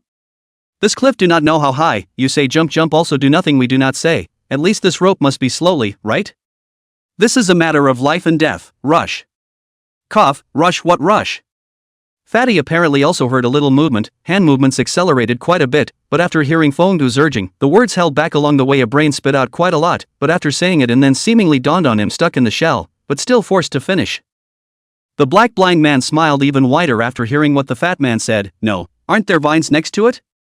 That thing works too, hurry up and go down. This thing's been up for I don't know how long, will it work?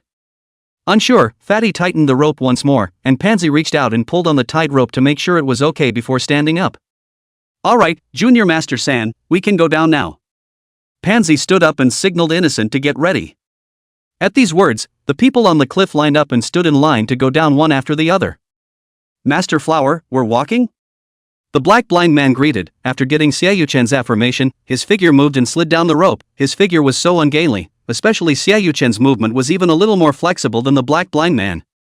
Wait until the two down to half, found that the rope is not enough, after looking at each other nodded, by the black blind man took the lead to release the rope, feet in the cliff wall a few times after the point on the bottom of the cliff on the stable, Xiaoyuchen followed, the two looked at the endless rainforest before them for a time some words. This bottom is actually a large rainforest? This place blind I really came for the first time, a bit of trouble said the black blind man, touching his chin. It doesn't even matter, I'll go in even if it's more trouble. Xiaoyuchen shook his head and looked towards the rainforest with a grave expression. Okay. Boss sent word, blind I will give up my life to accompany the gentleman, but the words first say good. Flower Master, you still want to go out from here? Blind, I advise you better listen to that crazy person. That guy, although the person is crazy a little bit, but this place only he has come. Mute may also have come, but his memory is unreliable. The black blind man squared his face and said with some seriousness. This point I know, but that guy's uncertainty is too big. Only you and Deng Zhang seem to still be familiar with him. Master Flower raised an eyebrow at the black blind man after informing him that it was safe up there. How not familiar with it? We three but know a long time old friends. What is his character, mute acting style? Blind, I am familiar with The black blind man did not know what to think of. The eyes under the sunglasses brought some memories and nostalgia. But this person is very reliable is true, just he does not like to deal with outsiders too much. Promise things unless the change is too big, otherwise the probability will not go back on their word. This point, Flower Master, you rest assured. The black blind man stopped talking here as he heard that Zhang Qilin and Ning had already come down from above. It better be. Xiaoyu Chen likewise is not saying much, just mentally considering the pros and cons of interacting with these people. He had to say is that these three people are all the body in all aspects are considered the top of the master. Once the friendship is definitely a big help, but they are also involved in a lot of the back. Can they be honest? Whether they can let them deliver the trust of these requirements is not simple. A slip-up will be eaten, bones are not left. In Xiaoyu Chen's opinion, Fenggu is just a little erratic character, while that person looks lazy to calculate what, although he does not like to deal with people, so the real danger is definitely this black blind man. Smile in the city is very deep, out of the ordinary to him just a routine. Xiaoyu Chen himself heard of hiring a black blind man. They instead planted in the bucket more than 10 people. As for the mute Zhang, although this man's hard to understand something not less than the other two people, the body is also extremely strong, but this guy has always been no initiative to hurt people's thoughts. The road people are called the mute Zhang for the living Buddha, but this person is also very difficult to make deep friendships. All in all, friendship is the main thing, and if you can't make friends you can't make enemies, especially that blind man.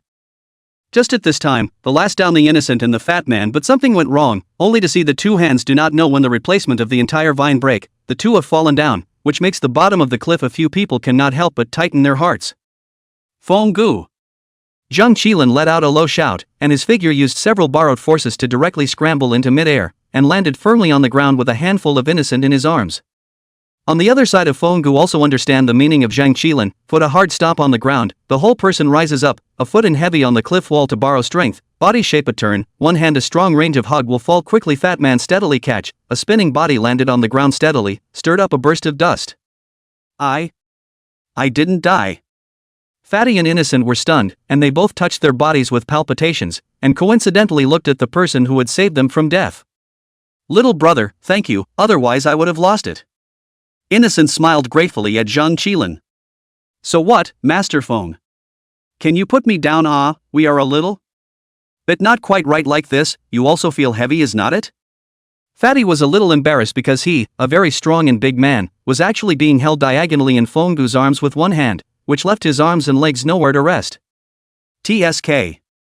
Fenggu looked at Fatty's slightly shy expression with a look of disgust, but still steadily placed the fatty properly on the ground and stood up, turning his head to observe the environment. Ha ha ha ha ha. Fatty, you this also experienced the feeling of a delicate lil person. Why don't you stay a little longer? I believe Brother Phone will not feel heavy. Innocent instantly laughed away, holding his stomach and laughing. The sight of Pansy and the black blind man also laughed, which made the fat man blush even more. Laugh. What laugh? Fat master, I can see you are not also carried down by little brother. Fatty was a bit annoyed, but managed to keep Innocent from laughing. That's not all. I remember the first time I saw Master Jr., he was thrown over and over by the madman, and in the end he was carried up and ran for a while, right?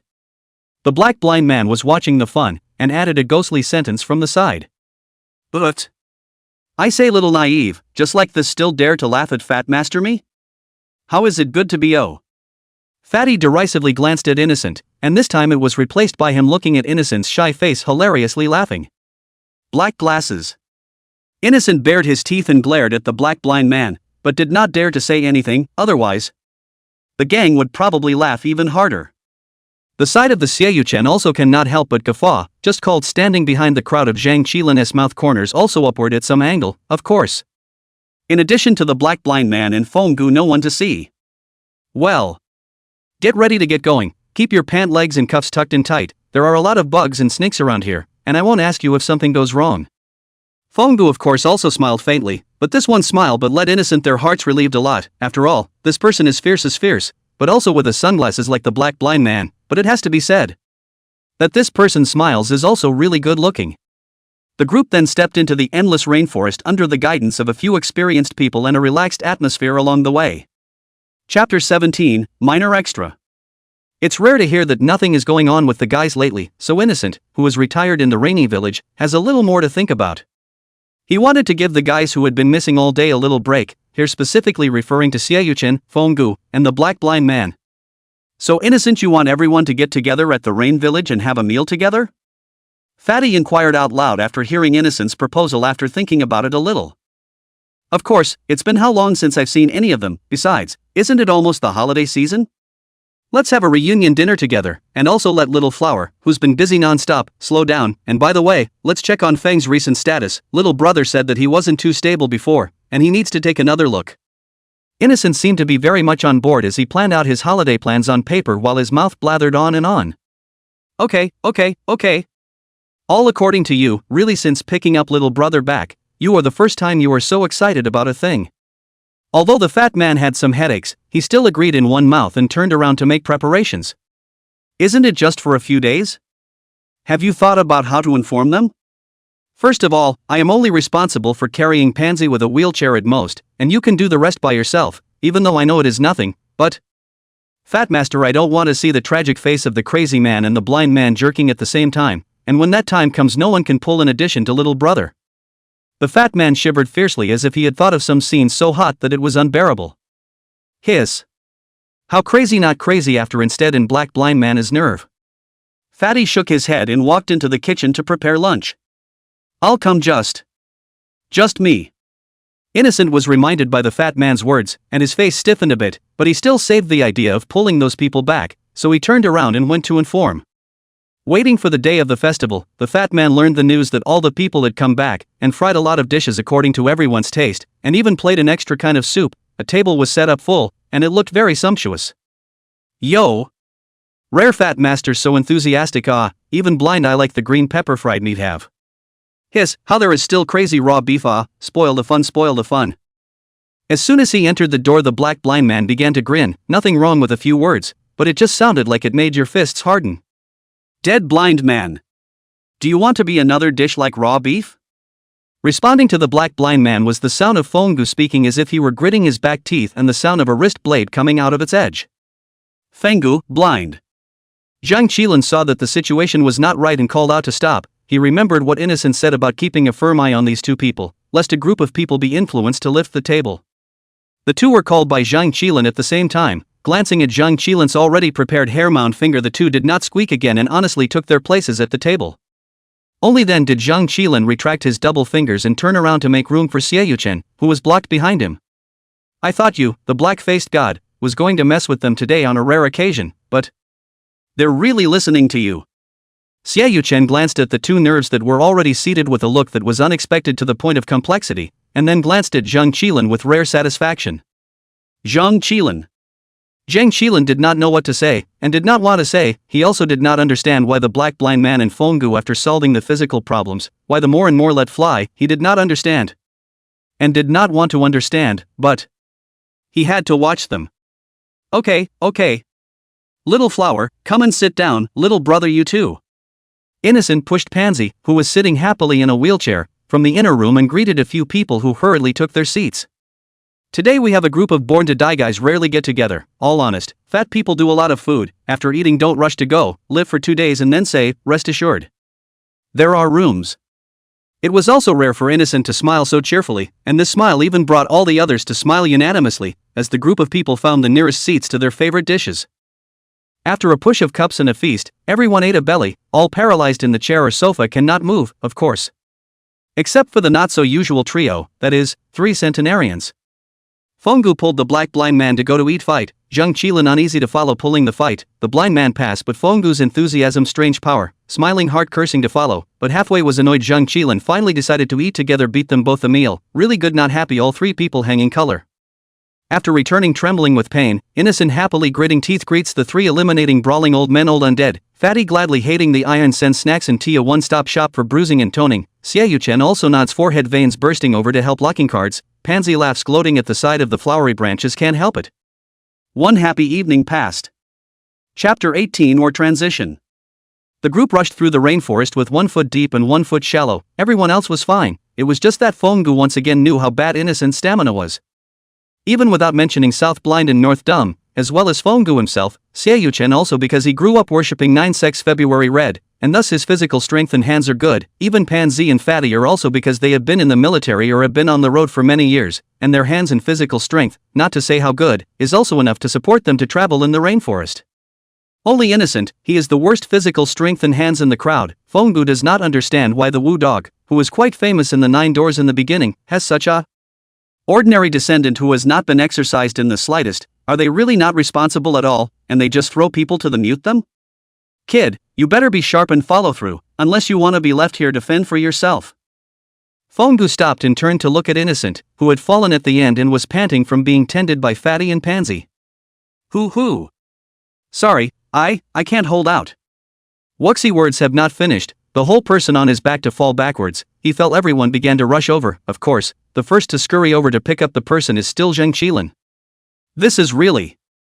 Fonggu looked at the collapsed in Zhang Qilin's arms senselessly without evil and couldn't help but hold his forehead with a headache. Not right. No matter how tired, with the body of Tianjin, even if he is tired, this road is not so bad that he directly fainted. Fatty took a few steps forward and carefully observed Innocent, whose face was white with tightly closed eyes. Nope. Zhang Qilin lifted up Innocent's clothes, and only then did the crowd realize that several bulging bulges had appeared on his body, with living creatures writhing inside. I'm going.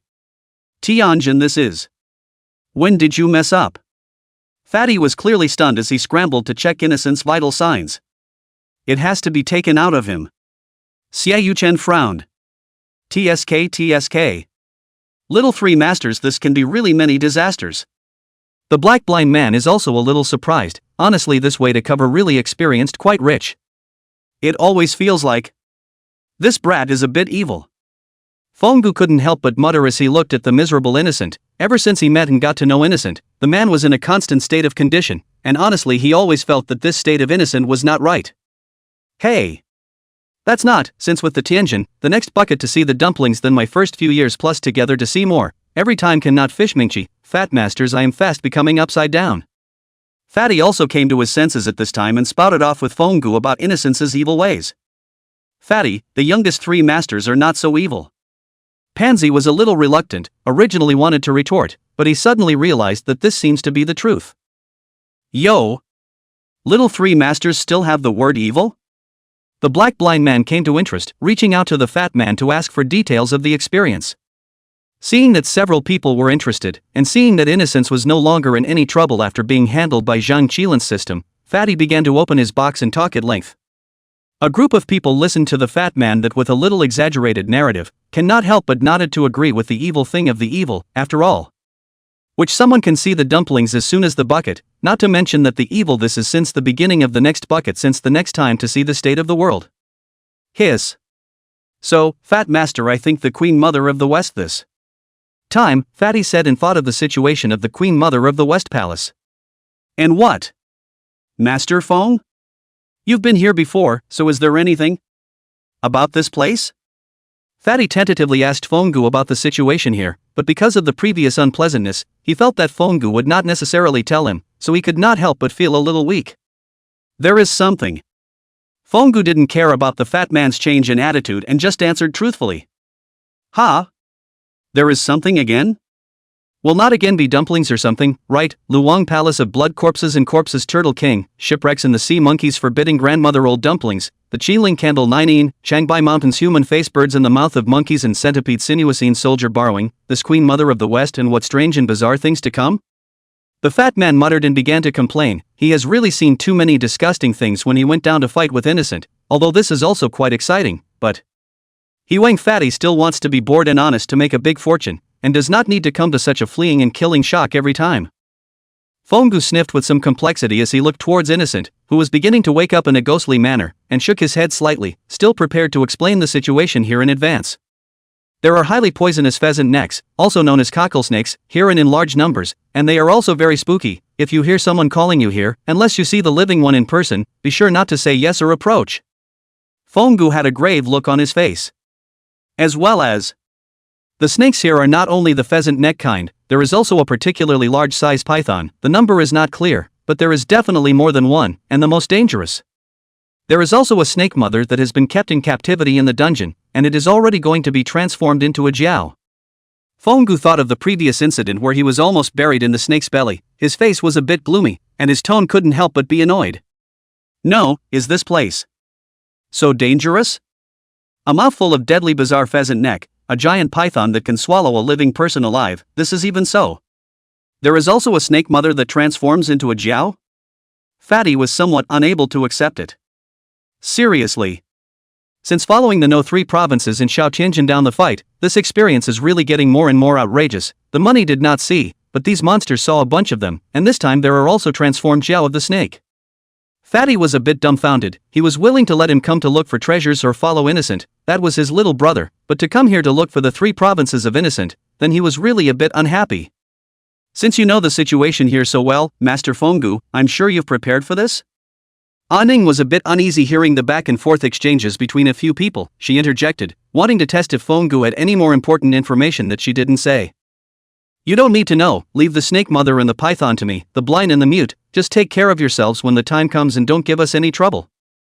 Fonggu did not pay attention to the fat man and aiming their somewhat less calm heart. In his opinion, this group of people, as long as they do not drag their feet, he can still look at the face of hiring as well as the face of Zheng Qilin to send people out, if they become a burden.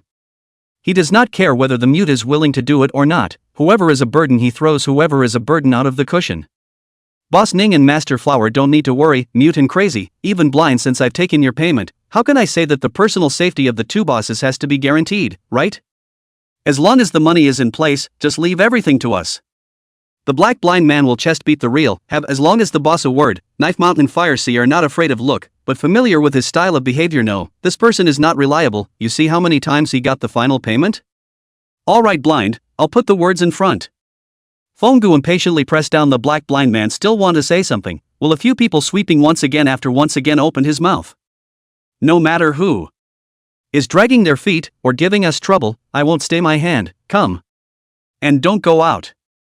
Fonggu said this sentence with a murderous aura, directly stiffening the slightly eased atmosphere once again, but obviously he didn't care about this. The black blind man and Zheng Qilin, who knew his character, didn't say anything, because this time it was originally them who pulled Fonggu in. Especially you. Homeless brat, get up when you're rested and don't delay the trip. Fonggu glanced at Innocent, who had just woken up and was slammed with a barrage of information, and didn't wait for the others to react. He set off on his own to prepare to leave this place. He had to find a place where he could set up camp as soon as possible. It was getting dark. This person can be really damn strange. Damn, change face faster than change the sky. Fatty was warned by Fonggu, a little angry, but knowing that business is important, he did not complain about anything. Come all the way here, of course, listen to the arrangements of the people in the know is the best, but still could not help but dislike on the mouth. It's not his fault, I'm really dragging my feet a bit this way. Brother Foam, he also brought us all the way here peacefully, isn't it? Let's go Fatty, let's follow.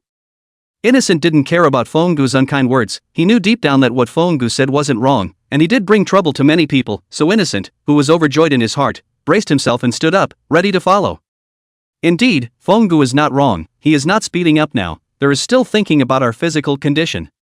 Xie Yuchen knows a little more, so he thinks Fonggu's warning is not wrong. This in his opinion is the embodiment of Fonggu responsible for the matter. The Taoist said the ancient madman heavy promise is obviously not wrong. This time he once again up to the idea of drawing Fonggu as a family member. He has to consider obviously a lot.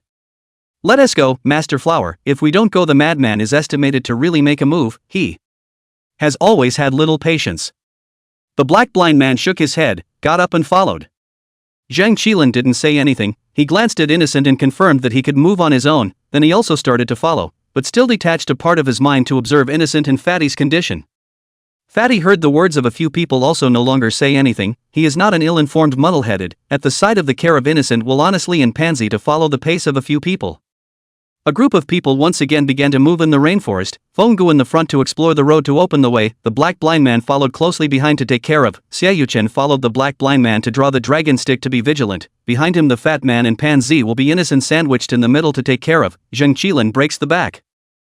It's going to rain, get out the tarp and everything and camp here for the night. Fenggu finally found the right place and turned his head to command the crowd. Chapter 19, Extra, the first encounter of the blind and dumb crazy 2. Fenggu was forced to let the black blind man and mute Zhang follow him. If these two would really keep their word, he didn't mind telling them a little bit of information. But just the fact that their target was the 3 holy compasses made Fenggu unable to trust them, because there was a high probability that these two guys with extraordinary skills would strike out at himself after knowing the whereabouts of the 3 holy compasses. There's no way for this severely injured body to escape from the combined efforts of these two, so we can only wait until the injuries are almost healed.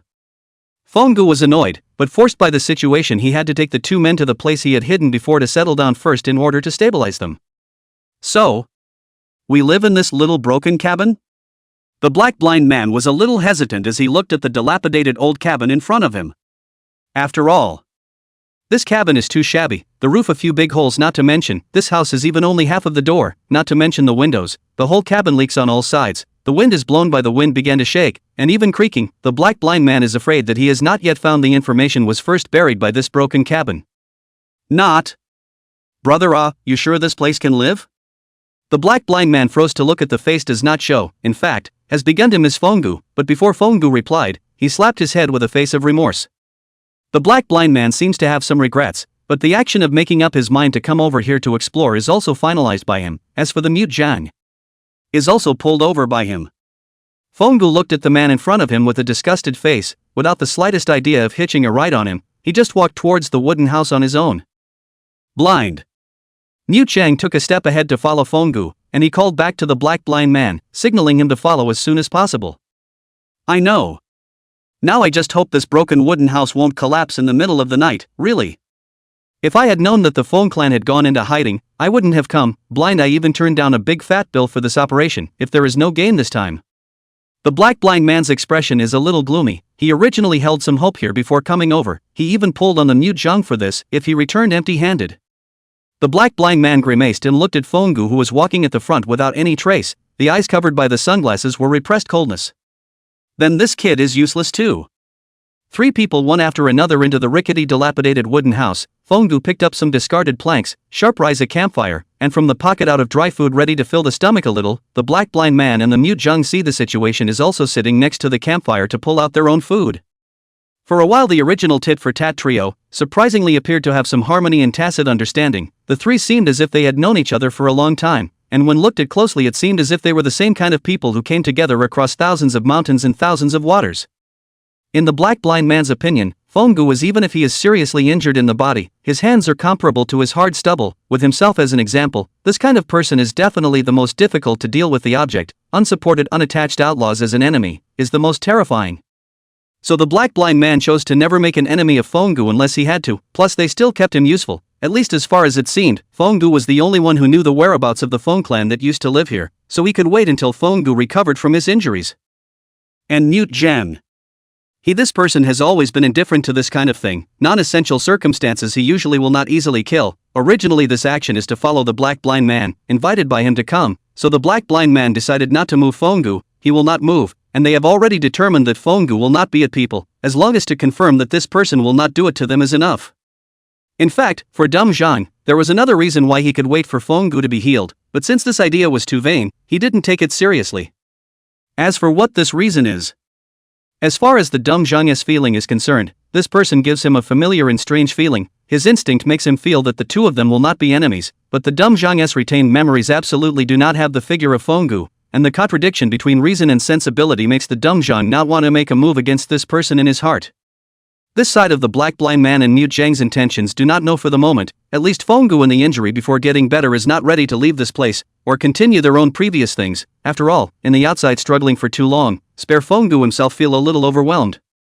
So in order to ensure that he wouldn't be mastered by the nature of the 4 parasites or his own negative emotions, Fenggu had to quietly recuperate, or even stop altogether, to properly relieve his physical and mental exhaustion and overwhelm. In this way the 3 people get along with each other peacefully for more than half a month. the black blind man finally couldn't resist urging Fonggu to start the action. Chapter 20. The group rested at the landing place chosen by Fonggu, preparing to take a short rest before continuing on after the rain stopped.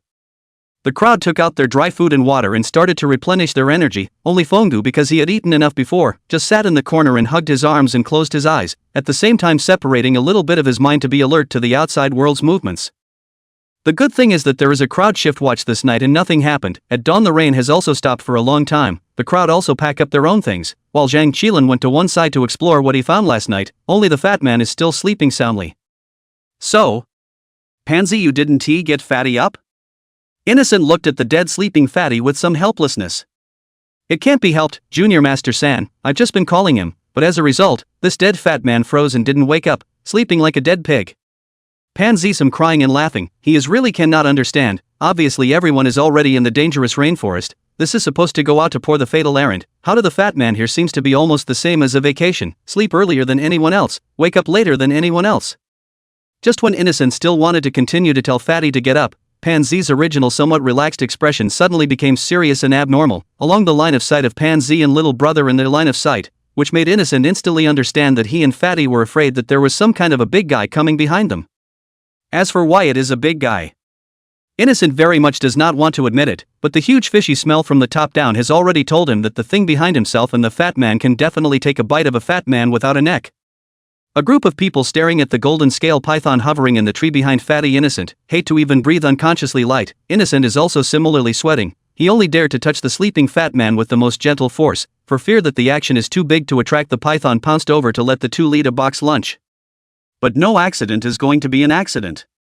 The fat man did not know what he dreamed, or he was annoyed by the innocence of the noise, and the breathing that was originally quite calm violently turned into a snore that was somewhat loud at this time.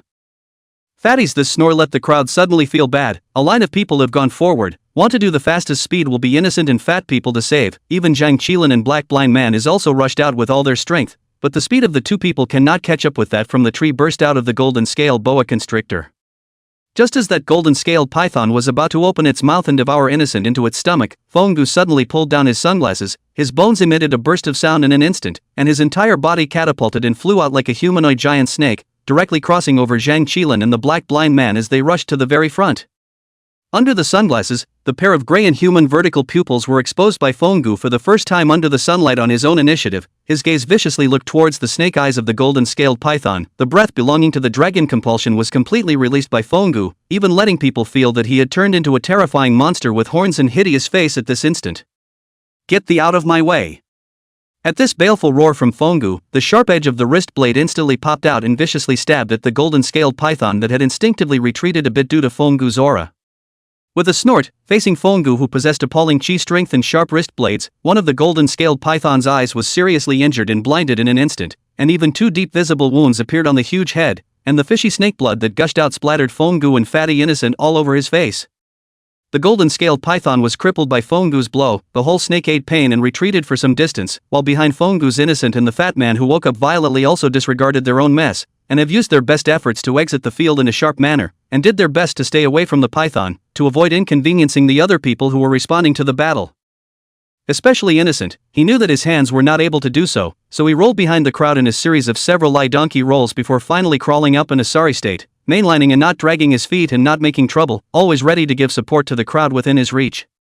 On this side, Fonggu watched Innocent and Fatty move away from the python in a very sensible way and couldn't help but sigh that these two people were still a little bit self-aware, and after a little bit of organizing his stance, he continued to stare at the golden-scaled python that had blinded one of its eyes with those gray pupils, and with both of his wrist blades outstretched, he pulled back and waited for the python to counterattack.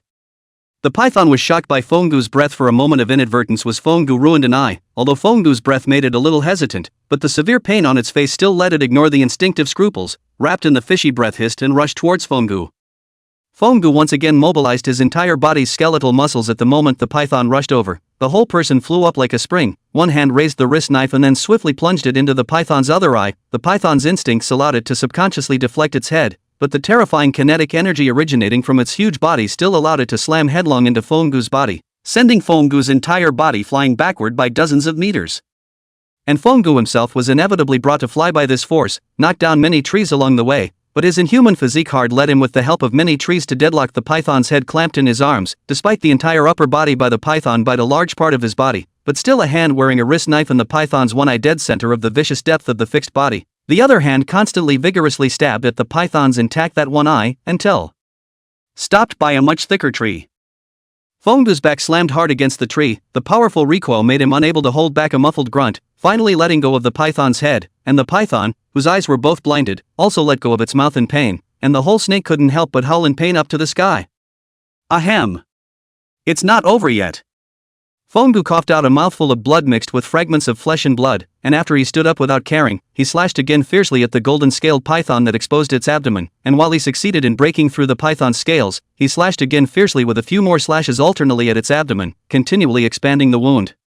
The python hissed once more from the pain, and despite already being blind, he subconsciously swiped his tail over to send Fongdu flying along with the trees behind him. Right at this moment, because this scene happened too quickly and some people who could not react have stepped forward, Zhang Qilin firstly leapt up high with the black and gold ancient sword that cut iron like mud and slashed down on the python's head. This powerful blade was just controlled by Zhang Qilin to cut into the wound that Fongdu had created before, cutting the python's head along with its neck almost into two halves, and the blood of snakes splattered. Then, followed by the black blind man flashed through the python's tail, raised his hand and shot several consecutive hits on the python's abdomen in 7 inches. The whole snake was painfully forceful. The roar of the landing stirred up a burst of mud and water. Behind him, Xie Yuchen wielded the dragon-striped stick to flash and move over the python's haphazardly pumping tail, ruthlessly pumping over to the python's abdomen, directly knocking the seriously injured python back out a few meters once again. The back of Pansy and Fatty were also afraid that the golden-scaled python's death was not thorough enough, flexibly positioning themselves, and have again to its head and neck and even the abdomen to make up for a few shots, and at one time the python had no way to counterattack, and then couldn't get up again. While Innocent is in the crowd rush to deal with the python, the first time rushed to the side of Fongdu, he panicked from the backpack out of a series of medical supplies. Hemostatic powder bandage pounced on Fongdu's side. Want to cover him. Brother Fong! Brother Fong! Quickly! Stop the bleeding! You'll be fine, you'll be fine. Innocent was a bit overwhelmed. Even though Fongdu hadn't knocked him around a lot along the way, he still didn't want anything to happen to this person who hadn't helped them a lot along the way. Well, Brat, what are you doing? Although Fongdu was a bit groggy, he still noticed Innocent's action of trying to pounce over to save him without any protection. He subconsciously used his hand, which was not stained with his own blood, to retract the wrist blade to stop Innocent, and pushed Innocent out some distance in his shocked and disbelieving gaze, sitting up himself.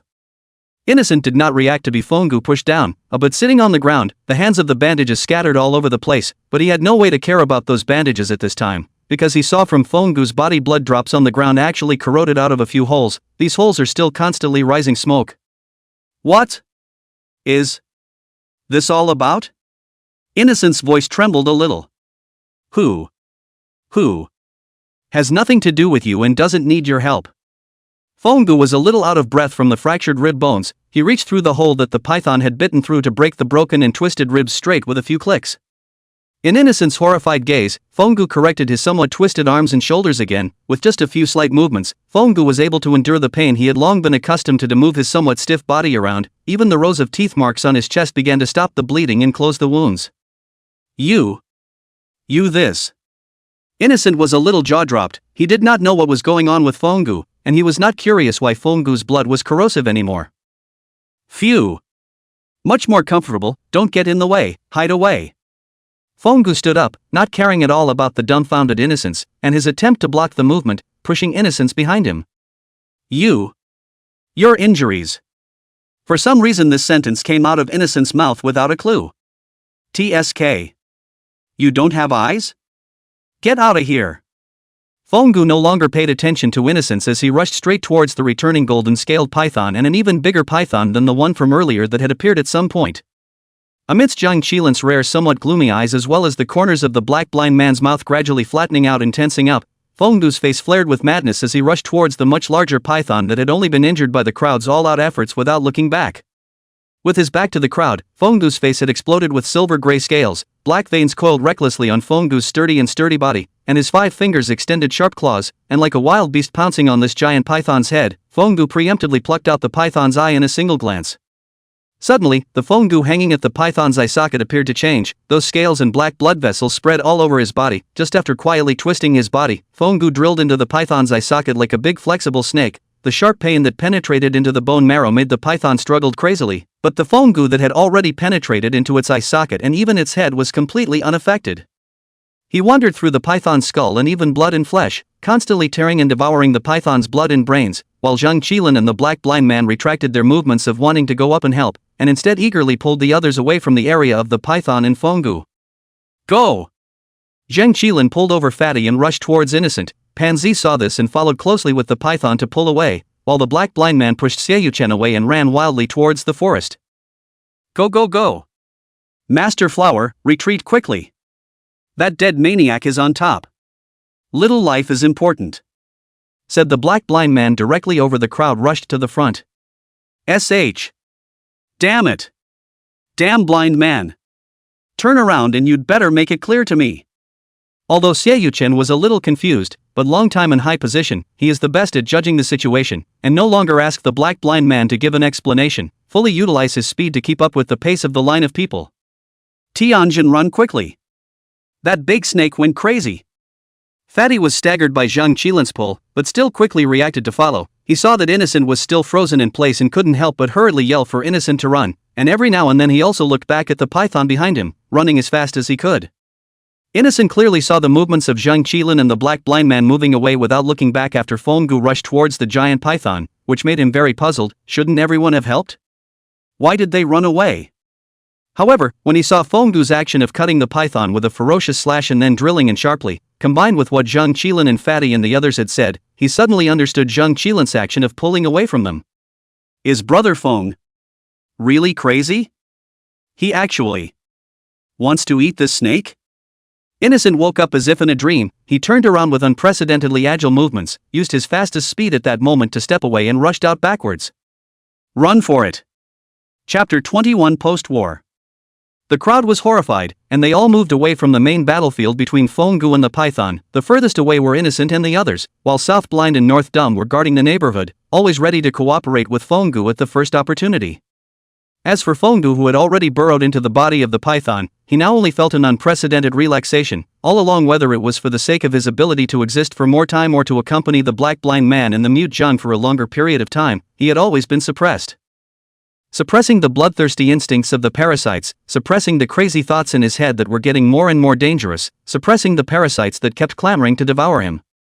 Fongu at this time does not want to think about what is safe and sound or not, and does not care about how long he can live again. He now only wants to eat this python. The hunger and thirst of the dragon compulsion made him briefly lose his mind, of course. It has come to this time, he does not care about his own sanity, after all. There is a South Blind and North Dumb on his backet. Who lives and who dies is none of his business. By the time this giant python was nearly half devoured by fongu, his chaotic mind finally regained a trace of clarity. Thanks for the hospitality. After stretching out his wrist blade to disembowel the python, fongu laughed. The satisfaction of his body gave him a little more relief in this crazy smile. The ease he hadn't felt in a long time eased fongu's nerves that were about to collapse. Bah! A little old for this meat. With fongu's movements, the python finally collapsed with a loud bang, so fongu slowly crawled out from the belly of the miserably dead python. He reached out and smoothed his black fried and broken hair soaked with snake's blood into a big bag, and he shook off the blood on his hands and the blood and flesh debris on his body with full concern. Amidst the shocked gazes of the crowd, as well as the headache and disapproval of the South Blind and North Dumb, fongu smiled once more, and even though he didn't have a threatening undertone, the smile that bared his teeth against a face of blood was something that really made Innocent and the rest of them unable to accept it. This snake was slaughtered by him just like this? Fatty subconsciously gulped a mouthful of saliva as he glanced at the python corpse that was clearly a bit deflated. Brother Feng is truly a god. Innocent couldn't help but think of fongu's hard act of breaking his bones back not long ago, as well as his act of directly drilling into the python's body just now. He suddenly felt that fongu's temper was really good, and that he was really lucky that he still had his head. Well, thank you, little brother, thank you, little flower. Innocent worshipped Zhang Qilin again and again in his heart, and by the way, he also worshipped Xiaoyuchen. The third master has told me before, in the road. Mess with no one, do not mess with the South Blind and North Dumb ancient madman, especially the ancient madman. Pansy similarly some body cold, and cannot help but celebrate. Fortunately, they did not and fat people have offended Fongu. Ridiculous is that they are still before the delusion of a group of people to Fongu hold down. Now think. Not. Dead crazy, you get all this snake blood and guts, have you thought about how to clean it up? Or are you planning to move forward with this foul odor? The black blind man bristled with disgust. First of all, you'd better be 10 meters away from me, blind my nose can't stand your destruction. The black blind man directly ignored Fongu's increasingly dark face, still chattering. Blind? Fongu suddenly slowed down his tone and spoke out to interrupt the output of the black blind man. The black blind man was directly subdued by the sound that could be called the gentlest sound, blind man, ever. You're dead. Fongu suddenly struck out and directly hugged the black blind man who was still frozen in place, and he applied as much of the fishy snake blood from his body as he could to the black blind man's body. Bastard Fongu. Look at what you've done. Master Black, I'm not done with you. The black blind man was directly Fongu with the hands of the snake blood paste of full face and mouth, sunglasses were almost paced off, he hastily poo-poo a few mouths will be in the mouth of the snake blood spit out, hideous staring at the rare cackling Fongu. On the other side, Zhang Qilin silently moved a little further away from these two people again as he walked next to Innocent and the others to watch the two people arm wrestle. As for the black blind man, who was tragically persecuted by Fongu, he directly pounced on Fongu, the two people for the first time in front of the crowd to wrestle up. This and the Innocent they look a little shocking scene for the two people who have been dealing with Zhang Qilin as if it were a routine. He has even been silent in the heart of the projected that this time the black blind man can fight Fongu for how long without being held down. They are the Southern Blind and Ancient Crazy? Innocent and Xiaoyu-chan are a bit unacceptable, of course. Aining is also a bit unacceptable. She ran far away when Fongu made his second move, and now as soon as she came back, she saw this scene in front of her and couldn't help but be a bit dumbfounded. Is this person not? Before the Fat Master I almost did not die in his hands, how these two people still fight. These few people so familiar? Little brother, do you know? Fatty also smacked his lips a little, and he had even begun to take the initiative to ask Zhang Qilin a question that he simply couldn't get an answer to. Okay. I know you don't like to talk anymore, really? Have been born together so long, how words are still so little. Really just dumb Zhang chanting. The fat man muttered like a whiny woman, but of course saying that, he himself actually knew that this would be the end. Really? I've only heard about it from the third master, I really didn't know these two could be so approachable.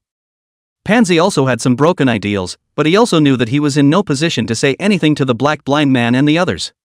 These two people are dead blind. Still walking or not? Always compared to other people to be more careful, Xiaoyu-chen finally couldn't stand it anymore and called a halt to the two people who were still flinging all the snake blood around. He really didn't think that the famous masters on the road could still be so out of tune. Is this really not infected by that unreliable blind man? Xiaoyu-chen and Aining Innocent they mentally slandered. Cease and desist. Truce, truce, truce. Blind man, I'll admit defeat, right? The black blind man was ultimately unable to defeat Fongu's inhuman strange power, and first called for a halt. TSK. We'll spare you this time, let's go, there is a water source in front. Seeing this, Fongu also withdrew his hand and took the lead in turning around to lead the way towards the water source. Seriously, if he did not really want to give the black blind man a small lesson, he would have rushed as fast as possible to wash next to the water source. This body of snake blood on is more sensitive than normal people in terms of the five senses, especially the nose is a great destruction. A group of people followed the direction pointed out by Fongu, rushed to the side of a river. Fongu and the black blind man will be the first to unload their luggage and equipment. The two took off their outerwear on a fierce into the river disappearance. The others also have to take down the traveling bag to repair. Innocent and fat people in the river away from the place to eat something, ready to inventory the supplies, and in the meantime replenish physical energy. Xiaoyu-chen also followed on the sidelines with the other people to exchange information and check the equipment. Only the eyes of the Ning see their own insertion cannot be in the and some sullen to the riverside to wash and irrigation. She also knows that although the Fongu and the blind man, they have collected their own commissions, but in fact, they are still belong to the lone person. Annan stood at the edge of the river and watched Fongu and the others' movements a little, and after making sure that the others weren't around, she began to unload her equipment, cupped the water and began to clean herself and her cheeks. I don't know if she was running all the way or just a little exhausted after a big battle, but her nerves, which had been so taut, were loosening up under all kinds of force majeure, so much so that she didn't even see the red color that appeared in the water. which was the cockatoo snake, also known as the pheasant's neck. Not far away in a hidden place, a few figures shrouded in black observed all this. They watched with satisfaction as the snake lurked to Aining's side, and then bit Aining's neck with a swift bite, and after a scream, Aining's face turned purple, and she planted herself in the water. Aining! Innocent's shriek rang out as the crowd gathered as they had hoped under the watchful eye of the dark shadow. Sure enough. As Mr. predicted, this gang is not enough to worry about. Here is planned they will be eliminated, after. What happened after that? The leader of the Dark Shadows was horrified to hear this sudden bang. Chapter 22, Extra, Ashes to Earth. When all the dust settles. Cannot say that it is dusty, only to say that the damned not damned people are dead. The world will only be left with the black blind man and mute Zhang, and he himself. The three old guys know each other.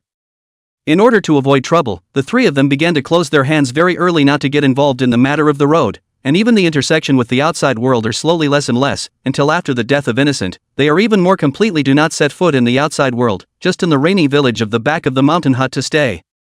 Dumb Zhang in addition to his turn to make the necessary purchases, and never go down the mountain, the black blind man idly looking for the links on the mountain chat, or ready to go down the mountain to cheat the women and children, as for Fenggu himself.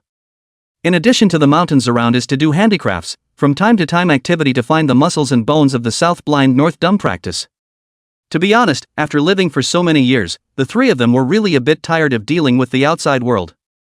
First of all, Fenggu himself was the one who hated dealing with outsiders the most, not just that he had long been tired of hearts and minds, but most of all that it was troublesome for him to go out, and even though the parasites in his body no longer acted as a demon with the help of the blind man and the mute man, the changes brought about by these parasites were still there, so his body was still somewhat inhuman. The second does not want to set foot in the outside world as the mute Zhang Qilin. If Innocent they are still there, this guy may still try to contact some Innocent they touch things, Innocent a go. Zhang Qilin is really feel that everything is not much fun, and he has long been not wanting to deal with outsiders. After all, it was pitched quite a few times. Among the three, the best state is still the black blind man who looks like hanging around all day, but in fact, the most clear red dust, but without the torture of the eyes, coupled with the arrangements before the death of Xieyuchen, the three of them are now really do not lack of money, so that the black blind man this guy is also too lazy to go out and wander around. That day Zhang Qilin suddenly took the initiative to find Fenggu and the black blind man. He said that Innocent and their offspring had been completely nothing. As soon as he said this, Fenggu and the black blind man knew what he meant. Say Mute, where do you want to stay? The black blind man asked bluntly. Murdoch. Zhang Qilin was silent for a while, and although he didn't want to trouble these two longtime acquaintances, he still spelled out his intentions. Well. Go. To see your mother? Fenggu was also aware of the matter of Zhang Qilin, but limited by the age and relationship, he does not know how to address Bema also stuck in his shell. Zhang Qilin nodded. Then go, anyway. This place cannot stay, the village under the mountain plans to open the mountain, we should also leave. The black blind man waved his hand sagely, but the words ultimately have some helplessness and despondency. TSK. Pack up the money and things, and leave in 3 days? Fenggu didn't have a problem with it either. There were only 3 of them left in the first place, so what more do they need to think about? He and the black blind man's family in hometown had long since had nothing to hold on to. The blind man's family had long since disappeared off the trail, and Fenggu himself had nothing to remember in that hole, and between them there was only Zhang Qilin who still had something to remember. By the way, stop by and see them. A short while later, as the 3 of them were packing up their things, Fenggu suddenly came out with a remark that made the other 2 freeze. Good. No problem. Zhang Qilin and the black blind man agreed readily. 3 days later, the 3 people finished packing everything, found Xieyuchen and Wuxia. They have long prepared the documents on the car. Along the way, the 3 people are surprised at the changes in the outside world, but then the helplessness and loneliness of being abandoned by the time. It is good that the 3 of them can take care of each other some. After visiting the Innocent them, 3 people all the way by train to Mutual, a little settlement, then to the Lama temple to rush over. After a glance at the succeeding Lama, the 3 old and strong old man, once again without stopping rushed to the buried white horse of the Tibetan sea flower field. After visiting Bema, the black blind man rare some silence sitting in a chair in the hotel room smoking cigarettes. Smoking suddenly came out a sentence. Dumb and crazy, you guys say. Where else can we go next? The black blind man's question caused both Fenggu and Zhang Qilin to fall into an unanimous daze. Yes. Where can they go? Where else can they go? Long white mountains. This time, the first one to break the silence was actually Zhang Qilin, who had always been a man of few words and hardly spoke much to this day. Changbai Mountain? You mean the bronze door? Feng Gu said. Well, Zhang Qilin nodded. Mute, are you really sure? The black blind man inquired once more. This time, Zhang Qilin didn't say anything and just nodded firmly. Still coming out? Feng Gu wanted to confirm some ideas to Zhang Qilin. Apparently, Zhang Qilin just fell silent and stopped talking. Then it's just not coming out. The black blind man also understood what Zhang Qilin meant. Also, we three monsters. Abandoned by time should also be locked behind that door along with Nagisa, I agree, anyway. It's no fun either. The black blind man's unfinished words were well known to the other two, and it was true that they shouldn't be wandering around all the time anymore. By the way, let's seal off those places, and that road in Changbai Mountain, so that we don't have to come out to clean up the mess again, and what shouldn't exist should disappear completely. For the first time, Feng Gu spoke his original thoughts out. He was definitely the one who hated Changqing the most out of the three. I don't have a problem with it, the black blind man agreed, and Zhang Qilin nodded without much hesitation. On the one hand, in order to completely cut off the long life, on the other hand, also in order to long lost revisit once again their former road in memories, the three once again from the 7 Stars Luoang Palace, starting from Shisha, Qiling, Tamuchuo, Benai, and even other traces, they know or have been to the place collectively to go again, the chiseling, the blowing up of the bombing, the burial of the buried, until the hands of proof of their existence is erased little by little, the proof of their existence is erased. Until the proof of their existence is erased little by little with their own hands. By the time it was all over, another 5 years had passed, and the three of them had come together to the final destination, Changbai Mountain's Yunding Heavenly Palace. Blind man, did you bring enough explosives? Feng Gu asked the black blind man with a smile. Of course, said the black blind man, patting his bulging, large bag of unprecedentedly high weight. It's only necessary to divide it by 1 point, it's too heavy, this old bone of mine of the blind man is dying. After pounding his waist in a pretense of vulnerability, the black blind man divided the explosives between Feng Gu and Zhang Qilin.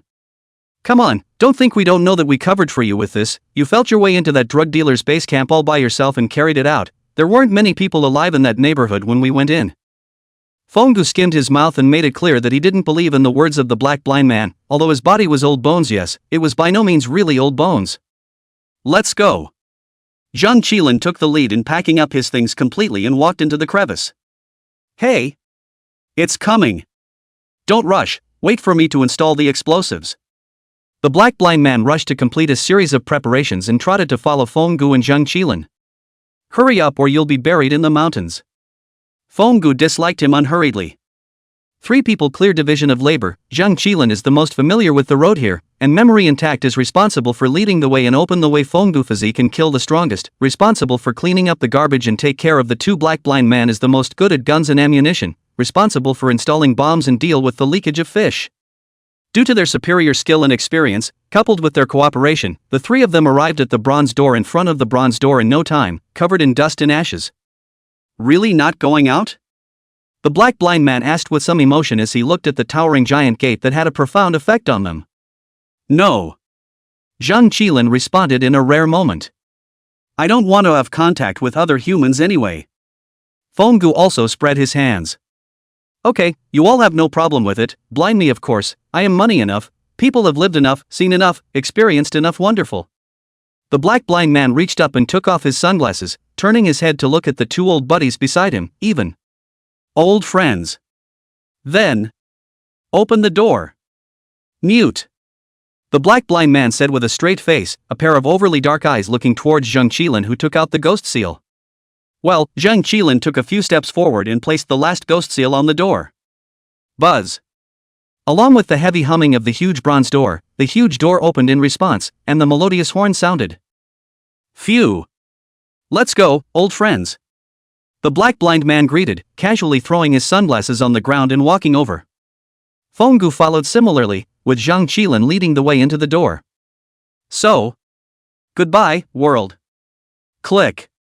The black blind man muttered as he stood in the doorway of the giant bronze doorway looking back to the outside world and gently pressed the detonator of the bomb. Boom. Boom boom boom. Click and rumble.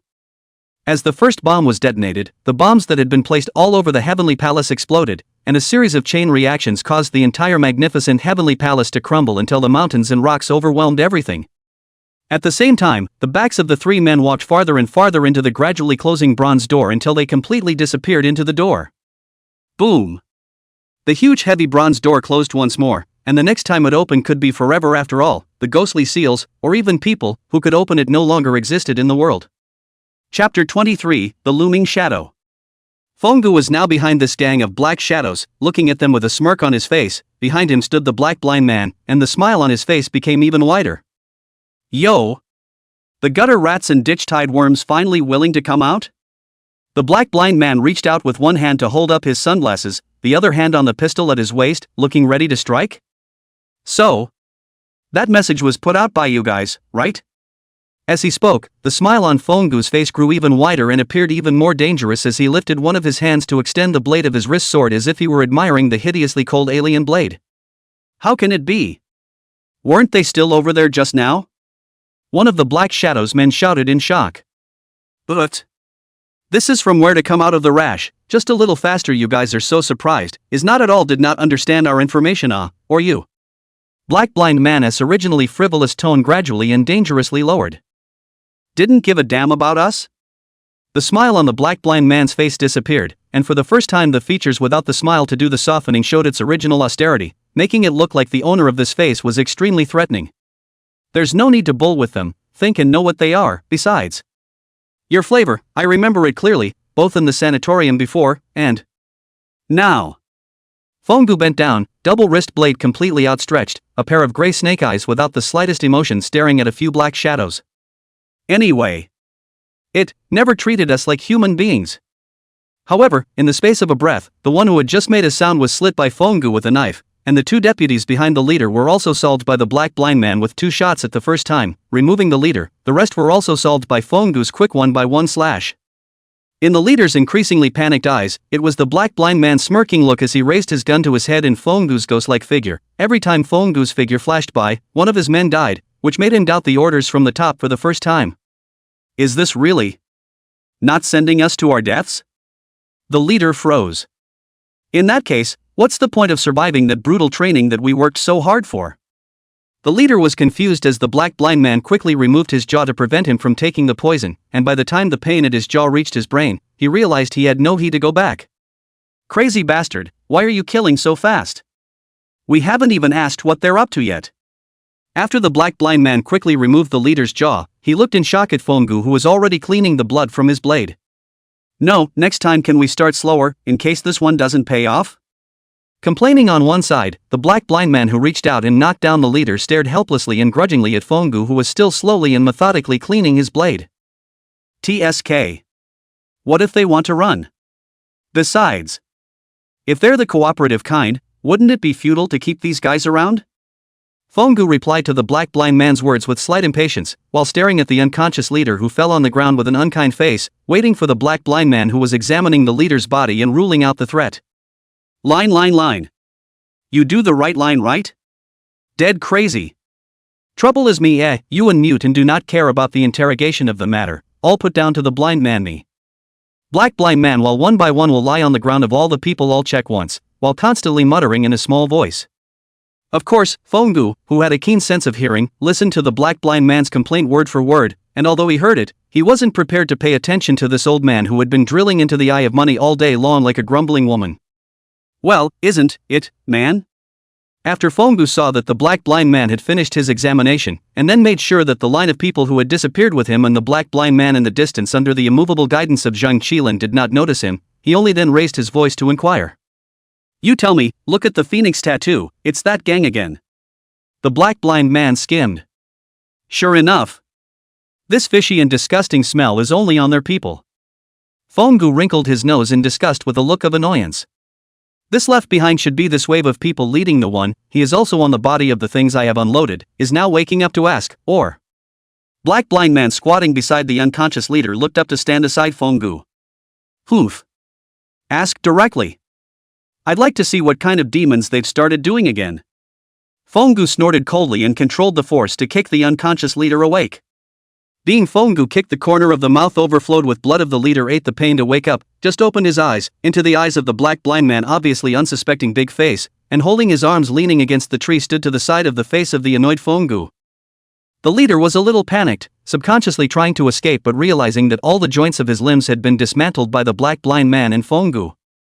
Yo! Look like you know us, but if you know, why do you still dare to come over? Is it that crazy people don't kill much? Or did I slaughter a little less? Or maybe there aren't enough lives in the mute's hands to hurt you guys?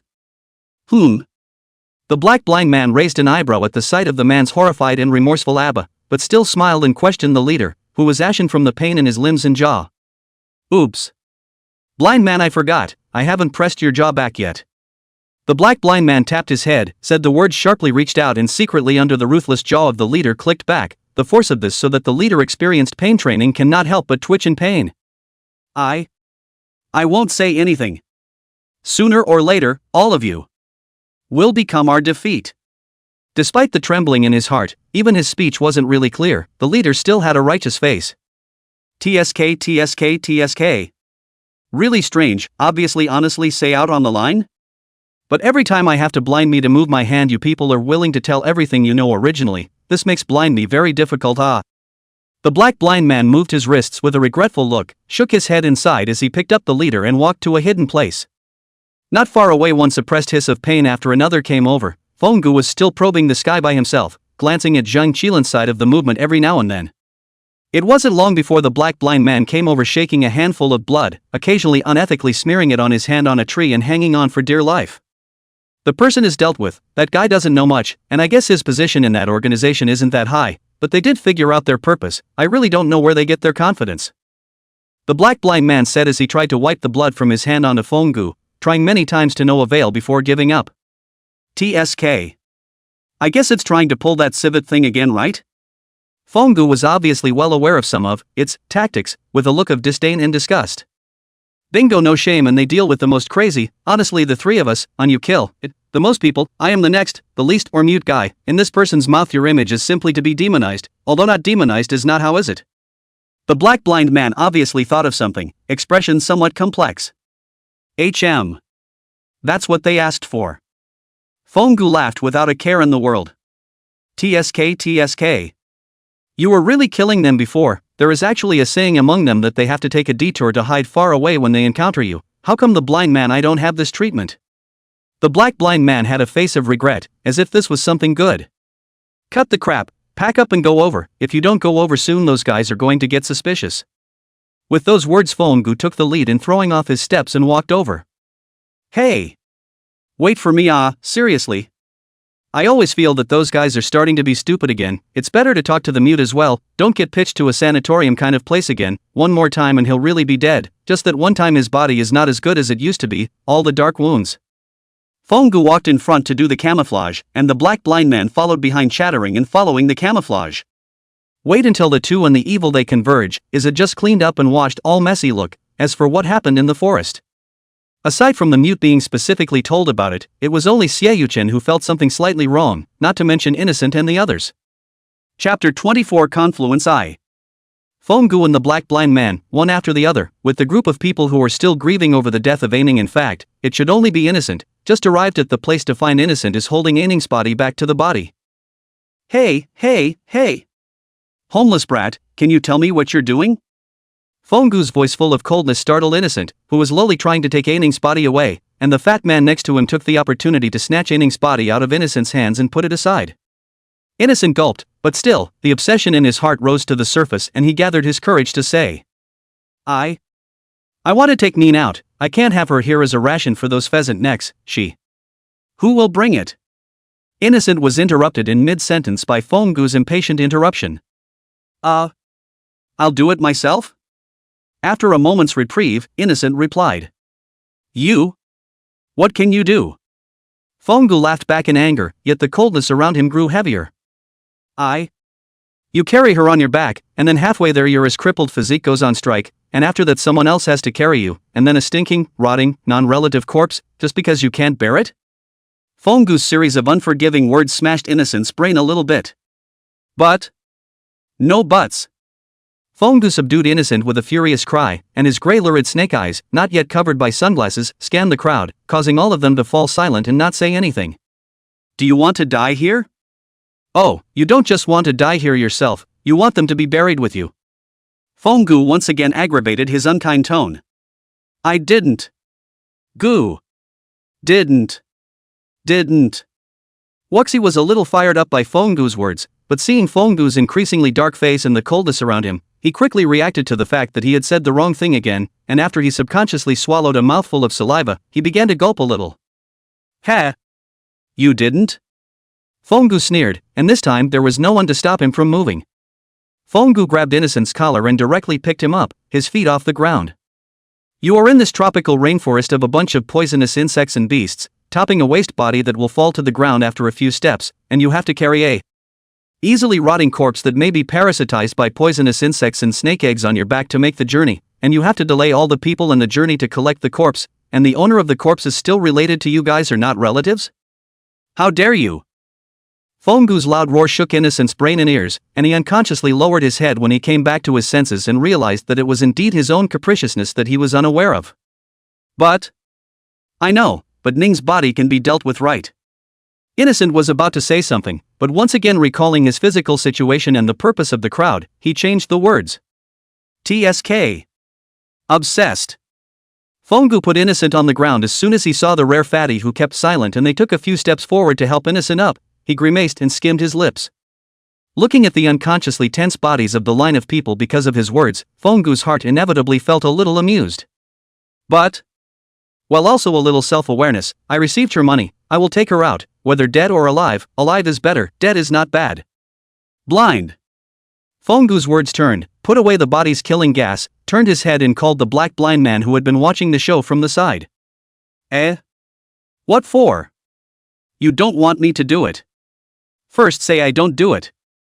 The black blind man froze, but still responded, except that he always had a bad feeling. Gather that body, and by the way, anything that can prove identity, take it off and give it to this brat, then pour what was used to dispose of it onto her, then gather up the ash left over from the disposal, and turn around and you'll give it to her people. Fonggu clattered commanded the black blind man a whole lot of things, directly to the black blind man arranged a head of confusion. No, dead maniac, do you really think blind me is an errand boy? Why don't you go yourself? And let me give the ashes to her family? Why are you so logical? The black blind man yelled out in dissatisfaction, yet the sly look in his eyes under the sunglasses revealed that he was up to something else.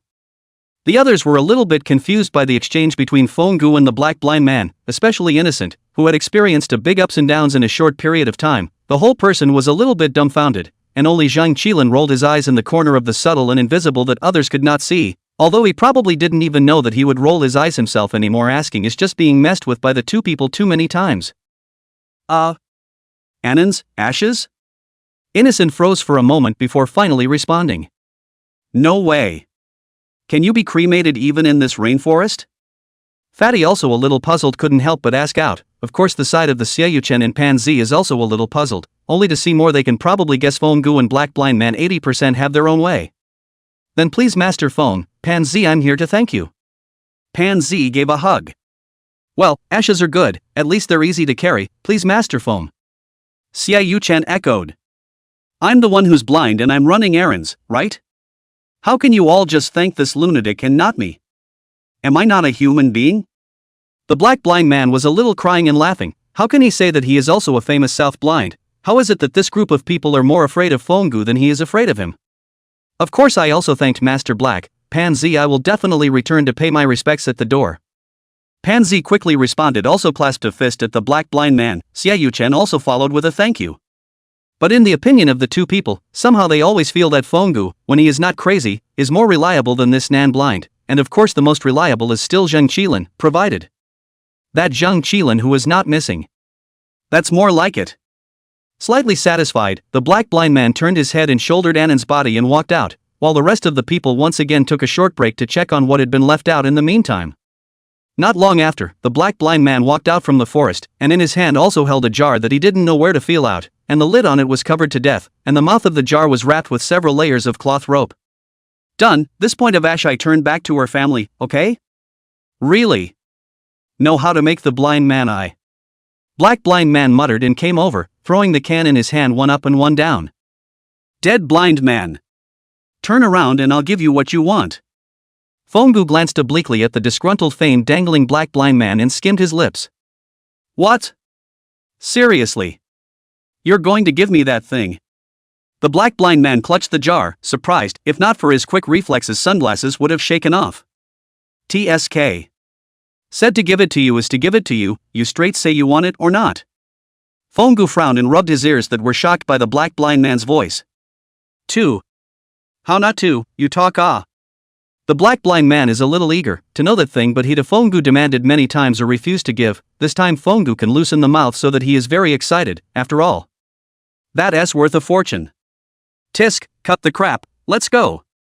Fongu already felt impatient. He picked up his backpack and walked out at the head. The black blind man followed closely behind. Zheng Qilin saw this and walked himself to the end to break the tail. Let's hope the third master and the others aren't much farther away. That. Thank you, Fongu. Innocent also followed with a few trotting steps, thanking Fongu as he ran after him. Don't think too much, I'm not because of you, it's just that since she paid me to take her out, then no matter if she's dead or alive, at least I will definitely take her out of this ghost place. Fongu didn't respond to the thanks from Innocent and the others and just hurried on his own. Originally, the atmosphere along the way was quite moderate, and when Panzi sent out a signal to suggest that there were no three provinces, the red smoke in the distance made this Panzi, a man who had always been fearless, panicked. That's Master San's signal. Third Master is in danger. Chapter 25 Confluence 2. The crowd panicked all the way to the direction of the red smoke. Pansy even sacrificed his life to the smoke there. After a while, Innocent really cannot hold out. Pansy. Slow down, you can't rush it like this. Fatty saw Innocent walking a little stumbling, and hurriedly went over to assist, while calling out to Pansy, who was still walking forward, and Fongu, who had already heard the commotion and slowed down his pace, as well as South Blind and North Dumb. What? We can't wait any longer, Master San and the others are in danger. Pansy was still a bit reluctant. I don't know if your third master is in danger, Fat Master. I only know that if we keep walking, your little third master will have to fall down here. The fat man had some dissatisfaction. Originally no three provinces to give the honorarium is not much, and now this journey is even more not even a hair to get, but also more so much trouble, and was chased by the python, and was chased by the pheasant's neck. If it is not assured of the Innocent, he would have given up the job. Pansy, I know you saved the third master heart, but this way to speed walking in this inch difficult to walk in the rainforest, the physical consumption is really a little too much. Rather than panic overdrawn stamina to rush over to help, it is better to act cautiously, to save the stamina at an even speed to rush over, then also good to help it the first time, is not it? Xie Yuchen glanced at Innocent's somewhat pale face, then looked at the several people who were all a bit out of breath except for those three perverts, also spoke out to persuade him. Plus Innocent, his stamina is a bit too much to hold up. Instead of letting him overdraw his stamina and fall down halfway, it's better to find a place for everyone to take a rest first now. What do you think? Xie Yuchen saw that Panzi was already a bit shaken, so he added one more sentence. Panzi thought for a moment and then agreed to stop and repair. So the group found a fairly level place to set up a camp, led by a couple of perverts. Finally able to stop and rest, Innocent then slowed down. He effortlessly pounded his legs to relax his muscles while once again sighing unwillingly in his heart. Through the experience of almost fainting again, he once again knew how poor his physical strength was compared to others, and resolved to go back this time to strengthen his exercise, not to say that he could fight with others, but at least to run fast, so as not to add burden to his companions.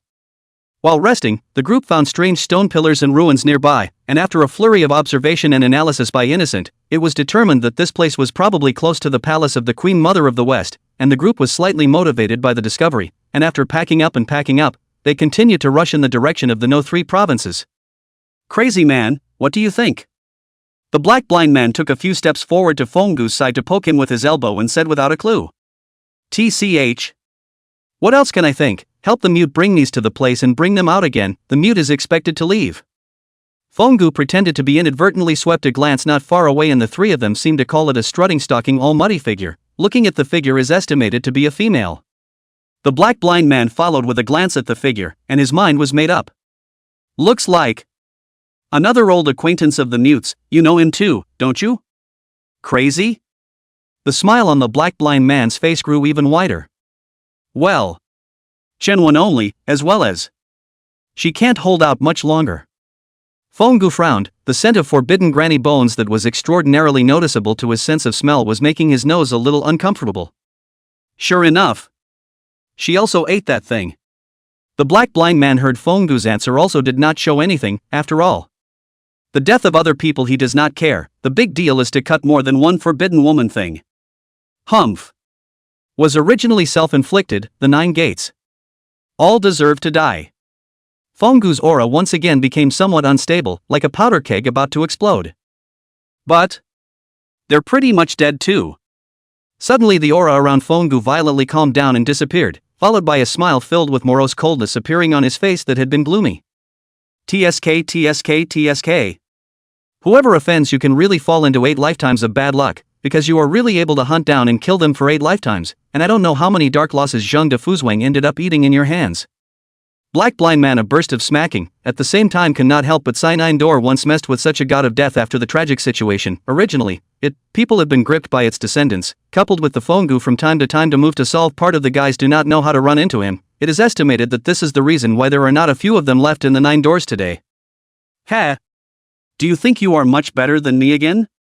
Don't think I don't know those who have offended your people and forces in the end. How tragic the end. I just hands off so few ungrateful guys, you. Ha, you are close to executing the 9 clans and even plagiarize the family. Fenggu disdainfully uncovered the black blind man. Some people also really have no brain to think that this all day a modest big black rat to be messed with.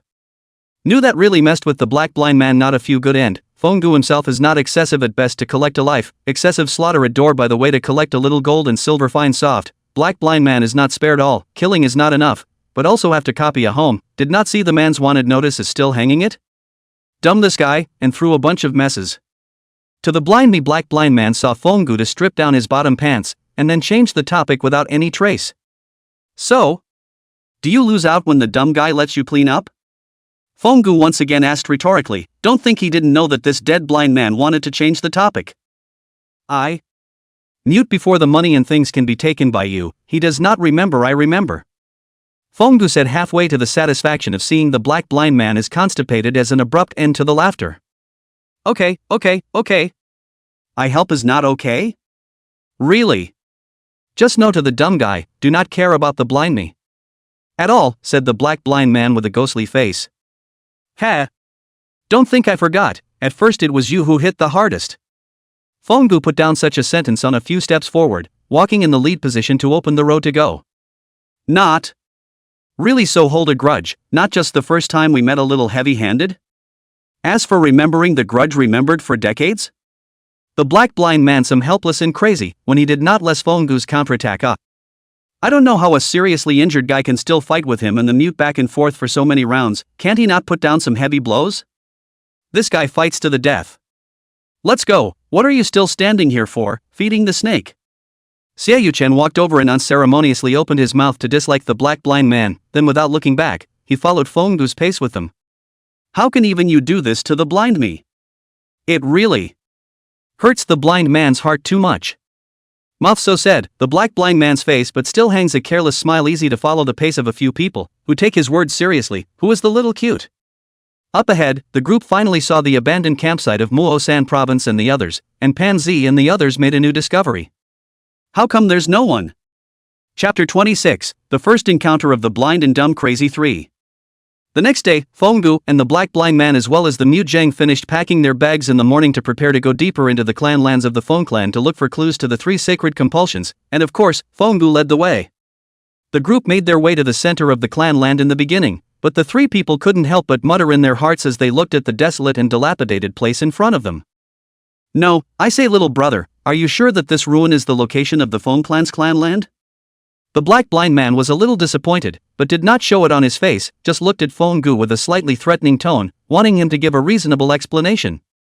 The mute Zheng on the side didn't say anything, but he also raised his head to look at Fenggu, who had been a bit abnormal since a while ago, and his heart began to be on guard as well. You are also.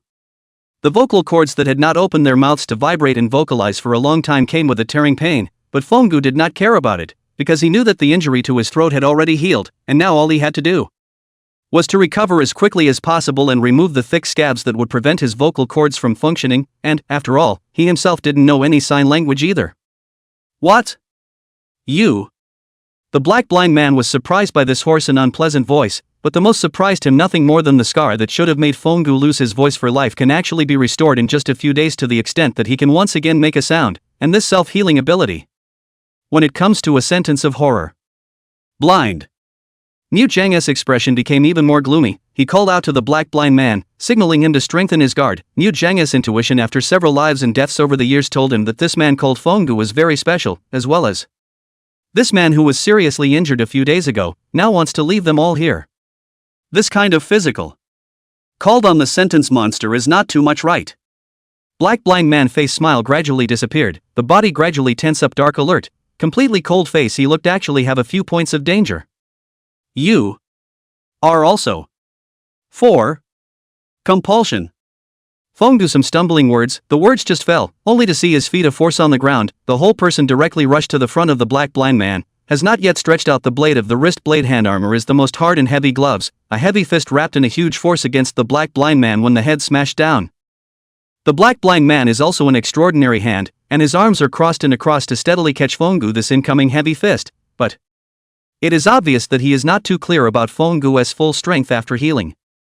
Just to face, would have been able to take Fonggu's heavy fist of the black blind man, was out of his expectation of the huge force smashed out, although some of them were caught off guard, but over the man's hands or let him a spinning body can be smooth landing, just under the clothes of a pair of arms has been bruises in purple, black blind man without trace of flinging numbness of pain in the arm. He estimated that he was not slowed down for a moment and a half.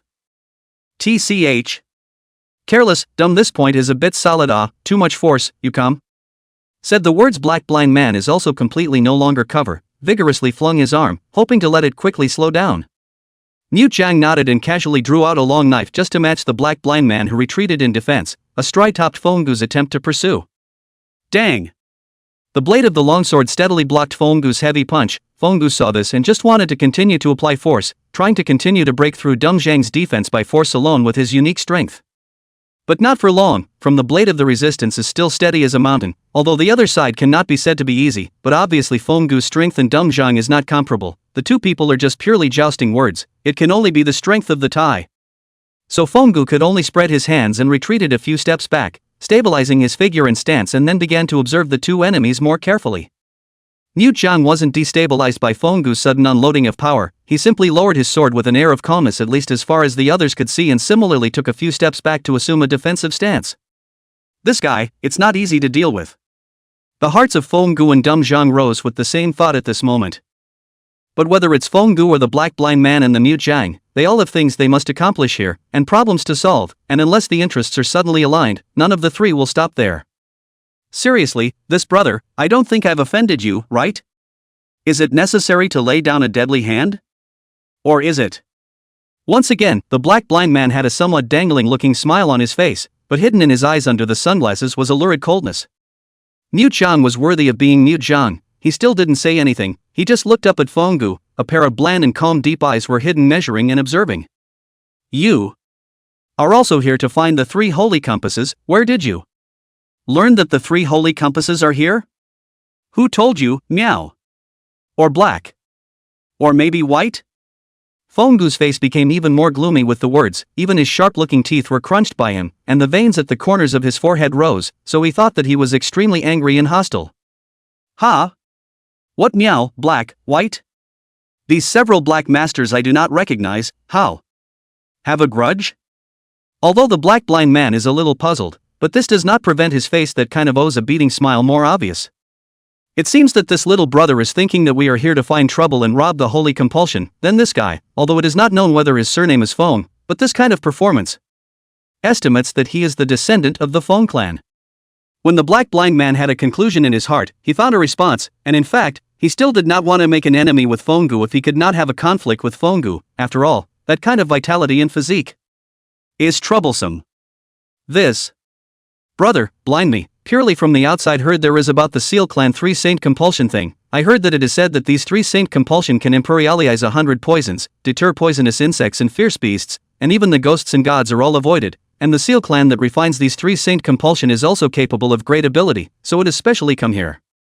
We are not to plot the 3 holy compass, just want to simply ask the patriarch or the owner of the 3 holy compass to do a favor and solve the trouble. The result is that the black blind man did not say it explicitly, but he knew that the guy in front of him who did not know where he came from could know what he meant. All dead, sealed clan. Fonggu saw that there was no deception in what the black blind man and the others said, plus the black blind man and the others were the first to give up their face defense, so they also slightly eased their attitude and negotiated first. Right, we also just know, so come to ask you hello, you see. Before you injured when we also did not have the intention to do it well, it's all a misunderstanding, you just need to tell us where there is the news of the 3 sacred compotes on the line, the rest we find ourselves, if we can. The black blind man deliberated for a moment, hesitated for a moment and then decided to say it straight. Please take us to where the Seal Clan keeps their important items so we can find the clues ourselves, but of course it's fine if you don't want to. The black blind man made a hand gesture to the mute Zhang without a trace, signaling the mute Zhang to be ready to strike at any time when Fonggu refused. Fonggu did not discover the true intentions of the black blind man, although he also lived for so many years, but most of the time he was in the untouched wilderness looking for a solution to the 3 holy parasites, so in the aspect of getting along with people and reading people's words and colors is really not good at it. Good. Just as the black blind man was about to lose his patience to take a shot at Fonggu, who had been silent and not saying anything, this sudden reply almost made his sunglasses flash off. Ahem. You are willing to take us there? The black blind man was a bit surprised, in his guess Fonggu should be a young guy who was loyal to the family, and now it's only right to return to his hometown to hurt his feelings. Well, family or not it doesn't matter to me, but I only know where the Seal Clan's clan heavy ground is, as for what's in it or if there's any clues to it. I don't really know. Fonggu chose to bring them into the Forbidden Land, not because he believes that these 2 people have no malice, he simply does not want to let this foolish clan to be good, this long decades. Himself has been burned by the dark fire in his chest. Then. Thanks a lot. The black blind man, of course, readily agreed, and set off after Fonggu, who had once more stepped forward to lead the way, toward the Shiruli Mountains, which bordered the same clan lands not far away. Not long after, Fonggu led 2 people into the Forbidden Land. According to reason, the Forbidden Land periphery still has a lot of poisonous parasites survived, and can even be imperial, but insisted on leading the outsiders to destroy the Forbidden Land of Fonggu without a trace of the breath of the 3 saintly parasites will be all these parasites blasted away. So a line of 3 people came unharmed to the family Forbidden Land of the Fonggu, desperate to survive. Looking at this gloomy cave that could hardly conceal its decadence with the demise of the Fong clan, Fonggu didn't know how he should react for a moment. He just suppressed the dark fire in his heart and slowly and carefully surveyed this place that still appeared in his dreams from time to time after many years. So, this is the most important part of the Seal Clan? The black blind man looked at the gloomy cave, which was empty except for the pool in the center that still smelled vaguely fishy, with some confusion and some disappointment. Mute, take a look over there to see if there are any organs. I'll go over here. The black blind man now pointed to the other side in front of the pool, signaling the mute Zhang to go over there to take a look and take charge of this side himself. Fonggu did not care about the movements of the 2 people. Anyway, he did not know the bottom of this place. He did not walk in by himself. The only time he came in was still being escorted and unconscious, and when he went out his own brain was in a state of confusion, not to mention the observation of the cave. He could remember the location of this cave and it was already very good. Blind. It didn't take long before there was a discovery on mute Zhang's side. The black blind man sniffed and came over. Fonggu also followed when he saw this. He was also curious about what could be in this cave. Mute? Did you find something? The black blind man took 3 steps to stand beside the mute Zhang, looking at the mute Zhang's pair of hair-mound finger pointing at a piece of painting with complicated patterns. Thanks to his pair of the darker the place the more clearly he can see things, the black blind man found that the edge of the pattern of the piece of the place there is some unnatural place. Oh? It's really worthy of you, you actually found it. Although he had always had an understanding of the abilities of mute Zhang, a longtime friend, that didn't stop him from exaggerating a little. Mute Zhang ignored the black blind man and pressed the pattern down with a single push of his fingers, and the stone wall appeared with mute Zhang's movements as a hole that could accommodate the entrance of an average adult man. Let's go? The black blind man glanced back at Fonggu, who was obviously a bit surprised, and then drilled into the cave without looking back, and the mute Zhang who was standing on the side pressing the pattern also looked at Fonggu as if signaling him to go in.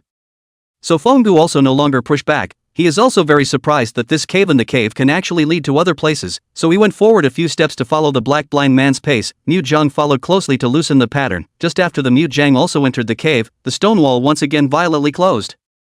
The mute Zhang who broke the back saw the situation and turned back to touch the stone wall, and it was not surprising that this cave could only be opened from the outside. Since the passage had closed, the only light had disappeared, and the passage, so narrow as to allow only one person to pass through, was plunged into darkness. The black blind man, because of the taller as well as the body type compared to the dumb Zhang, to be a little stout, but also can only hold back bowing. Of course, the most difficult is still Fenggu, 191 centimeters tall and sturdy physique, so that he can almost only bowing and shrinking arms. The dark channel cannot reach the fingers, only the black blind man can see clearly the environment in the channel. Dumb Zhang can also see a little bit, but still not as good as the black blind man. As for the Fenggu, his eyes had begun to glow, his grey snake eyes were particularly obvious at this moment, a sight that made both the black blind man and the mute Zhang a bit surprised. Yo, brother, you are quite personalized. The black blind man was coldly surprised by this inhuman eyes with silver grey light. Outside he really didn't see this guy's eyes are different from normal, but this kid really isn't simple. Perhaps because of some déjà vu, the black blind man's original idea of not really wanting to get his hands dirty with Fenggu once again prevailed, and even he himself didn't notice that he had softened his attitude. You lead the way, I'm not sure here. Fenggu glanced at the black blind man, who was staring at the black lights in the dark and still wearing sunglasses, signaling him to move forward. This place was just too uncomfortable. Gotta. Also don't know whether you lead the way or I lead the way. The black blind man sniffed, and without further delay, he was also not too comfortable, so he raised his leg and walked forward. The mute Zhang remained silent and followed behind, always alert to possible dangers. The three men stopped talking, all thinking of leaving this looming passage as soon as possible. After all, the narrow passage was really not very convenient to meet the enemy in time.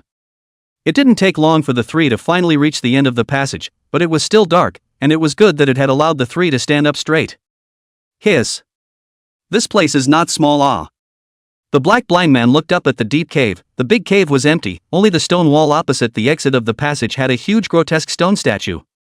When you look at it, the stone statue has a hideous face, with ears and temples like a sword and halberd, a head with two horns, a green face and fangs, and a huge axe in his hand. This is Chi-like. Fenggu muttered. Aside, the black blind man and mute Zhang heard, coincidentally looked at the frozen look at the Chi-like Fenggu. You recognize? I remember that the god you worship is not the so-called compassion god? Although the black blind man also recognized this idol, it was a bit strange for this idol to appear here, because as far as he knew, the Feng clan did not believe in Chi-yu. Fenggu did not speak. Feng clan indeed do not believe in Chi, this area believe in Chi. Only one of their family, and their ancestors enshrine Chi-like in other different. The memory of their own father Fengyu was still in the time to tell their own family believe in the savage god Chi. And this Chi statue is, in their own home barbarian god Chi statue is exactly the same, simply equivalent to the equal proportion of the magnified barbarian god Chi. Barbarian god Chi. Fenggu suddenly felt a sharp pain in his head and his body involuntarily fell forward, losing consciousness. Hey! Bro? Chapter 27, The First Encounter of the Blind and Dumb Crazy 4. Black blind man and dumb Zhang is wondering why this cave will have a Chi statue. Heard Fenggu mouth muttered something savage god Chi. But the black blind man and mute Zhang understand the record. She is clearly good at casting weapons, and is known as the Lord of the Soldiers of God, or the Savage God.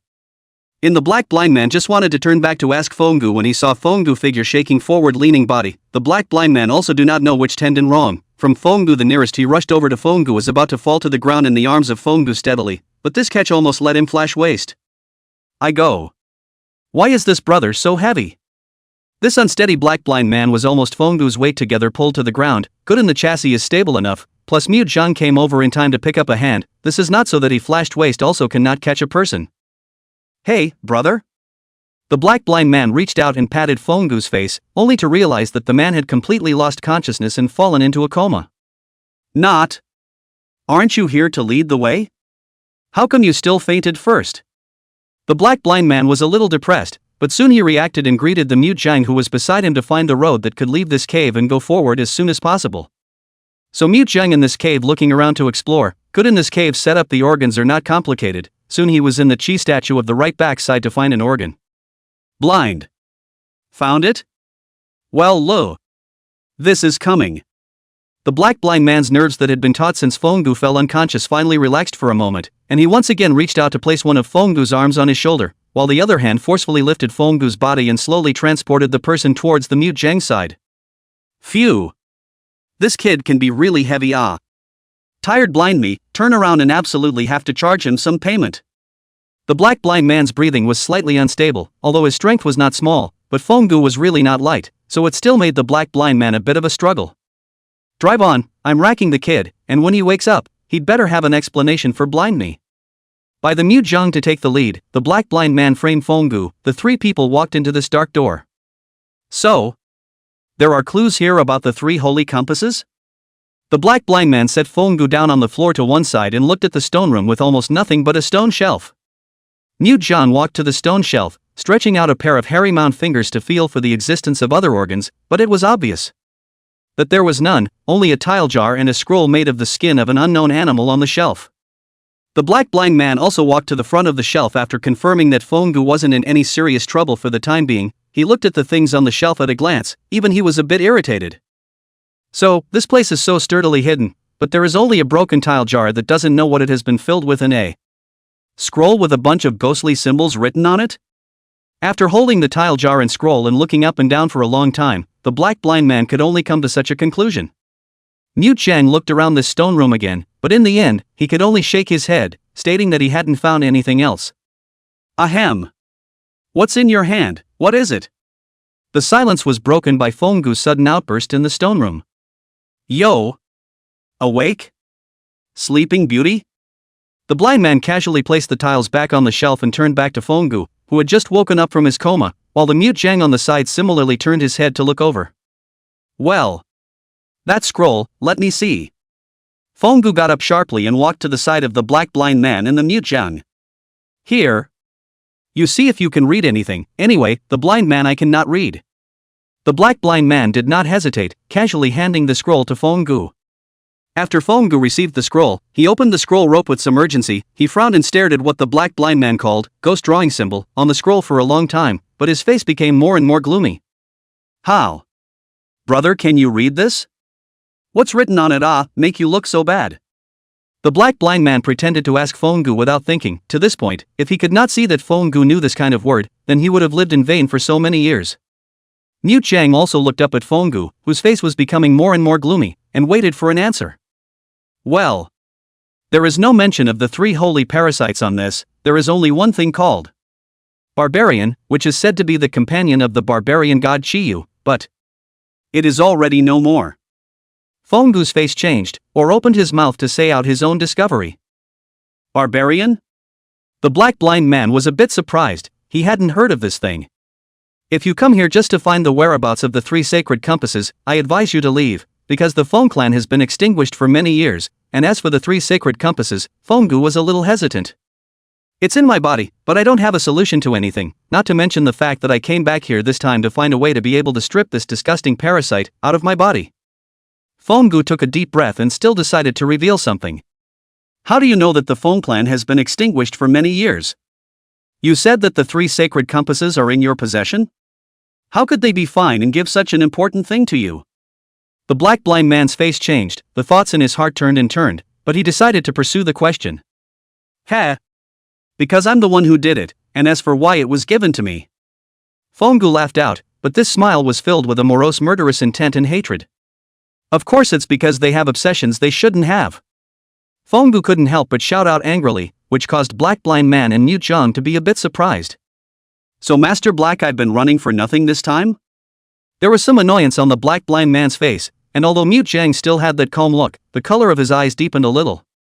Although I don't know what problem you're trying to solve, the three sacred compulsions, apart from being somewhat helpful in refining compulsion, are some incredibly poisonous and bloodthirsty bugs that will only kill and won't save people. Fenggu did not pay attention to the Black Blind Man and Mute Zhang. Two people changed color. Seeing these two people are still quite trustworthy and amicable, he does not mind to say one more sentence, of course believe it or not by their own decision. After the Black Blind Man heard Fenggu's explanation, a smile once again hung on his face, only how much truth there was in this smile was anyone's guess. Then I'll trouble you, brother. The Black Blind Man made a polite comment. However, dare I ask what is brother's name? The Black Blind Man looked at Fenggu with a smile. Fenggu. Fenggu was silent for a moment, but told the Black Blind Man his name honestly. Sealing ancient, sealing granted to the heavenly sealing, hearts and minds are not ancient? I don't know for what reason, the Black Blind Man took over. No one knew if there was any other meaning in his sentence, but it was another round of knocking from the Black Blind Man in Fenggu's opinion. Pretty much, that's what it means. Fenggu froze. But is the seal granted to heaven and the hearts of men? are not ancient?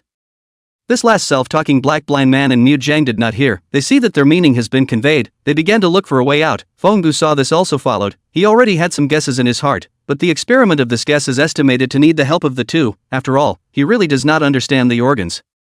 Oh. Found it. With a click, the heavy stone door behind the shelf opened with a bang, and what came into view was the same barbarian god Qi statue as before. This is... back again? The black blind man was a bit puzzled, while the Mu Jiang snatched a step ahead of him and walked in. Blind. With Fenggu and the black blind man, two people followed the Mu Jiang's voiceover. They realized that after this Qi statue has been the last exit. Not. This is finished?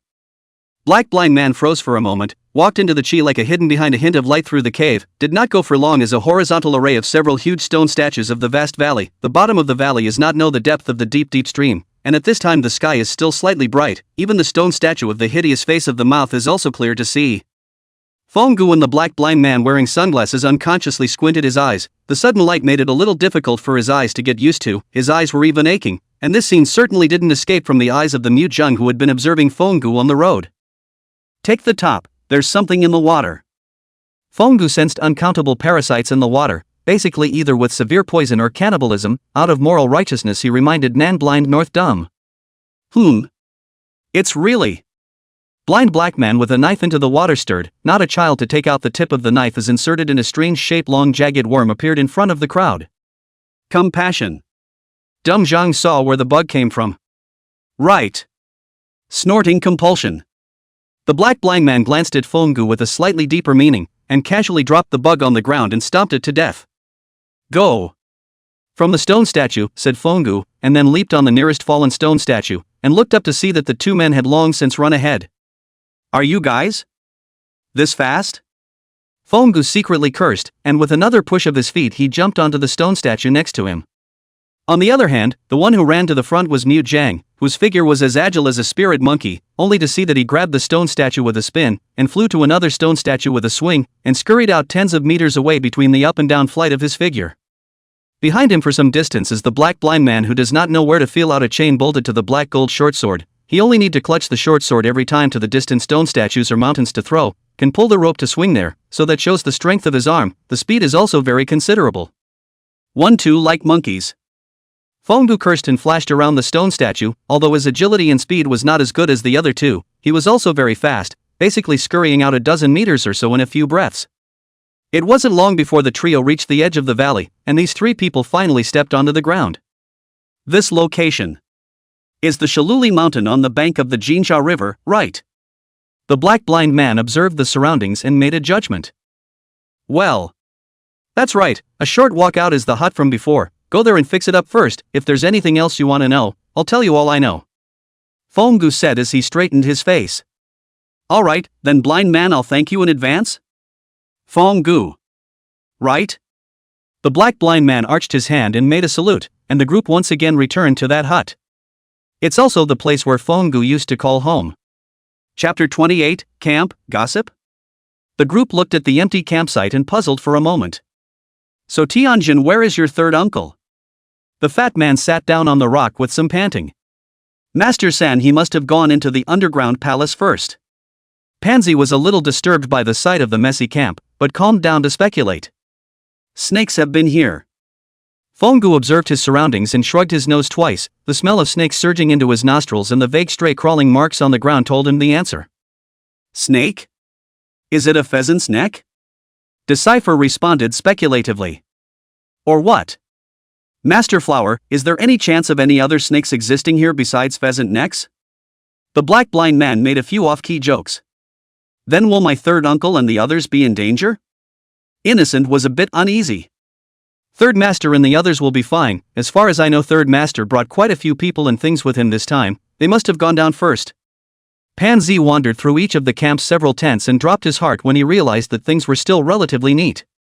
Wait, Tianjin, can you see if this is the word left by your pitiful third uncle? Fatty suddenly voiced out and called out to Innocence, who still wanted to walk towards the other tents. What's the word? What did my third uncle leave again? Innocence sniffed and walked over. Why is this left like a last word? Muttered the fat man. Innocent was furious after taking a few glances at the words left behind by No-san province. This old fox. What's the point of letting me go back even now? Innocent couldn't help but curse. Innocent, he's right, you should go back. Zhang Qilin suddenly picked up, which couldn't help but make Innocent even more agitated. Why even you, little brother, what am I going out there for, to feed the snakes? Besides, I haven't gotten that videotape thing straightened out yet. Innocent jumped a little, he just couldn't leave that creepy videotape alone, he'd even been having nightmares for the past few days. TSK. The people of the Nine Sects still like to play mysterious as usual, little kid, you won't believe it, right? Fonggu somewhat can't stand to look at a couple more sentences. Anyway, others are here, disrupt the gang of 9 door people's arrangement is also good. What? Brother Fong, you know? Innocent was a bit surprised. TSK, I really don't know whether to still say that you are stupid or that you are heavily sentimental. Curiosity is too heavy. Fonggu scratched his head with some annoyance. Wu Lao-san still wrote this sentence up to this point, indicating that he must know that you came here and is clear about this path you took, since he knows everything. Then why didn't he stop you earlier? Fonggu explained up with rare patience, he was eager to see the expressions of those few people who were surprised by Innocence out of control. This. So Uncle San knew my movements all along? Innocent finally calmed down when Fonggu said this. Damn old fox. He did it on purpose. Innocent quickly reacted. It is obvious that everything about you is in his grasp. Maybe the reason why you came here is also because they are secretly guiding you. Fonggu ignored only Zhang Qilin and Shanwen in the distance as he continued to speak. Put it this way. Innocent, all of your decisions are in their hands, such as when you see these words, the purpose of these words is to provoke your antipathy, so that you will enter on your own, or follow the path they have taken. Fonggu directly picked it out. I was counted? Innocent froze, but he also knew that Fonggu was telling the truth. Ha! Have you been counted less? Fonggu snorted. But there's a person following behind all the time, do you think you're being set up for everything? Fonggu ignored the person hidden not far away. Someone is following? Innocent exclaimed, and the Zhang Qilin on the side directly scurried out, ignoring Innocent's call for them. Well, now the mess is back to the blind man me. The black blind man had a helpless look on his face and shrugged. Now that the mute is gone too, you'll have to follow their path even more. Fonggu pressed down on Innocent who wanted to chase out. Little brother. Why are you running away again? Innocent was a bit exasperated. You can't catch up, there's nothing wrong with him following Shanwen only. Something will happen if you go out. Fonggu had a disinterested look on his face. Available. Do you still want to hear me explain it to you? Fonggu once again questioned Innocent. Listen. Innocent bowed his head and stabilized his body. So, do you want to keep following their path, or fix it up and go the way I lead? Fonggu laughed out somewhat wistfully. Going the other way? The black blind man and the others froze. That's right, I also know a road, on the other side, of course this road can also be taken, but... Fonggu looked at Innocent with a smirk. Fong, is there a difference between the road? You know, and this one? Is it faster or slower? Innocent pondered for a moment before asking once more. There is a difference, the difference is that there is no snake, as well as faster. Fonggu readily answered Innocent's question, because he knew Innocent was moved, after all, no one likes to be designed. Then go that way, Fong. For the first time, Innocent officially met Fonggu's eyes. Fonggu did not avoid it in the slightest, and there were many thoughts in those gray snake eyes, even so many that Innocent had no way of determining whether the person in front of him was malicious or well-intentioned, or if he just simply found it interesting to do so. In that case, let's rest here for the night and set out tomorrow, choose a larger tent, paint mud on it, have gas masks ready, and all be alert at night. Fonggu nodded his head and signaled the crowd to start moving, and despite many doubts they honestly followed his words. Many things along the way showed that Fonggu knew a lot of information about this underground palace. That, Fong, let me ask, why the mud? And what about preparing gas masks? Innocent took the opportunity to ask as he packed up his things. Because there are snakes, and mud protects against snakes, and as for gas masks. Miasma rises here at night, and miasma is poisonous, causing blindness and even hallucinations. Fonggu gathered supplies to explain a sentence at his leisure. The mood was still good, he was quite patient to answer this little kid's question. You are really clear. Dead madman. The black blind man also walked over, an arm on Fonggu's shoulder. TSK. How to say that I have also come here once, isn't it normal to feel out the basic situation? Fonggu rarely did not avoid the black blind man's arm, calmly talking to the black blind man. Yo. Looks like the matter of disrupting the plans of the Nine Sect has put you in a good mood? The black blind man was a bit surprised, but he also knew the man's nasty personality of liking to see fun. Hoof. How can I be in a bad mood? That gang of 800 hard eyes per capita and the Nine Gates are the best at laying out plans. I hate plans, so as long as I can disrupt those bastards' plans. Ha! Fonggu sneered, targeted malice in his eyes simply overflowed. Got. Blind I once again know, no matter who, as long as it is to mess with you, that can be really bad luck in 8 lifetimes. You not only have to find people to settle accounts, you also have to turn over the people even the chessboard with the table all to be happy. The black blind man was somewhat helpless. In fact, the arrangement of the 9 doors of the black blind man is also considered to know a lot, but he has been unintentionally involved. After all, decades ago, Fonggu and Zhang Qilin's encounters have told him that this gang of people are not good with each other, no matter whether there is something or not. Do not know, those who have to arrange for you to be considered to rest. This has been a black blind man jealous of very deep. But so? You are going to step into the bureau completely this time? The black blind man looked at Fonggu with a slight sense of rarity. He was curious. This person has always been a guy who was afraid of trouble. How come this time he's suddenly changed his nature? TSK. This isn't me taking the initiative to get into the bureau, but someone has already hit the full plate in front of my face, so how can I not retaliate back? Fonggu once again thought of that empty rumor and couldn't help but hate his teeth. Well. This is someone who has all 3 of us on his mind. Really, upsetting. The black blind man also thought of something, and could not help but gloomy down his face. Yes, the mutus has been unable to get out of the body. You are the second to be missed, my words. There is always someone thief heart is not dead and still think very high think can control me. Fonggu muttered the words outside the words of the cold almost let the black blind man cannot help but behind a cold. Hiss. You are still so scary. Dead crazy. The black blind man couldn't help but rub his arms. Ha. Don't know when we 3 old guys can take a complete break. Fonggu did not care about the movements of the black blind man, just sighed to himself. His eyes were a rare vicissitude. Chapter 29, An Unprecedented Attempt.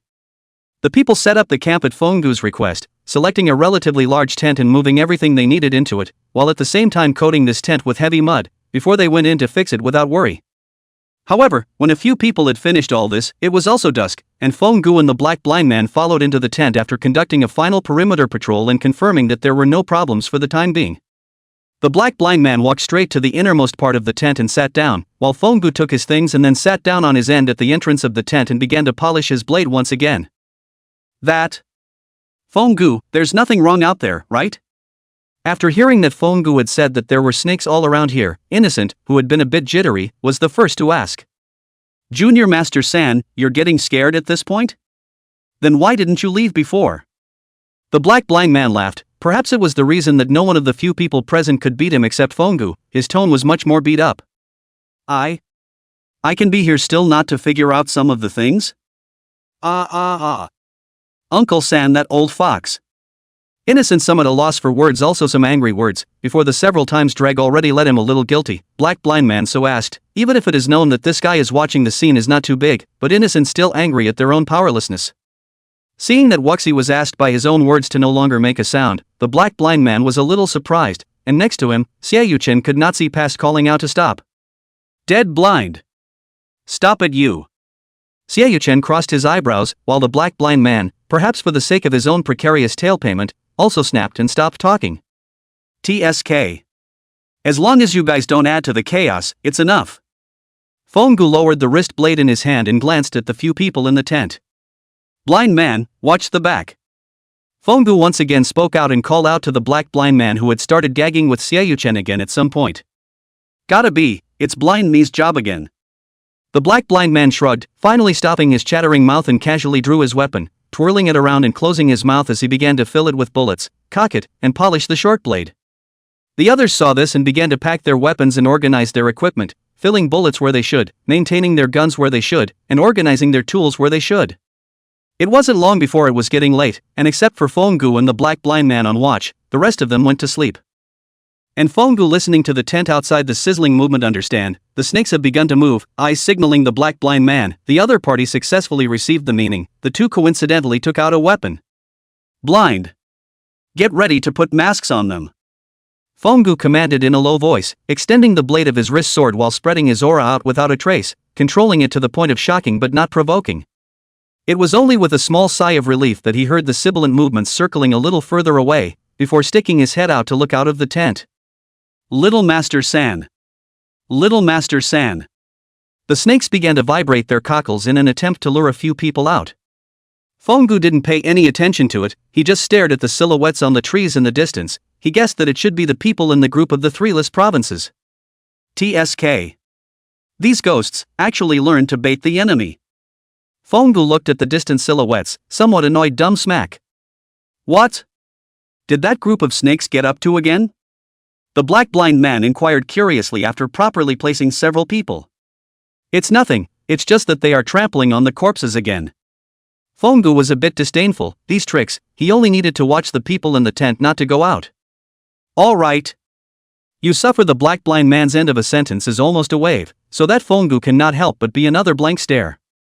In the meantime, the duo successively pressed the awakened crowd, waiting until the commotion outside had completely disappeared and the sky was gradually brightening before allowing a few people to speak normally. So, just now it has been the movement of the snake group? Innocent struggled to remove his gas mask and inquired with some hesitation. Well, all snakes. Fongu nodded. I drop a good boy, such a big movement, how many snakes must this be? Fatty is equally somewhat surprised. After all, last night they all heard the sound of the tent collapsing next to them. So, the ones that keep calling Master Junior, are snakes, too. Pansy was also a bit surprised because the commotion from last night hadn't stopped, which made him even more worried about the safety of No-San Province and the rest of them. It's better to leave as soon as possible, lest the night grows long. Xiaoyu-chan echoed, he was not at all like staying in this rainforest anymore. Then let's take the road I mentioned yesterday, pack up your things and set off. Fongu commanded and went out with his own things. After a group of people packed part of their luggage, they ran head-on into Zhang Qilin, who was covered in sludge, and the group had to wait for a few people to clean themselves up, washing their bodies with water in the process. When it was time to set out again, it was already 3 o'clock in the morning, and several people followed Fongu in the rainforest and the boundary of the dungeon in 7 turns, and inexplicably came to a hidden stone door. This can't be the main door, right? Innocent looked at the thick and huge stone door in front of him for a moment and froze a little. How does this go in? How to go in? Push open and go in, just, said Fongu, greeting Zhang Qilin and the black blind man to walk forward. Standing in front of the 2 thick stone doors, Fongu held up one with both hands, Zhang Qilin held up the other, and the black blind man stood in the center holding up the middle of the 2 doors. Ready, 1. 2. Fongu counted down. 3. With a roar, the 3 of them mobilized their whole body together and pushed towards the stone door with their greatest strength, and despite the different expressions on their faces, the muscles on their whole body, especially their arms, were all bulging high, and the veins on the backs of their hands were straight up. Accompanied by a dull rumbling sound from the stone door, the 2 doors were slowly pushed open by the combined efforts of the 3 of them, stirring up a puff of dust and smoke, and the main door of this underground palace, which hadn't been opened for a long time, was finally pushed open. Rumble. The stone door was pushed to the bottom, and the mechanism was touched, clicking and locking the stone door. Who? Let's go, this door will close by itself before long, hurry up and go in. Fongu was a bit out of breath, but he still shook off his somewhat disengaged arm and signaled the crowd to get going as soon as possible. This can really lose a lot of money. Black Master, my final payment did not get, the forces spend a lot, this price is not enough at all. Black blind man similarly gasping for air, gently moving his wrist, carefully look at his arm to now still slightly trembling. Go in. Zhang Qilin did his best to calm his breathing as well, and with some rare effort, he lifted his luggage and knife and beat his way in. My mama, these 3 people are really inhuman, such a thick and high stone door just pushed open like this? Fatty looked at the door next to him that was almost catching up with his own width, was a little stunned. Okay. Don't be poor, hurry up and go in, if this door closes in a while, maybe we'll all have to turn into meatloaf. Pansy pushed Fatty's shoulder and walked around him into the darkness inside the door, urging. That's right, fatty, get out of the way, you're in the way. Seeing this, Innocent also teased and walked in around Fatty. Hey! You guys wait for Fat Master me. Fatty saw that the crowd had gone ahead of him, and upside down his backpack hurriedly rushed up. And just as Fatty stepped into the door with his front foot, the next second the stone door shook once more and closed again with a bang. The dungeon was once again plunged into darkness. Chapter 30, New Paths. The group watched in shock as the stone door grazed Fatty's back a few millimeters away and slammed shut, all thinking of what would have happened if Fatty had been a few seconds later. Hoping that Fat Master I almost became a meat pie. Even Fatty couldn't help but feel a chill down his back, a cold sweat on his head. He almost planted himself here this time. Dead Fatty! What are you waiting for? Get over here! Stay away from that door. Innocent panicked and took a few steps forward to pull the fat man, pulling away from the stone door. He really thought that the fat man couldn't get in just now. The remaining few people also greeted Fatty and Innocent to come over. On one hand, they were afraid of any further accidents. On the other hand, they were also worried that if they were delayed on the road for too long, they would not be able to catch up with the group from the three noble provinces. Crazy, are you really sure this path is safe? I've always felt something is wrong with the blind man. Black blind man this way always feels something. The darkness he saw very clearly. This road is really nothing, but too clean. The heart is a little uneasy. He took a few steps to Fongu's side to lower his voice, inquired. Well, in comparison, this road is indeed very safe. Fongu pondered for a moment and answered out loud. Comparison?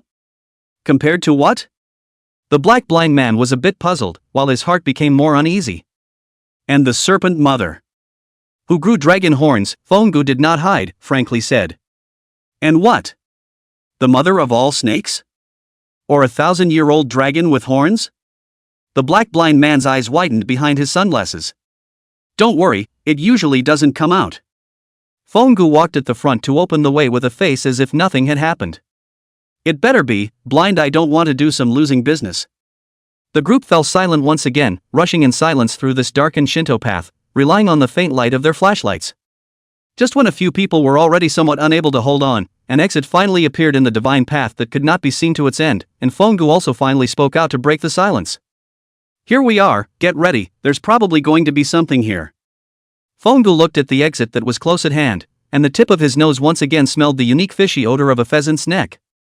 Stepping in and out of the door, in front of him was a messy space, where the people of the Three-less province were lying in a sorry state, and beside them were many snake corpses. Even the Three-less province was lying on one side.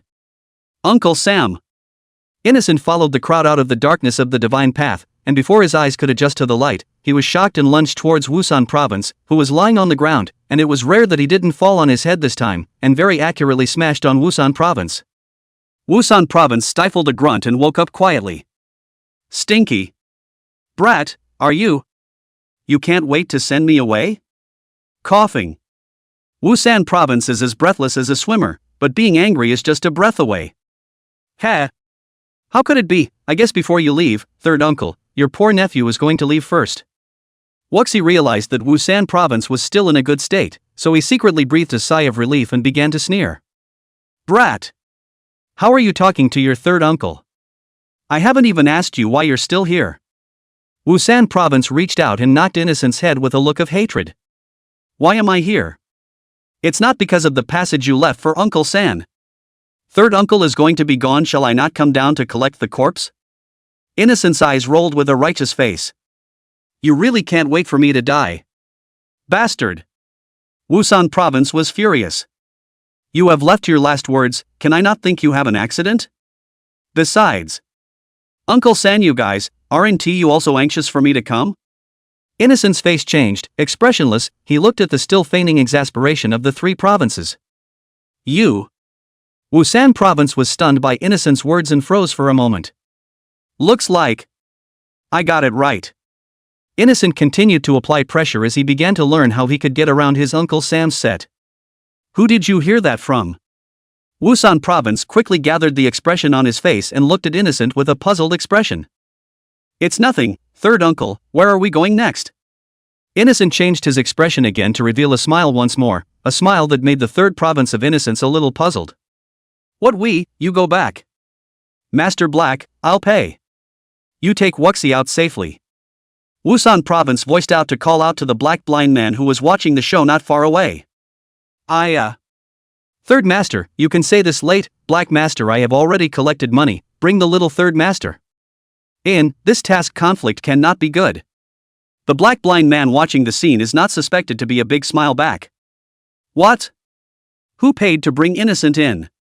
Name a price, I'll double it and take him out. Wusan Province's eyes darkened. Well. I paid for it. Fenggu's sudden outburst interrupted the black blind man who was still trying to add to his words. You? I know you, ancient madman. What do you mean by this? Wusan Province's face was unsightly, but he still didn't dare to tear his face off. The people on the side started to watch the fun, while some started to have thoughts that they shouldn't have. What do you mean? There is no meaning, simply. See that you guys are not good, innocent. Must go in. Fenggu revealed a smile that was chilling. As well. Must be brought in by me. Wusan Province's face was ironic, but it was actually exactly what he wanted, only because Fenggu's words made him a bit unexpected. In that case. That's right. You're going in too, and them. Fenggu once again spoke out to interrupt the words of the Three-less province. What? Who? No San Province had some bad vibes, but his face remained puzzled. Well. You know who I'm talking about, two people, still both are your old friends. Fenggu looked at Wusan Province with a smirk. You. Hush. You know, the walls have ears, and this place is also a mixed bag of fish and dragons. Fenggu cut off the conversation, approached the side of No San Province and crouched down. Fenggu slightly bent his head and whispered a few words in Wusan Province's ear, and in return, Wusan Province's face suddenly paled. You. Keep your word, said Wusan Province with a serious face. Of course. Provided that you guys restrain yourselves. The threat in Fenggu's eyes showed that he was serious. Good. Little evil, come here, third uncle has something to say to you. Wusan Province turned his head to greet Innocent, who obediently followed him to the corner despite some doubts. Next to the black blind man received Fenggu's eyes, slightly moved to cover them with his body. Zheng Qilin walked near the duo and sat in the corner of the wall holding his sword, his eyes empty. The rest of the people who could determine the bottom line spread out, surrounding the uninvolved people vaguely. Well, take care of the trash a little. Fenggu laughed once again, creeping out the people around him a bit. As soon as the words fell, the wrist blade in Fenggu's hand stretched out, the black blind man took out his gun, Fatty and Panzi took out their short knives, Xiaochen drew out his dragon-tattooed stick, and Zhang Qilin drew out his knife as well. Let's see how many jackpots we can hit? A moment of military chaos. Chapter 31, Extra of the Dream of a Madman. Already cannot remember when it was, always not much dreaming he unprecedentedly had a somewhat strange and messy dream. Though a dream was just a drop of water that couldn't make waves in his long life, the dream has stuck with him to this day. Where am I? At. Fenggu was burned by the sand underneath him and woke up ghostly. Opening his eyes to see the endless desert around him, and the high and somewhat scalding temperature around him, Fenggu fell into deep thought. Am I still in Tamuta? No. No, the environment is different, more dry. So, where is this place? Fenggu stopped thinking and scanned and observed his surroundings once again. He suddenly and strangely saw that there was an additional tall building in front of the originally empty one. I dare say there was absolutely no such thing just now. Fenggu was very sure, after all. His memory had always been very good, except for things he automatically wanted to forget. Generally speaking, he rarely forgot. This building actually looks a bit older, So this is, Fenggu said as he approached and looked at the plaque on the tall building. A unicorn. Fenggu was a bit surprised. It was hard not to think of the mute and the mute's once almost ubiquitous family members with the unicorn and all. A little interesting. Desert in the middle of nowhere has an inn that doesn't look too small. This inn actually has a relationship with the unicorn, TSK. Rare piqued my interest. A grin that didn't look very friendly pulled at Fenggu's face. The wrist blade on his arm slowly extended, stupidly, as he once again examined the building in front of him and stepped inside. Fenggu had just walked up to the door of the inn when the extraordinarily thick and solid-looking wooden door opened automatically, which made Fenggu couldn't help but tense his muscles in defense of the enemies that might rush out from behind the door. No one? After waiting for a while and realizing that there was no one inside the door, Fenggu then managed to lower his half-raised wrist blade and fixed his eyes on the door, only to find that there was only endless darkness inside the door. This is really... Fenggu frowned slightly, thinking for a moment, and without looking back, he raised his foot and stepped into the darkness. I hope that the mute and the blind guys, they can slightly collect a corpse for me. Fenggu made preparations. When Fenggu opened his eyes again, he saw a scene of people coming and going around him. Countless tables, chairs and benches were placed in the large and overly large hall. Next to them were some guests who were constantly looking for someone to talk to, and one of the hostesses traveled through the hall with extraordinary speed and patience, constantly serving food or answering the questions of the guests. It's definitely not normal here, there's no space like this out there, and these people. Fenggu frowned tightly and carefully surveyed the guests around him, and he found that almost every guest's face was pale, and there was a lingering fatigue as well as fear between their brows. This guest, would you like to check in? The young woman's voice that suddenly appeared in his ears caused Fenggu to snap back to his senses and look around but did not find the source of the sound. That guest? Need to check in if you need to, here at the counter. Oh? The young woman's voice continued to ring out. It was only then that Fenggu reacted to the fact that the source of the sound was actually at the counter directly in front of him in the distance, which couldn't help but make him even more surprised as he lifted his feet and walked towards the counter. Do they actually still play the voice transmission thing here? Fenggu couldn't help but tease himself a bit, remembering the martial arts novels that he had once been dragged by the blind man to read. Ah. Work again, Nico. Why did you tell him to check in here? I really don't want to work, that crazy guy just knows how to squeeze blind me when all I need to do is get paid. A familiar voice caused Fenggu to jerk his head up and look over, only to realize that the person sitting behind the thick wooden counter was not only a small female, but also a familiar figure dressed in black with sunglasses on his face. Dead? Dead blind? Fenggu's eyes widened, but the strangeness of his surroundings still caused him to raise his guard and not make a hasty sound. Oh yo. Madman, you actually shed out from him? The black blind man revealed a smile as if he was relieved, but soon he sank his face. No. You're not crazy. Wait, that's not true either. You're crazy, yes, but you're not the crazy one who owns the store. The black blind man unprecedentedly took the initiative to pull down half of the sunglasses, revealing his unusual eyes to carefully observe Fenggu. Ha? Shopkeeper? Fenggu was surprised and puzzled, and he similarly realized that the blind man in front of him was blind and not that blind man. Would you mind talking to me for a moment? Fenggu was silent for a moment, once again surveying the surroundings as well as the person in front of him, asking tentatively. Well, it's not impossible. Black blind man scratched his head, pushed his sunglasses back, and continued to survey Fenggu behind his sunglasses with a somewhat wistful look. What's said? Hear about you and me, or even the mute, shouldn't be from your place, but they're not exactly two people.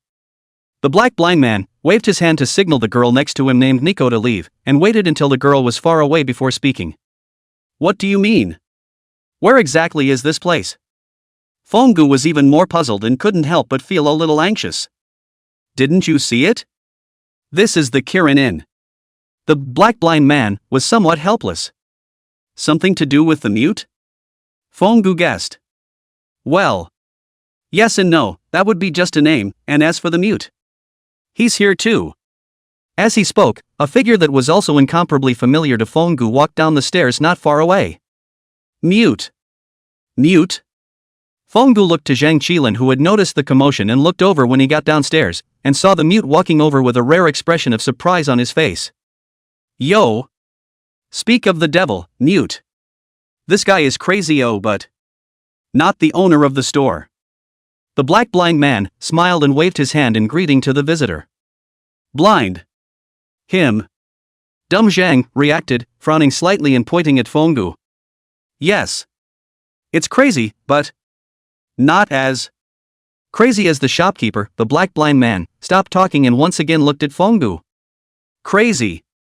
Man, for the sake of you being crazy, Fenggu, blind, I remind you to leave as soon as you can, and go as far away as you can, as well as never let the shopkeeper and administrator find you, and always stay out of the darkness. Black blind man's expression was unprecedentedly serious, and Mu Zhang, on the side, similarly looked over with a solemn expression, looking towards the door to signal Fenggu to hurry up and leave. You? Oh yeah. Got a new guest? Why don't you check in for him, blindy? A man suddenly voiced out, interrupting Fonggu's words that he still wanted to inquire about something, and walked over. It was a man with blue eyes and short black hair. His height was estimated to be about the same as the blind man, a pair of blue pupils that seemed to be silent under the sea. His eyes were warm, his black earrings were hidden in his short black hair, and the tassels that hung down from his ear hangings swept over his shoulders from time to time. The eyes under the black blind man's sunglasses changed to a smile. Yo! Chima, it's still daylight, how come you, the administrator, are willing to come down from the second floor? Black blind man, seemingly unintentionally teased, Niu Zhang, is still not talkative. Well. Idly came down to take a look. Shang is not here? The man, also known as Chimo, didn't care about blind black's words, and after scanning the counter, he looked at Fonggu. You mean kitten? He's not here, and as for Nico, she's not doing anything either. The black blind man turned his body sideways to face the man, and passed Fonggu a look signaling him to leave. Well. It seems that this guest who is not the owner of the store but looks like the owner is your acquaintance. Chimo said with a smile. What do you think? Look at this face, can't you react? Chimo. The black blind man turned his words around and bluntly pointed out Fonggu's identity. Well. Sure enough, let's see. Is he, in the past, or a certain stage of the store owner? Zimmer nodded and looked at Fonggu once again, sizing him up carefully. TSK. What the hell kind of stuff are you guys talking about? What shopkeeper? What past? After getting over his initial surprise, Fonggu once again became inevitably annoyed as he scanned his surroundings and looked at the few people in front of him one by one, smacking his lips impatiently. Well. Let's put it this way, madman, I should have lied to you about reading a lot of idle books as well, right? You can see this place as an independent space that wanders on the edge of the world. It borders many worlds and is also independent of many worlds. Can you understand if I say this? Black blind man pondered for a moment and explained everything to Fonggu in a rare and serious manner. After hearing this, Fonggu raised his head towards black blind man, holding his arms and looking at the person in front of him who was both familiar and unfamiliar, signaling him to continue. I see you understand. I was under the impression that your brain has never been too bad. As for us, there's the shopkeeper. The black blind man stopped, glanced at Chimo, who always had a warm smile on his face, and then glanced at the still silent Niu Zhang, and finally looked at Fonggu again. In addition to this Yen Wang called Chimo you do not recognize, indeed it is the South Blind North Dumb as well as the ancient madman, the same. But not quite the same. Black blind man skimmed his mouth, some disgusted with the words around the mouth. Ha? Yama King? Fonggu was indeed a bit dizzy as well, but before that he was more curious about the so-called Yama King. Well. It's Yen Wang oh, but you guys are not in my business. Chimo smiled and explained. Fonggu froze and looked at black blind man and Niu Zhang with some confusion. What he said is right. The black blind man responded readily, and even Dumb Zhang nodded along. What about that same and different? Fonggu hesitated for a moment and decided to change the subject. Well. That is, we are indeed who you perceive us to be, but not of a world line or even of worlds, like here you are the shopkeeper, eh? Guy who is crazier than Amir, Fanggu, and as for me, are not quite the same, Newt not to mention. The black blind man waved his hand.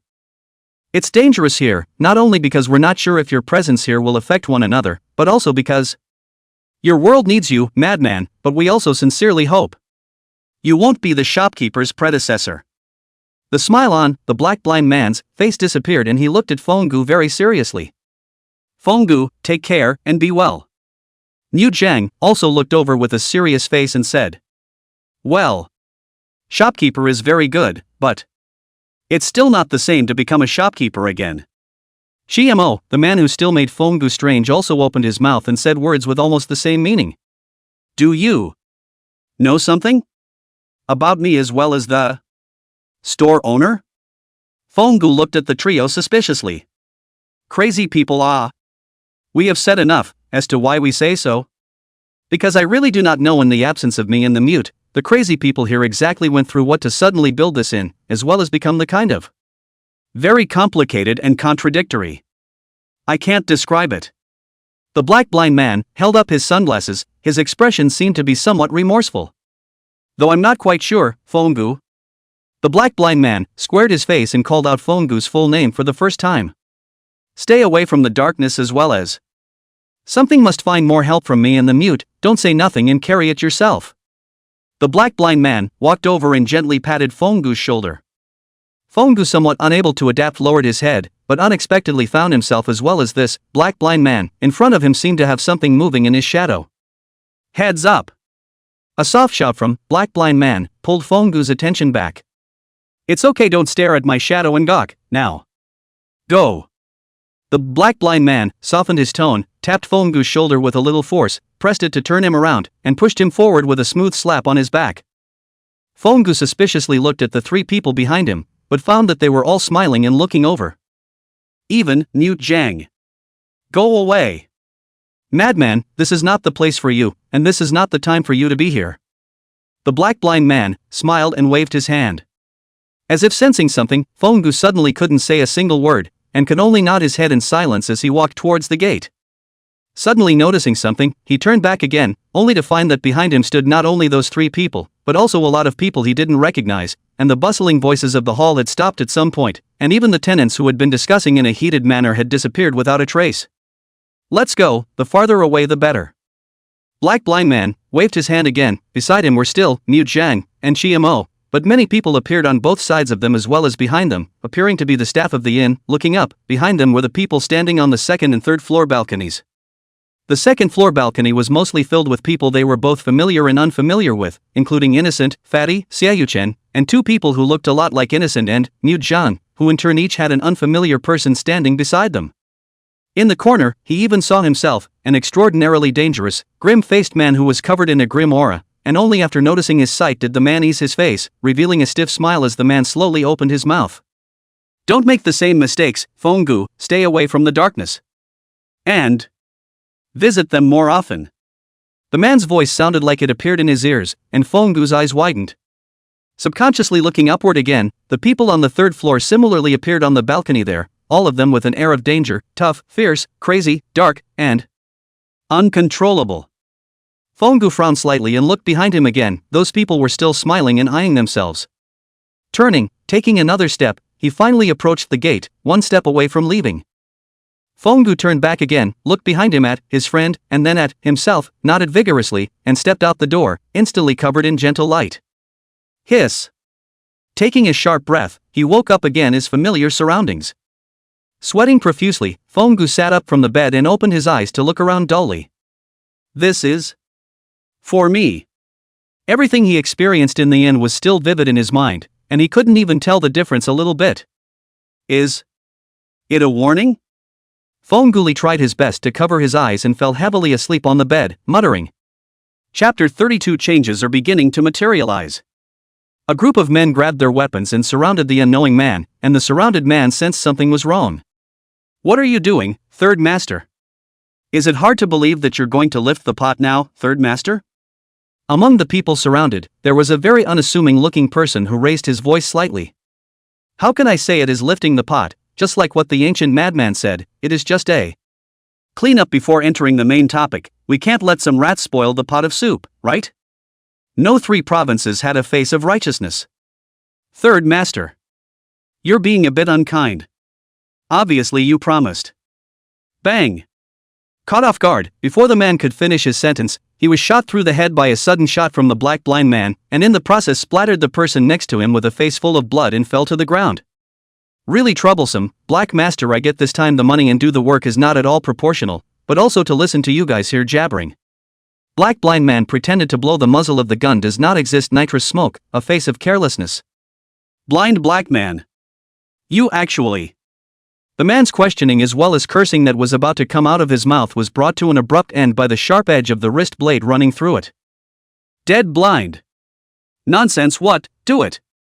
Fongu shook off the blood on his knife and said impatiently. Gotta. Blind me is a laborious life. The sound of gunshots, the sound of blades cutting into flesh, and the sound of heavy blows hitting resounded one after another, as several people from Fongu cooperated with their own people from the Three-less province to strike one after another, instantly killing several of their enemies before those people could react. On the side, the only one who didn't make a move, Innocent, looked at what was in front of him. His face was white, trembling, and wanted to say something but couldn't, because he knew that one of these people couldn't get out today. After all, at that time, he also agreed to Fongu's proposal to cooperate in clearing up their common enemy. Is this really correct? Innocent's naive thoughts were shattered in an instant, and after learning about some of the things Fongu and the others had gone through because of it, he likewise surmised what his elders and the 9 sects had been fighting for all along. This made it impossible for Innocent to continue to think that everyone would be fine, and his heart was filled with sadness and helplessness, even guilt. He knew that there were times when some people had to pay the price for the sake of the stability of the greater good and to protect the lives of more people, like Anon. Another example is these enemies. Kid. Watch out, after that I'll have blind as well as dumb with me to help you become able to stop dragging your feet or even be a solo guy faster. That's what we agreed. Isn't it? Fongu retreated to Innocent's side, slightly lowered his head sideways, and said with his ear attached. Innocent didn't answer. You've learned a few things from me, including why you're here, and I've told you the price you might pay if you let everything go, and you've decided to fight back by surprise. Haven't you? Fongu revealed a smile that only belonged to a predator, his gray vertical pupils looking at Innocent, who was somewhat unable to accept reality in front of him. If it is allowed to move, not only Aning. Everyone, but your third uncle, Fatty, Pansy, and even Mute, dead blind, and me, will die or be worse off than dead because of it. Even so, do you can't bear it? Fongu's low voice rang in Innocent's ears. It sounded like the hissing of Eden's vipers or even the whispers of hell's demons, constantly impacting his soul and shaking his ideas. But they're not always. They are. Fongu mercilessly interrupted Innocent's fluke thoughts. He had to open the blade of Innocent at this point. Innocent looked at the scene in front of him. For a moment he did not know what to say again, he thought. He was probably an accessory to the crime. Fongu. Zhang Qilin appeared in front of him and looked disapprovingly at Fongu, who was still trying to say something. Well, I won't say it is, but dumb, he must have this realization that there are definitely a lot of people who have died in his hands or indirectly afterward, and as long as he wants to get rid of this, he must have this consciousness. Fongu's face was hideous, for it, and even the 9 sect, he could be said to hate it to the bone. If he didn't have to eradicate it first, Innocent would have definitely died in the desert, let alone come to the underground palace. It's not too late. Zhang Qilin frowned slightly as he placed one hand on Innocent's shoulder and gently pressed it. Harm. There is my fat master in, little Tianjin will absolutely be fine, right Tianjin? Fatty also results in his hand, walked over, smiled and patted Innocent's back. TSK. This brat really has a good life. Fongu shook his head and walked towards the black blind man who came over to watch the fun. Innocent. Remember this scene in front of you, in the future. Your experience will not be any calmer than this. Fongu turned towards the rest of the group and continued his own cleanup. Alas. Naive if you are not comfortable with the fat master said this kind of thing. First time more or less a little uncomfortable. But what that crazy person said is also good. Fatty scratched his head and continued. If we don't take care of them, we'll be taken care of. Fat master, I'm not hiding from you, you net can go and ask, little 9 master, black blind man, and little brother they. And even fat master I, absolutely all have a similar experience. Fatty's hand once again placed on Innocent's back, gently comforting. I know, Fatty, I know. I'm just a little overwhelmed by it, let me think. Think for myself. Innocent reached out a hand to cover his head, lowered his head, and walked towards the corner to sit down. Naive. Alas, what is all this But. Alas. Fatty sighed a few times and shook his head as he continued to go about his other business. Zhang Qilin stood still and looked towards Innocent, who was sitting in the corner, his grip on the knife tightened and loosened, and he also stepped aside to deal with the part he was responsible for. TSK. Really let the blind me envy, I have almost forgotten my own that time when the first time to dip blood feeling, look at this guy. TSK, the old no family really taught a naive and innocent The black blind man repeatedly smacked his lips and sighed, and I don't know how much truth there is in these words, but at least when it comes to the first time to dip in the blood as well as sighing innocence, the breath of this guy who has always been spontaneous is really slightly messed up. The first time you dabble in blood? I still really haven't regretted it. Fenggu once again laughed out, only the smile was more or less a bitter vicissitude. Ah. Forget it, don't want to, Black Master my brain, but hope that this little three masters can fight a little bit, you know. Either no old dog or a poor three provinces, the old no family. Still really do not have a few good steaks. The black blind man is really some admiration, in the end how to raise a group of black inside actually really out of a white, but also white and red. At least this point. This brat will not be so disappointing. Fenggu put down his evaluation without looking back, causing the black blind man behind him to avoid being surprised. I'll go. Dead crazy, can you actually have such kind words coming out of your mouth? My god, ah. What kind of capable person is this little third master that can actually make you nod? The black blind man's sunglasses nearly slipped off, and his eyes widened so extraordinarily behind them that he felt like tucking his jaw in.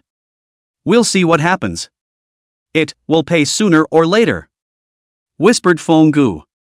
The black blind man's ears certainly heard the words, but this time he didn't respond, only revealed a somewhat cruel smile. Chapter 33, Showdown? Once it was all over and there were no more unfamiliar people, the group gathered again to discuss what was next. Crazy man, where to next? The black blind man still had the dangling look, one hand on Fenggu's shoulder. Going where? Forward. Fenggu glanced at the black claw on his shoulder, not saying anything. You this said, and did not say almost, also too perfunctory, right? Blind eye will be sad, oh. Really sad, or coaxing bad kind. The black blind man's expression twitched for a moment, and immediately made a look of Shizi holding the heart, looking very hurt, but also pretended to wipe 2 tears. Ancient madman, all the people have been dealt with, I, Wu Lao-san, have put in my blood this time, shouldn't you honor your promise as well? Over here Mozen province came over after clearing everyone and checking them out, and for the results of the check, even though he was mentally prepared for it, he was still a bit shocked at the level of infiltration that had been done to his surroundings. You should have already known that its penetration ability will always be the strongest, so you agree? Fenggu waved his hand unconcernedly, raising his eyebrows to look at the grim-faced Wusan province. Well, after the end of this clip llama, you can take Wuxi away, I hope. You can do what you said, the 9 doors side, I will talk to Wusan province in them. Wusan province pondered for a moment, as if he had made some decision with difficulty. That's good, after a while I will return you guys a disembodied brat, of course. As for our method, I can only say, try to let him come out in one piece. The smile on Fenggu's face was a bit dangerous, and these words made Wusan province's face look even worse. You'd better be like this, or else. Even if we die, we'll have to bite off a piece of meat from you ruthlessly. Wusan province's expression was cold and hard. Ha? Bite me? No 3 provinces. Have you forgotten everything the 9 sect did to us in the first place? Fenggu's face turned from sunny to cloudy as he grabbed Wusan province's collar. Oh no, you're the one from the unraveling family coming up. Fenggu's hand changed from grabbing to grasping, deadlocked Wu Senxian's neck, satisfied with watching Wu Senxian face slowly change, gradually suffocated but because of their own by Fenggu's stout body blocked tightly, and cannot help others. Make no mistake, the only reason I'm cooperating with your 9 sects this time around is simply because it is a greater threat than you are, and it possesses me with more thoughts of destruction than you do. Fenggu lowered his voice, cannot hear the whole of this side of the deep water, and can hear. Either smile still happy to see it, or expressionless silently let it go. Crunch. The neck bone of no 3 provinces gradually let out a painful groan, and by the sound of it, it was estimated that there were already some cracks. It was as if it would break in the next second. Heck! He gasped with difficulty, trying to draw more oxygen to live. Remember, I'm only cooperating with you because you still have that use, otherwise. Before that happens, I'll show you what it means to be man, earth, purgatory, hell. Fenggu grimaced, spitting out his hatred and vengeance towards the dying guy in his hand, word by word. Flutter. No 3 provinces' neck was Fenggu violently released, the body of the powerless slammed on the ground, breathing heavily, woeful appearance by Fenggu, the whole person blocked tightly, and the originator has been transformed into the appearance of nothing happened, only the neck of the horrifying black and blue told everything that just happened. I don't care who you will be when the time comes, but you'd better be honest with me, I really don't mind freeing up my hands to clean up your 9 sect first, and you know. Me, I'm a crazy person. Fenggu didn't say any more, took a step and turned to leave. Wusan province benefited from the measuredness of Fenggu's hand, he heard Fenggu's words in their entirety, and it was only then that he was able to catch his breath, and his heart's scorn for Fenggu reached its peak. Cough cough. This guy, he's just a complete lunatic. No three provinces couldn't help but curse, but he quickly swallowed the expletives back into his stomach as Nan Blind North Dumb came over. You all heard it? Even though it was a question, no San province said it in a declarative tone. After all, these two were also monsters. Aha! Third master, not blind, I say. You say why you want to go against that crazy person, is not it? The black blind man crouched down with a concerned look on his face and seemed to be trying to hold out a hand to help the man, but the remaining two people present knew there was nothing genuine in his look. At the end of the day, maybe that madman will still have to throw you into my hands, don't you think so? The black blind man suddenly withdrew his half-extended hand, which made no three provinces, who had just wanted to take a hand, froze for a moment, but when he looked back, he only felt a little unnerved, even though the man in front of him was still smiling. Black blind man. You are also on his side, right? No three provinces' face once again grimaced, pretending to be unconcerned as he withdrew his hand. What kind of words is this? What do you mean blind? I am the people over there, blind eye. Almost always look to the money. The black blind man made a counting action. You also said. Almost. No three provinces clearly doesn't believe it, with a disdainful look on his face. That of course, hello? Money, which is more important than life, isn't it? The smile on the black blind man's face became even wider. Fate? You. Wusan province, go back and tell your men, and those fellows of the 9 gates, that Fenggu is the life of Black Master me, his life, my life, and the life of the mute, and you had better all be careful, for that is the life of Black Master's brother who has passed through me. The smile on the black blind man's face steeply disappeared, completely cold down his face, some sharp and cold and hard features completely revealed, looking particularly dangerous. If they have any slip up, Master Black, I assure you that the 9 gates will surely disappear. Although the eyes are covered by sunglasses cannot see clearly, but the ruthlessness inside the eyes is directly through the sunglasses. Well, no three provinces, shocked, which makes him for a time cannot put what ruthless words, after all. The life of his own line of people, all here. Blind. Zhang Qilin listened to the movements here on the one hand, and observed the movements on Fenggu's side on the other, and when he realized that he was about to depart, he approached to stand beside the black blind man, signaling that it was time for him. TSK. No, blind me is a laborious life, especially with you two out.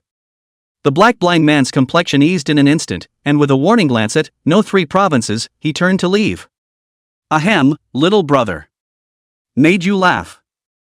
No three provinces straightened his face and revealed a smile that inevitably carried some reluctance towards Zhang Qilin. We 1T always tolerate, Shisha. I remember you guys solved the Lianhuan. Zhang Qilin was silent for a moment, and after the sentence suddenly came out, he turned around and left. You. No three provinces, or should I say solved the Lianhuan, fiercely widened his eyes as he looked at Zhang Qilin, who had already walked away, once again dumbfounded. On his face was a sullen scorn that could no longer be concealed. It wasn't long before no three provinces finally stood up and slowly walked toward the crowd, only this pace carried a that couldn't be hidden in any way. Heavy. Chapter 34, Extra of the Early Years of a Madman. Apart from the Feng clan, which everyone knows was born on the banks of the Jinsha River in Yunnan, the main focus here is on Fenggu's father's generation. His father's name was Fengyu, and he died at a very young age of the lunatic and the ambition and greed of the previous patriarch, Fengpin, the last patriarch of the Feng clan, Fenged his father, because Fengpin wanted to refine the fourth sacred compass to surpass his predecessors, and was finally killed by Fengyu, who could not practice the compulsion, in a one-for-one counter-killing, and also hitched a ride on 8 of the then patriarch's personal guards. Afterwards, Fengyu dragged his seriously injured and dying body and returned home secretly with his last breath to see the little Fenggu for the last time, and at the same time entrusted the ancestor's legacy to Fenggu and then breathed his last. And Fenggu's mother because of the deep love, and then followed Fengyu's pace of self-death into the Yellow Springs. As for that ancestral legacy that could make Fengyu drag his breath to hand over to Fenggu, it was a compulsion that had been passed down from a single line of the Fenggu family, called the Barbarian Compass. The only thing that the barbarian compulsion could grant them was a greatly improved physical quality, extremely strong resistance to poison, and strong vitality, which simultaneously resulted in all of the Fenggu family's bloodlines being unable to refine the compulsion, which was the main reason why Fenggu was able to survive the 4 types of compulsions: nibbling and poisonous erosion, and retain his sanity. But again, because of the sudden deaths of Fengyu and his mother, it resulted in Fengyu not knowing about the existence of the barbarian compulsion at first, and at the same time, he didn't know how to fully utilize the power of the barbarian compulsion to make himself stronger, and could only passively accept the minimum passive enhancement of the compulsion, which also made him unable to fight back in the face of Fengdu's brutality. Years later, Fengdu, because of serious injuries, had to return to the clan he had not wanted to face and step into. Also at that time he met the Black Blind Man and Mu Zhang. With the help of the two and Fengdu's passive help, the three reluctant to get together to discover the existence of the savage parasites, as well as Fengdu's ancestors and some of the things of his parents. And ever since Fengdu had learned about his family information, Fengdu, who had been forcing himself to look for the stripping compulsion, had only slightly loosened his nerves that had been tightly wound. After getting acquainted with the Black Blind Man and the Mu Zhang, the three of them began to formally come and go. When there is a compulsion or poisonous insect related to him, the two of them will call on him. During this period Fengdu listened to the Black Blind Man and the Mu Zhang's advice, and began to go down the bucket to look for something that can solve the problem of Fengdu's body either directly or indirectly. The two of them did not stint and told Fengdu some things to pay attention to when going down the bucket, and Fengdu would tell the two of them about some of the discoveries in the middle of the countryside and the information about poisonous insects and beasts. In this way, the three men came and went together and fellowshipped for decades, and the three men also thoroughly treated each other as brothers and even family members, during which the three men further learned about the cost and problems of their respective longevity until the period of the old 9 gates, when the Mu Zhang stepped into the trap of the 9 gates with 1 foot. In that biggest tomb raiding operation in history, Fengdu and Mu Zhang are involved, only the Black Blind Man is still kind of outside the center of events. So in the exploration of the Zhang family's ancient building, Mu Zhang, midway through the loss of soul attack, action failed. 9-door leader Zhang Qishan shirked his responsibility to take advantage of the fire will be Fengdu and Mu Zhang on it, surrendered. The two were imprisoned in the Jelmo Sanatorium for research. Fengdu was covered in poisonous blood due to the compulsion in his body, and its people reduced the frequency of experiments on Fengdu in order to avoid the loss of researchers. However, because of his physique and bloodline, Mu Zhang was treated as a key experimental object, and the whole person had been struggling to be bled and then sent out to fight for his life, and even combined with Fengdu's poisonous blood to do anti-poisoning experiments, and since then Mu Zhang's had fallen into a dark wound, and Fengdu, who had been conscious, had always remained awake, had always felt a little guilty about it. Until after another few decades, it is about to start the next round of action, the second generation of the 9 doors, which sent people to infiltrate the sanatorium to rescue the Mu Zhang. The Black Blind Man also infiltrated the sanatorium at this time to rescue, due to the Fengdu has not been frequently experimented on, the strength of the retention, so the people inside and outside the cooperation, by the Black Blind Man and the Fengdu break the back of the mute all the way to the protection of the Mu Zhang, the hard from the sanatorium to kill, the experimental manpower of the it, and part of the experimental data caused indelible damage. Fengdu was blacklisted. In the aftermath, Mu Zhang followed the second generation of 9 doors to continue to plan. Fengdu and Black Blind Man is also sneaked into the dark ground together to receive, during this period of time Fengdu many times to go to the 9 doors of the power to do it, the 9 doors of the descendants of a part of the death of its hands, especially Zhang Qishan under the soldiers and the forces were almost wiped out, which led to the 9 doors of the old man most of the Fengdu taboo deep would rather own losses or not willing to front, and he was on the especially if the Black Blind Man and the Mu Zhang had been a united front with Fengdu. Chapter 35, A Twist in the Road. By the time Wusan province found the crowd that had already packed up their equipment in advance and gathered together, he realized that there was one more person here, and that was Chunwen, who was standing beside Wusan at an unknown time talking about something only.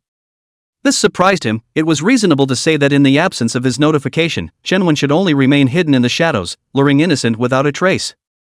No 3 provinces want to be right indeed, but he forgot that Fengdu was just slightly pissed off by him, so Fengdu simply did not do anything, let the Black Blind Man or Zhang Qilin to hide in the dark. Chunwen only pulled out, carried to the front of the crowd.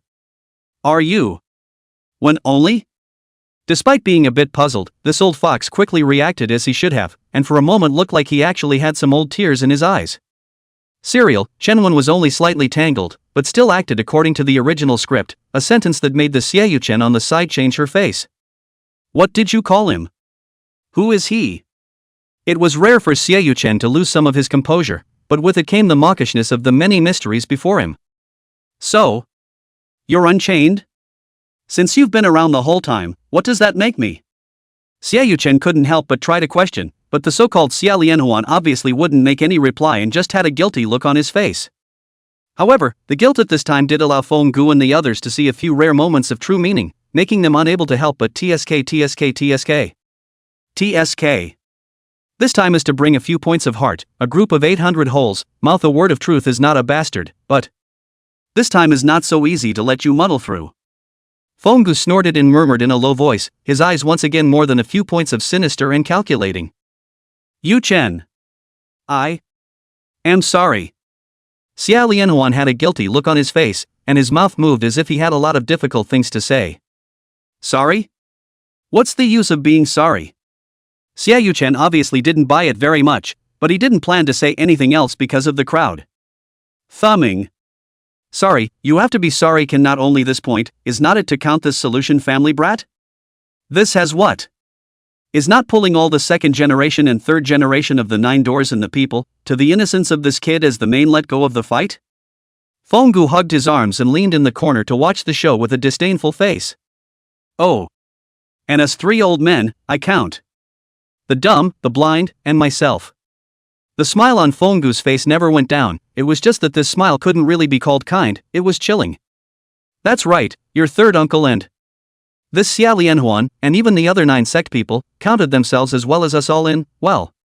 Really not bad, this brain. Fonggu completely ignored Wuxi and Xia Yuchen's faces getting worse and worse, not to mention Xia Lianhuan and Chen Wen's cold faces that were only black and blue, and spoke to himself. Fong brother. Do you mean that everything we? Even the reason why we are here now is the result of Uncle Sam and their One Ring? Wuxi's rare speech stumbled a little, and he looked at the expressions of his hairy little man, Fatty, Zheng Qilin, and even what he had always thought of as his third uncle and his third sister-in-law, and his face went pale. Xia Yuchen also stopped talking, although everything sounded a bit shocking, but with his experience and brain, it was not that he could not see that these things were a chessboard that had been planned for a long time. So it was easier for Xia Yuchen, who had become a chess player a long time ago, to accept the truth that he was also a pawn than innocent. Xia Lianhuan and Chen Wen only had ugly faces, they couldn't help but look at Fonggu and the 3 of them with eyes that carried some coldness, but they didn't dare to say anything. Because they were afraid that Fonggu would once again go crazy and reveal everything, including all of their intentions in full, and then hit the hay and everything would be lost. After all, these 3 are really old guys, not to mention how much wisdom and close to the devil these 3 people are. Based on more than 100 years of life experience alone, we can see that these 3 are not some kind of retarded guys, or else they simply can't live up to now. Not to mention the black blind man who saw everything clearly even though he had always claimed to have bad eyes, Zheng Qilin alone, who had been suffering from disorientation and had a face of indifference, had a clear understanding of the ins and outs of everything in his heart. After all, Zheng Qilin is the real pro. As for Fonggu, although he has not always been involved in the bureau, he is older than the South Blind and North Dumb and has more experience. How can he not see these artificially created coincidences? Brother Fong. I believe in you, and I also believe in Fatty little brother in them, so? Can you guys tell me how many other things I don't know? Innocent's emotions were a bit out of control, and he couldn't help but roar out with these words. God knows that because of his family's deliberate cultivation, even after all these things, he was just a small business owner who had opened a small antique store on his own to make a living with the help of his family right after he graduated from college. What pouring, what calculating, what conspiracy? He innocent at best has looked through the notes written by his own grandfather, and usually at best pits a little bit of wrongdoing small money of small antique dealers. Now tell him that everything about him as a person was deliberately arranged, and that he was destined to be involved in a grandparent's trouble for the rest of his life, and to have no peace for the rest of his life, and that the fishy. Innocent felt that he was roughly as crazy as Fonggu, the famous ancient madman, or else how could he laugh involuntarily? The sudden laughter made everyone around them feel surprised, and they coincidentally looked at the place where the sound came from. Innocent, who had been keeping his head down since the roar. Kid? Fonggu was a bit surprised as he took 2 steps closer, followed by the somewhat worried Zheng Qilin. Ha ha ha. Ha ha ha ha ha ha. Liars, all liars. All are crazy. Innocent laughed out loud, only the tears that couldn't help but build up in his eyes showed that he wasn't laughing out happily. 3. No, Xia Lianhuan, I hope that this time out, you and no 3 provinces that bastard can give me a reasonable explanation. Until then, I will not believe the words of any of you again. Innocent viciously wiped his face grimly walked to the corner, refusing everyone's approach. Innocent. Xia Yuchen and Fatty still wanted to follow, but Innocent pushed them away unceremoniously. Sorry, little flower. Fatty. Let me be quiet, be quiet. Innocent walked away without looking back, leaving behind the two people who looked at each other face to face. Ooh. This little third master, with energy.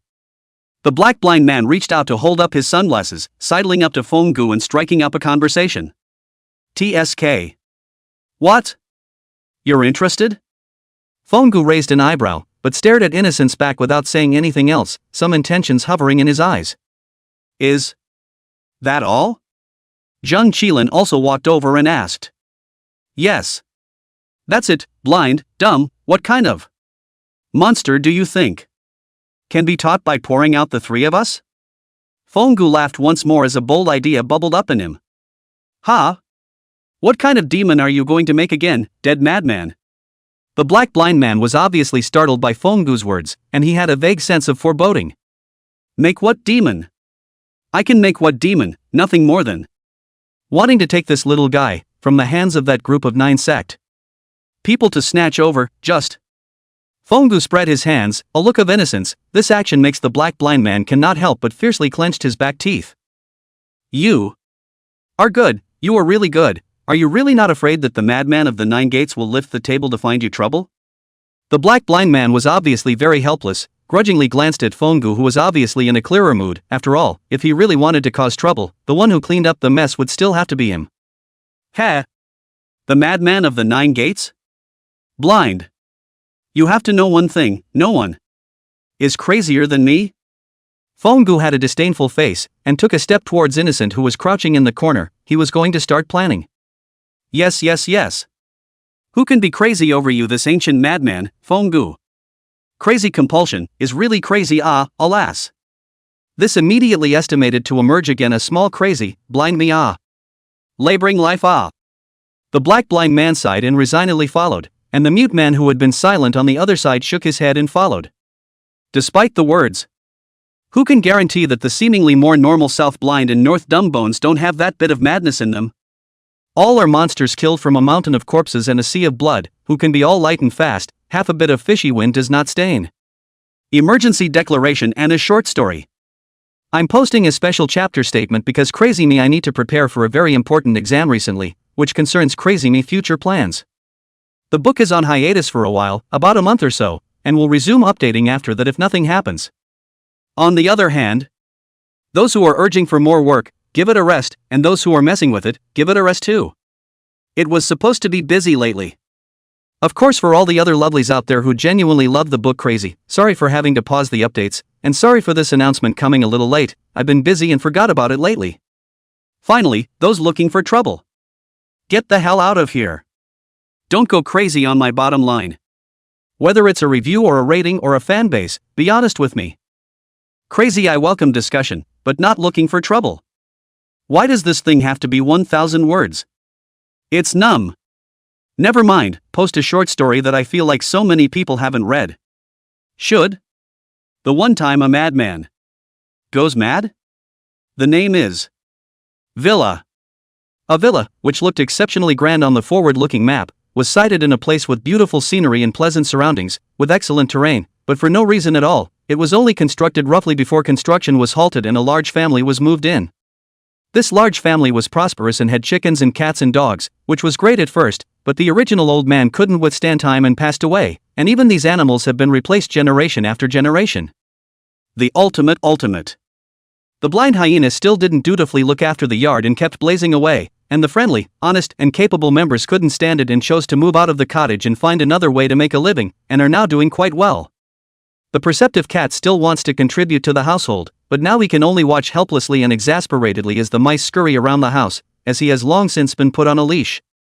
The chickens that ate worms and still worked hard to lay eggs were slaughtered by the greedy homeowners, stewed and braised, and even the eggs they once laid were devoured by their masters along with their flesh and blood.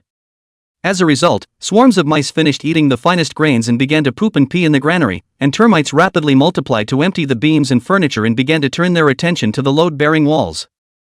The blind earth dog smelled the problem early with his sensitive nose. He knew it but chose to be silent, and went out to hunt for his own self-sufficiency, never to stay in the yard again. Cats are being harshly robbed of their food by their owners, gradually wasting away, and fewer chickens are eating the worms and laying eggs. Think and know that disaster is coming, but no one can save it. Because the firemen and the neighbors were evicted by the owner, the workers who maintained the house and the designer of the villa also left because the owner was behind in his payments and very prickly. But the indifferent, cranky, simple-minded and self-serving landlord is still babbling on about his tall tales. The most innocent and highly favored children, who no one knows are actually demons incarnate, secretly oppress and maim the most obedient and weakly honest children because they are ignored. The wife, who should have realized everything and stopped in time, once again, after some deliberation, chose to stand by, but little did she know that this was her last chance. So some members of the family were poisoned by poor quality food laced with rat droppings and bug urine, the rest of the children were killed by a combination of rats and demons, and what should have been left was chewed up by termites. The house finally collapsed, killing the bent homeowner and his wife, who was choked to death by the unwilling homeowner to accompany him. The demonic child let out a dying wail, and a cat relented, viciously baring its fangs and sharp claws and snapping their throat in one bite. The dog runs for its life, it quickly finds its next home and becomes a lickspittle, a lackey for other people's things, a tiger and a bully. So the villa collapsed. And so all that was ruined. And so all life was spared, all reduced to a lump of yellow earth. Chapter 36, Don't Ask Where You're Going. Fongu slowly walked over to Innocent, who was crouching in the corner not knowing what he was thinking about, and slowly squatted down to make his body as level as possible with Innocent. It is time, little kid, can you tell me nowadays you squat here hurt spring and sadness? Are doing something meaningful? Fongu deliberately stretched his tone a little cold and hard, and the black blind man who followed on the side also looked at him with a surprised face. Who here has messed with this madman again? The black blind man was a bit puzzled at first, but after seeing Fongu's face, he understood why. All right. Acting, the black blind man secretly sighed, but decided to cooperate. After hearing these words, which were outwardly threatening but actually mocking, Innocent didn't care who the person who uttered them directly turned around and shouted angrily. What do you care what I am doing? Can't stand to see what you're doing since yourself. But the angry cry stopped in mid-sentence, turned into a stammer, and was soon silent. Fong, it's you. Innocent saw the smile on Fongu's face and quickly calmed down. It's me, what? You just decided to grow mushrooms here? If this is the case, Innocent, I would really think that you will only be a waste being pushed over and over in the future. Fongu's smile disappeared and fiercely coldly lowered his face, causing Innocent on the side to uncontrollably get a little chilly. No. I don't want to be a waste. Innocent appeared to have realized something and followed Fongu's words. Yeah? So what are you doing now? Feeling sorry for yourself? After Fongu saw that Innocent was unsurprisingly on board, his heart slightly recognized a bit of the man's knowledge, but his face remained a cold face. I don't know what I can do, I don't have the stature of little brother in you guys, nor do I have the tactics of my third uncle. Solve the Lianhuan, not to mention little flower he. Innocent said here cannot help but feel a little low, he really does not want to bring trouble to anyone, or drag anyone down, but he now has no way at all, after all, there is no way to achieve these things overnight. Oh? Looks like you want to change something? Fongu raised an eyebrow, and the expression on his face became a bit more conciliatory in response. Yes. Innocent slowly nodded his head and raised his head to look straight at Fongu, his eyes filled with unwillingness and incomprehension. Innocent. Do you know why anyone can manipulate you at will now, without you even needing to know?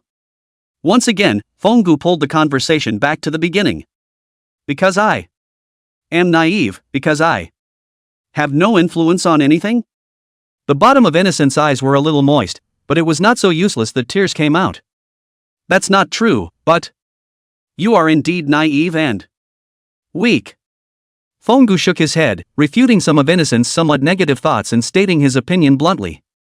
Kid, you don't have the sophistication of your third uncle. Or Xia Lianuan, nor do you have the stature of me and the blind man and the mute, and likewise you don't have the power and personal ability of Master Xia Xiaozhou. Fongu unhurriedly said his thoughts slowly out. May, Innocent suddenly voiced. But it's understandable. Fongu interrupted Innocent's next words and continued speaking to himself. Innocent opened his mouth and stopped talking. First, scheming. After all, you don't have as many years of experience as Xia Lianhuan or Wusan province, and years of experience at the helm of the handicap because they deliberately protected you too well, but you're going to have to take over it all eventually.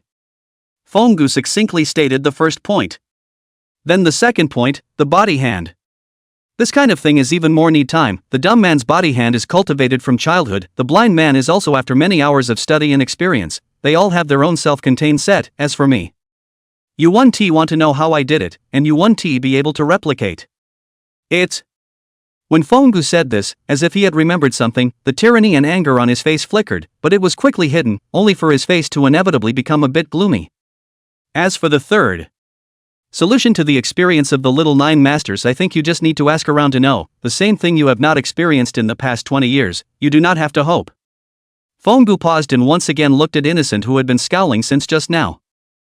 Now, tell me your choice, I will give you a chance. Do you want to escape from control or not?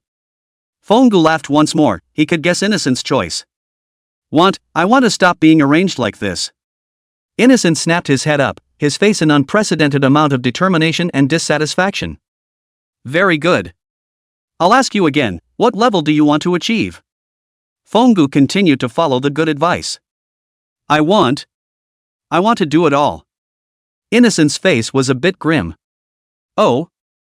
You have to know that greed can't be chewed. Fonggu meaningfully lengthened his voice. I know. But I also know that you definitely have a way. Innocent nodded, but still looked at Fonggu with a determined face. Oh. You really play a good hand, yes. I have a way, but this way. Are you sure you want to know?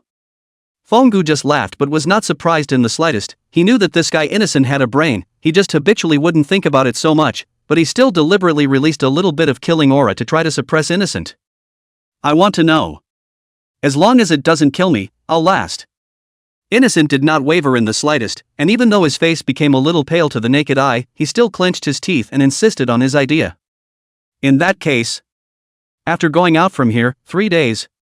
You have 3 days to deal with everything. 3 days later I will go to the mountainless residence and pick you up. Fonggu's smile grew brighter and brighter, making Innocent feel a little cold behind him for no reason, but he still nodded. You want you to help me? Innocent was a bit puzzled. He was truly not expecting Fonggu to offer to help him. Of course not, I have my own idea, and this idea will not tell you. You can also choose to refuse. Fonggu waved his hand, but he knew that Innocent would not refuse this opportunity because he was the only one who hadn't been involved in Innocent's previous experience for the time being, so as long as Innocent had the idea of breaking away from the arrangement, he had no choice but to choose Fonggu, and he had no choice but to do so, and Fonggu wouldn't give him a second choice. I know, one day I will get the answer from you, brother Fong. Innocent still looked like he was determined to win. Ha! What a surprising thought. Although his mouth said so, Fonggu's face did not look surprised. But ugly words in the front, Innocent.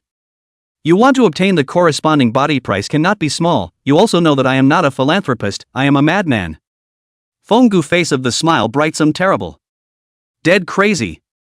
You'd better tighten up a little bit now, or our future little disciple will be scared silly by you. Silly how meaningless The black blind man who had been silent on the side watching the interaction between Fonggu and Innocent finally made a sound. He similarly squatted down, one hand brotherly on Fonggu's shoulder, smilingly looking towards Innocent who hadn't reacted for a moment, and was a bit dumbfounded. Dead blind man, take away your black hand. That's all.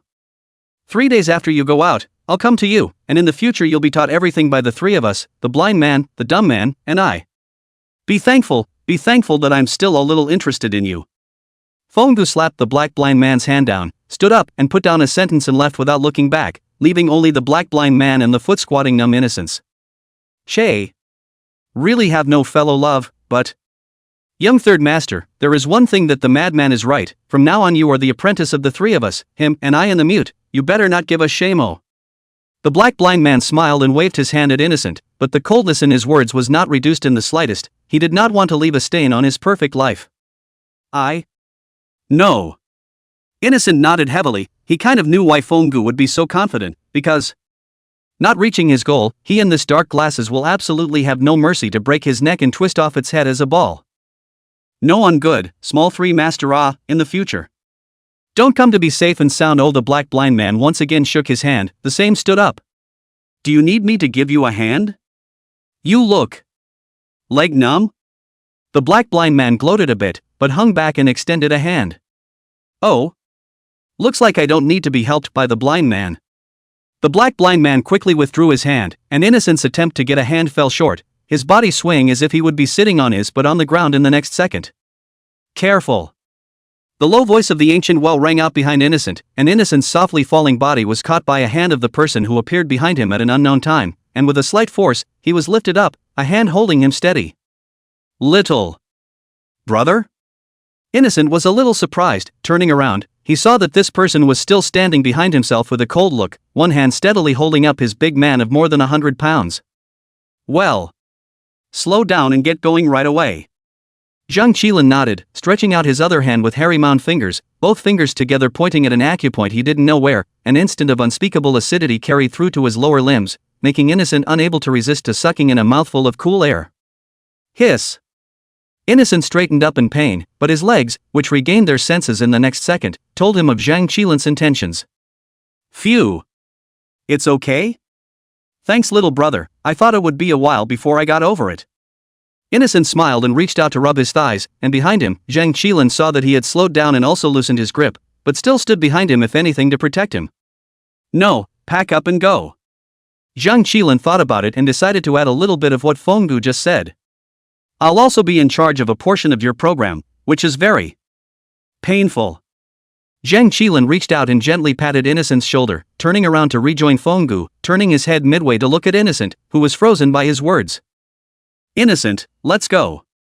Zhang Qilin turned around and left. Wait for me. Little brother. Innocent reacted and hurriedly picked up his backpack as soon as he could, running with large strides to follow. Little brother. Could it be that you will teach me something as well? Somewhat surprised, Innocent revitalized once again and began to chatter away. Aha! What answered him was still a hum from Zhang Qilin. Chapter 37 Awakening. A group of people were led by Fenggu, once again advancing towards the deepest part of the Queen Mother of the West's Earth Palace, while the others pressed on for the time being. The No 3 provinces in the middle of the group's ranks was changing his face again and again. Because ever since Fenggu and them converged, No 3 provinces had never seen a single pheasant neck again, and the path Fenggu had taken them on was one they had never set foot on before. Obviously he could make out all sorts of snake infestations from this seemingly spacious and calm road, but at the moment the road was somewhat frighteningly quiet. This made No 3 provinces a bit hesitant. After all, his identity had already been revealed. Even Wuxi and Xiaoyuchen knew about him being Xia Lianuan, but since all the unrelated people were all taken care of by Fenggu and the others, he couldn't even find a reason to get out of the situation, since no one but Pan Zi would be covering for him right now. And a single Pan Zi, even after adding him and Chen Wen who knew something only, there was no way to successfully get away in the situation where Zhang Qilin turned against the water. The black blind man was both unhelpful, Xiaoyuchen was on the lookout, Innocent was vigilant, and even Fatty and Fenggu were on the opposite side of the room. Thinking of this, No 3 provinces took a few steps forward and called out to Pan Zi, haven't you been following Fenggu and Innocent and the others before? What do you think of Fenggu as a person? Pan Zi, who was asked, glanced slightly alertly at the others and lowered his voice in response. Fenggu, this guy, extremely dangerous, 3 masters. This time is our carelessness. Good thing this guy does not seem to be doing anything to the little 3 masters, but we absolutely cannot be easily in this ancient madman as an enemy. Pan Zi's eyes are full of scorn. Just arrived in the desert, Fenggu a word on all of the remaining men of the Ning decapitated and devoured into the stomach, still vivid in the memory. Even on the battlefield Pan Zi, in the year when the war was the most tightly watched, has not seen such a shocking thing. Not to mention the previous battle against the giant snake, others were not sure, but Pan Zi absolutely dared to guarantee that before Fenggu drilled headfirst into the giant snake's stomach, he clearly saw Fenggu's chest cavity collapsing slightly due to multiple broken ribs, and even the shape of one of his arms was a bit twisted from broken bones. After that, Pan Zi even saw Fenggu's hard action of inserting his fingers into the gap between his ribs directly to reset the ribs on his own, and even his fractured arm was reset by himself. More surprising is Fenggu slowed down after the reset directly rushed to the behavior of the giant snake, the man's so big body shrinkage into the giant snake's stomach, and then from the inside of the living it opened the belly, out of the wound will disappear directly, leaving only some vague traces. These things Pan Zi didn't tell anyone and didn't intend to. He knew that the man was a madman, and also knew that the other 2 masters who were present at that time might all be informed. After all, the scales near the wound after the man came out of the snake's stomach south blind and north dumb must have seen it, but they didn't change anything. Only that black blind man's face that went violently cold and the arc of his mouth that suddenly disappeared, as well as the rare apparent gravity and worry on Zhao's face told Pan Zi everything. Pan Zi, although called Crazy Pan or Mad Dog, but he is not a sinew, follow the no 3 provinces they so many years, even if again stupid can understand some of the twists and turns, and then even the fat man this looks like a big grin in fact as fine as hair and the guy who emphasizes love and righteousness, also obviously see some doorway. Because Fatty was more than a meter away from Fongu from the beginning to the end, and even at this moment when he was rushing, he was standing behind 3 or 4 people apart from Fongu who was playing the lead, and the same was true for the head of the Xie clan. Only Innocent and South Blind and North Dumb dared to be closer to Fongu, even Innocent who knew the least about the Dao was subconsciously keeping a little distance. In the case that Zhang Qilin wasn't nearby, Innocent didn't dare to stand with Fongu, only South Blind and North Dumb, only the 2 of them dared to stand by the side of this madman. After a cryptic exchange, no 3 provinces dismissed the idea of getting away. He could see that Pan Zi had some things he hadn't said, he could also see Pan Zi's scruples and even a hint of fear lurking in the bottom of his heart. Right now he was only worried about Innocence, he was afraid that Fongu would do something to relent against Innocence because of his grudge with the old 9 sect. Pansy, do you think this Fongu will be unfavorable to Little Evil? No 3 provinces asked Pan Zi once again. It won't. Third Master, though Pansy I can't say, I feel that this madman doesn't have any idea of revenge, but I'm not sure why. Pansy was a little distressed, but he could not say why at all. I know, in fact what this guy is playing now, I also have some eyebrows, I just don't know if this is good or bad for Little Evil. No 3 provinces, some headache pinched his brow, although he feels that no evil should not die in the hands of these 3 people, but will not be assimilated by these 3 guys, he is a little uncertain.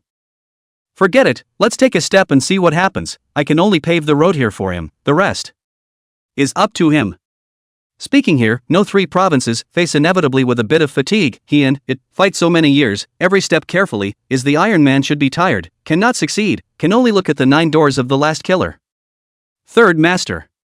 Pan Zi was also a little worried, but he wasn't able to do anything, he could only completely listen to the arrangements of no 3 provinces, he couldn't help much. Alas. Take a step and see what happens. No 3 provinces shook his head and followed.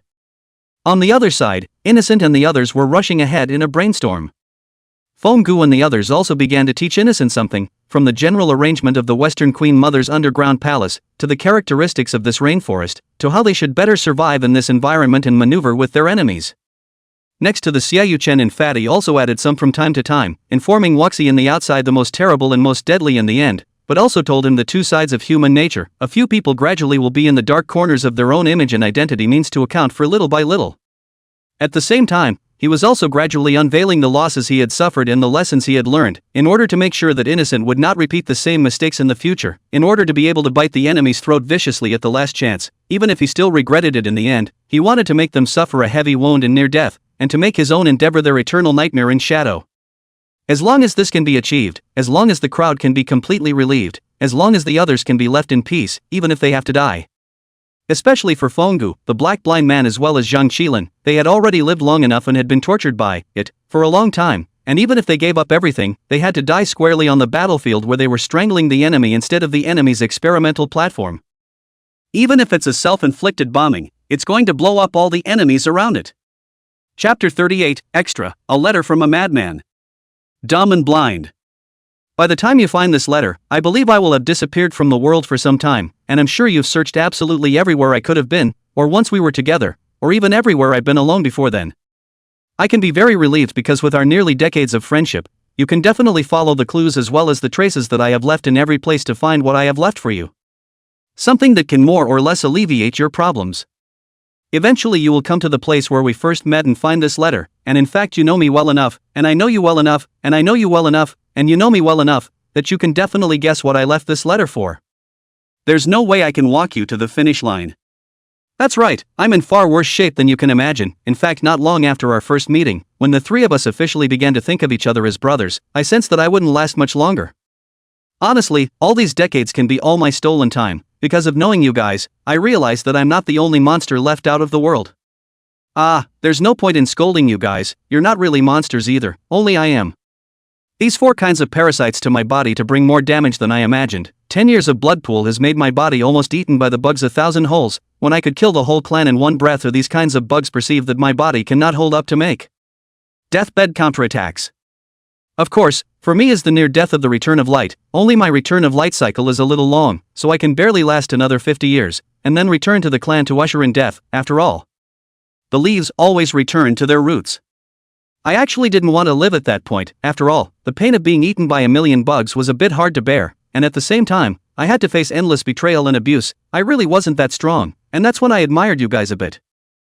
I really do not know how blind you have been living sober for so many years, and I do not know how tough a soul this dumb guy has to be able to struggle to get it all back again and again after gaining it all and then losing it all. By heaven, really.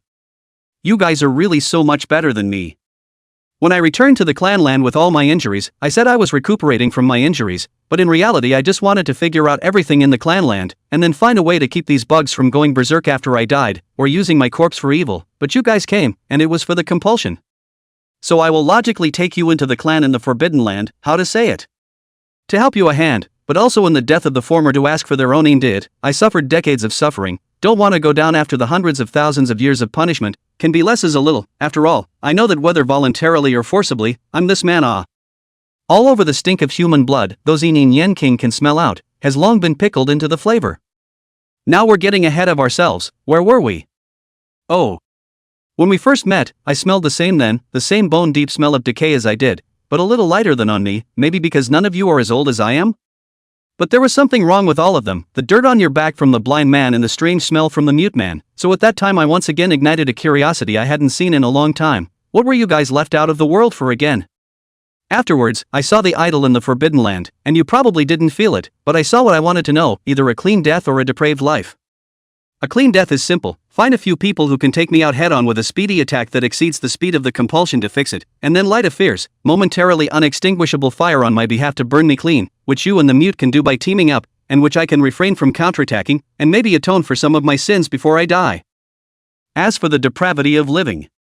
In short, abandon human nature, abandon the soul, devour the human body and live, feed these worms well, they will naturally be honest, feed the support may also feed back to me a lot of nutrients.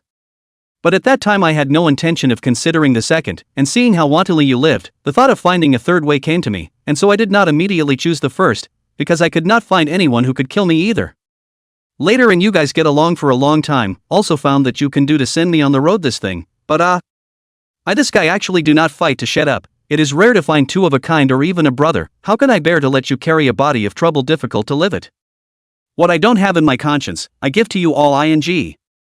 Then I found out about the 9th gate, and even the 10th, and I was even more uneasy and wanted to help you guys out as much as I could, but I couldn't hold out, so I chose the most depraved way possible, including my selfishness. What can I say?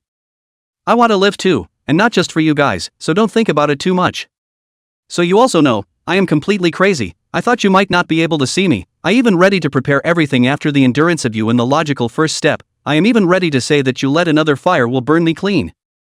As a result, you actually acquiesced, not to say that the blind you yourself is to go with the flow and I do my own nature, but mute this kind of can be saved to save, do not want to live not to save the guy, I am really surprised that he will also acquiesce, and even will also take the initiative to help me cover up, I really did not expect Really, I really don't know how to return your love, and I don't know how to explain all this to you, because we all treat each other as brothers, and I really don't know how to say anything from the bottom of my heart, so I didn't say it, but if you guys want to take my life, I've long been ready to be killed at any time. So I began to prepare for the aftermath, how to say it. I was trying to solve the trouble on you before I died, but there was no way to do it helplessly, and after that I began to look for a way to relieve it. In the past few decades, I have scurried over and over in the deep forests, basically running through the north and south of the Yangtze River, and as a result, there are still only a few ways to provide real relief without side effects, not even more than a handful of them. So I put the law right in a few places you might be looking for after I disappeared and left clues, and then finally, fearing that you'd get stubborn and refuse to use it, I left messages in those places that would allow you to return to the clanland and left this letter. So if you guys really treat me as a brother, I'll reluctantly be your big brother, whether it's it, or the cause of your body, your phone brother will help you through it all. After completely killing it, everything I left behind will be activated, and I myself will evaporate, and you won't have to think much about it, and I don't think I'll be able to hold out any longer at all. If you guys do end up sticking around, you might find corpses in the blood pool that I don't know if they have been burned. Oh, or corpses that have completely lost their sanity and consciousness and are being manipulated by the parasites, or even something strange? I don't know what I'll become, so there's no way to describe it. At that time, please join hands to send me on my way. I definitely don't want to live with the image of a monster who is a scourge to the earth, not that I'm proud of myself, if it goes completely out of control, you guys won't be able to finish me off if you don't join hands. That's all. Still, if you guys really treat me as a brother, give me a break, one of the few things in this life I've ever begged you for.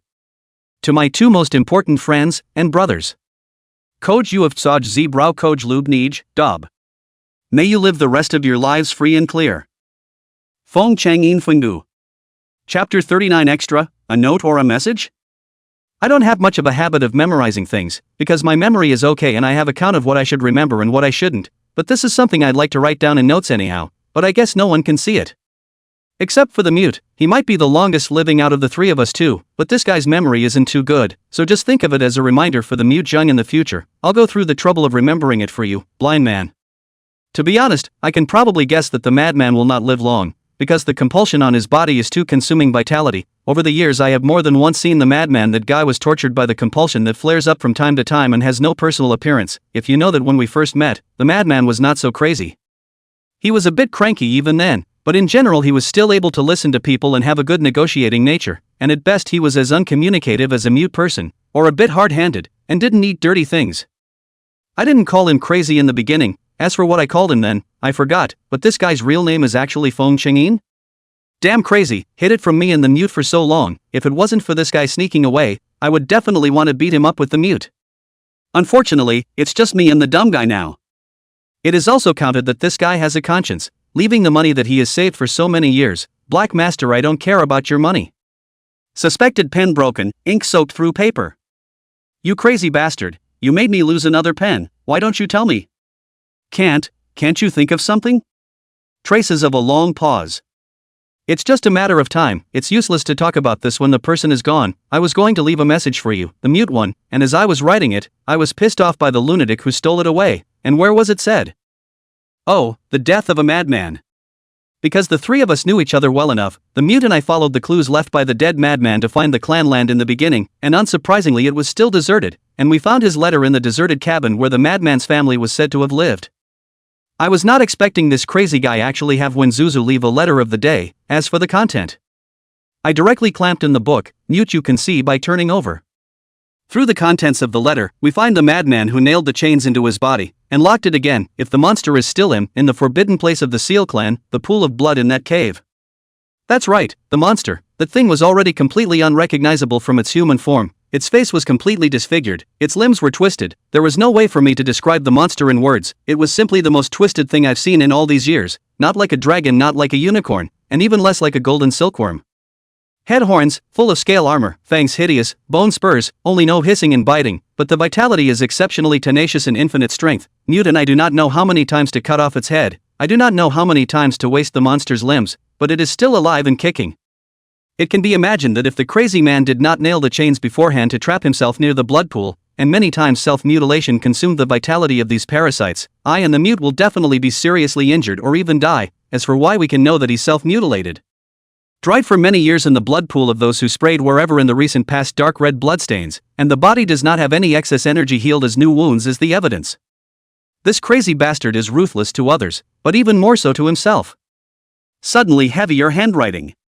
In the end, it was the mute and I who teamed up to completely crucify that monster in a pool of blood that had been filled with combustion aids beforehand, and lit a fire to kill it. The dead maniac had actually even prepared the cremation, and I don't know where he got the energy to do it.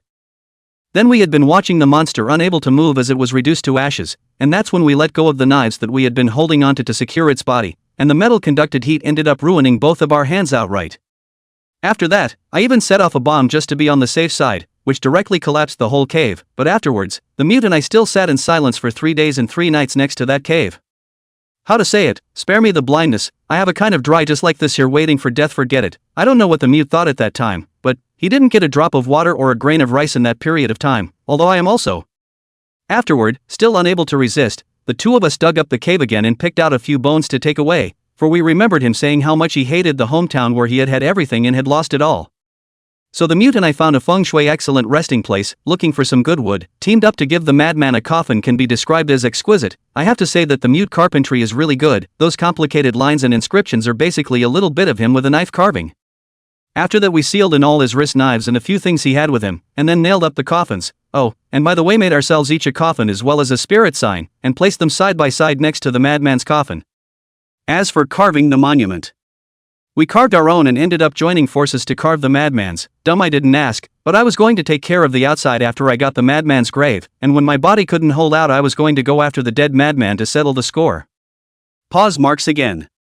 Well, the dumb guy wasn't happy to be left alone, and he said that when I couldn't hold out or went completely blind, he would be the one to send me in, and after that he would follow me down after handing over the Zhang family's mess. I still the first time to hear the mute said he was fed up with the so-called mission and other demoralizing words. This guy looks sullen, but in fact, the heart of a clear, he is not as sprightly as me and crazy. So dead nuts, wait for me for a few years, wait for us for a few more years, we'll come to you. Anyway, all those things we did, surely we have to go down, just let you wait for a few years at the mouth of the Yellow Springs, the blind man and I and the mute Zhang will follow. Fenggu, Feng Qingyin, go well, we'll be there soon. I won't forget again, the font has changed, suspected to be Zhang Qilin's handwriting. Feng Xinyan's lifelong friend and brother. Black blind man vague real name. Zhang Qilin officer. This mute Zhang, and robbing blind me of my pen, indistinct small print.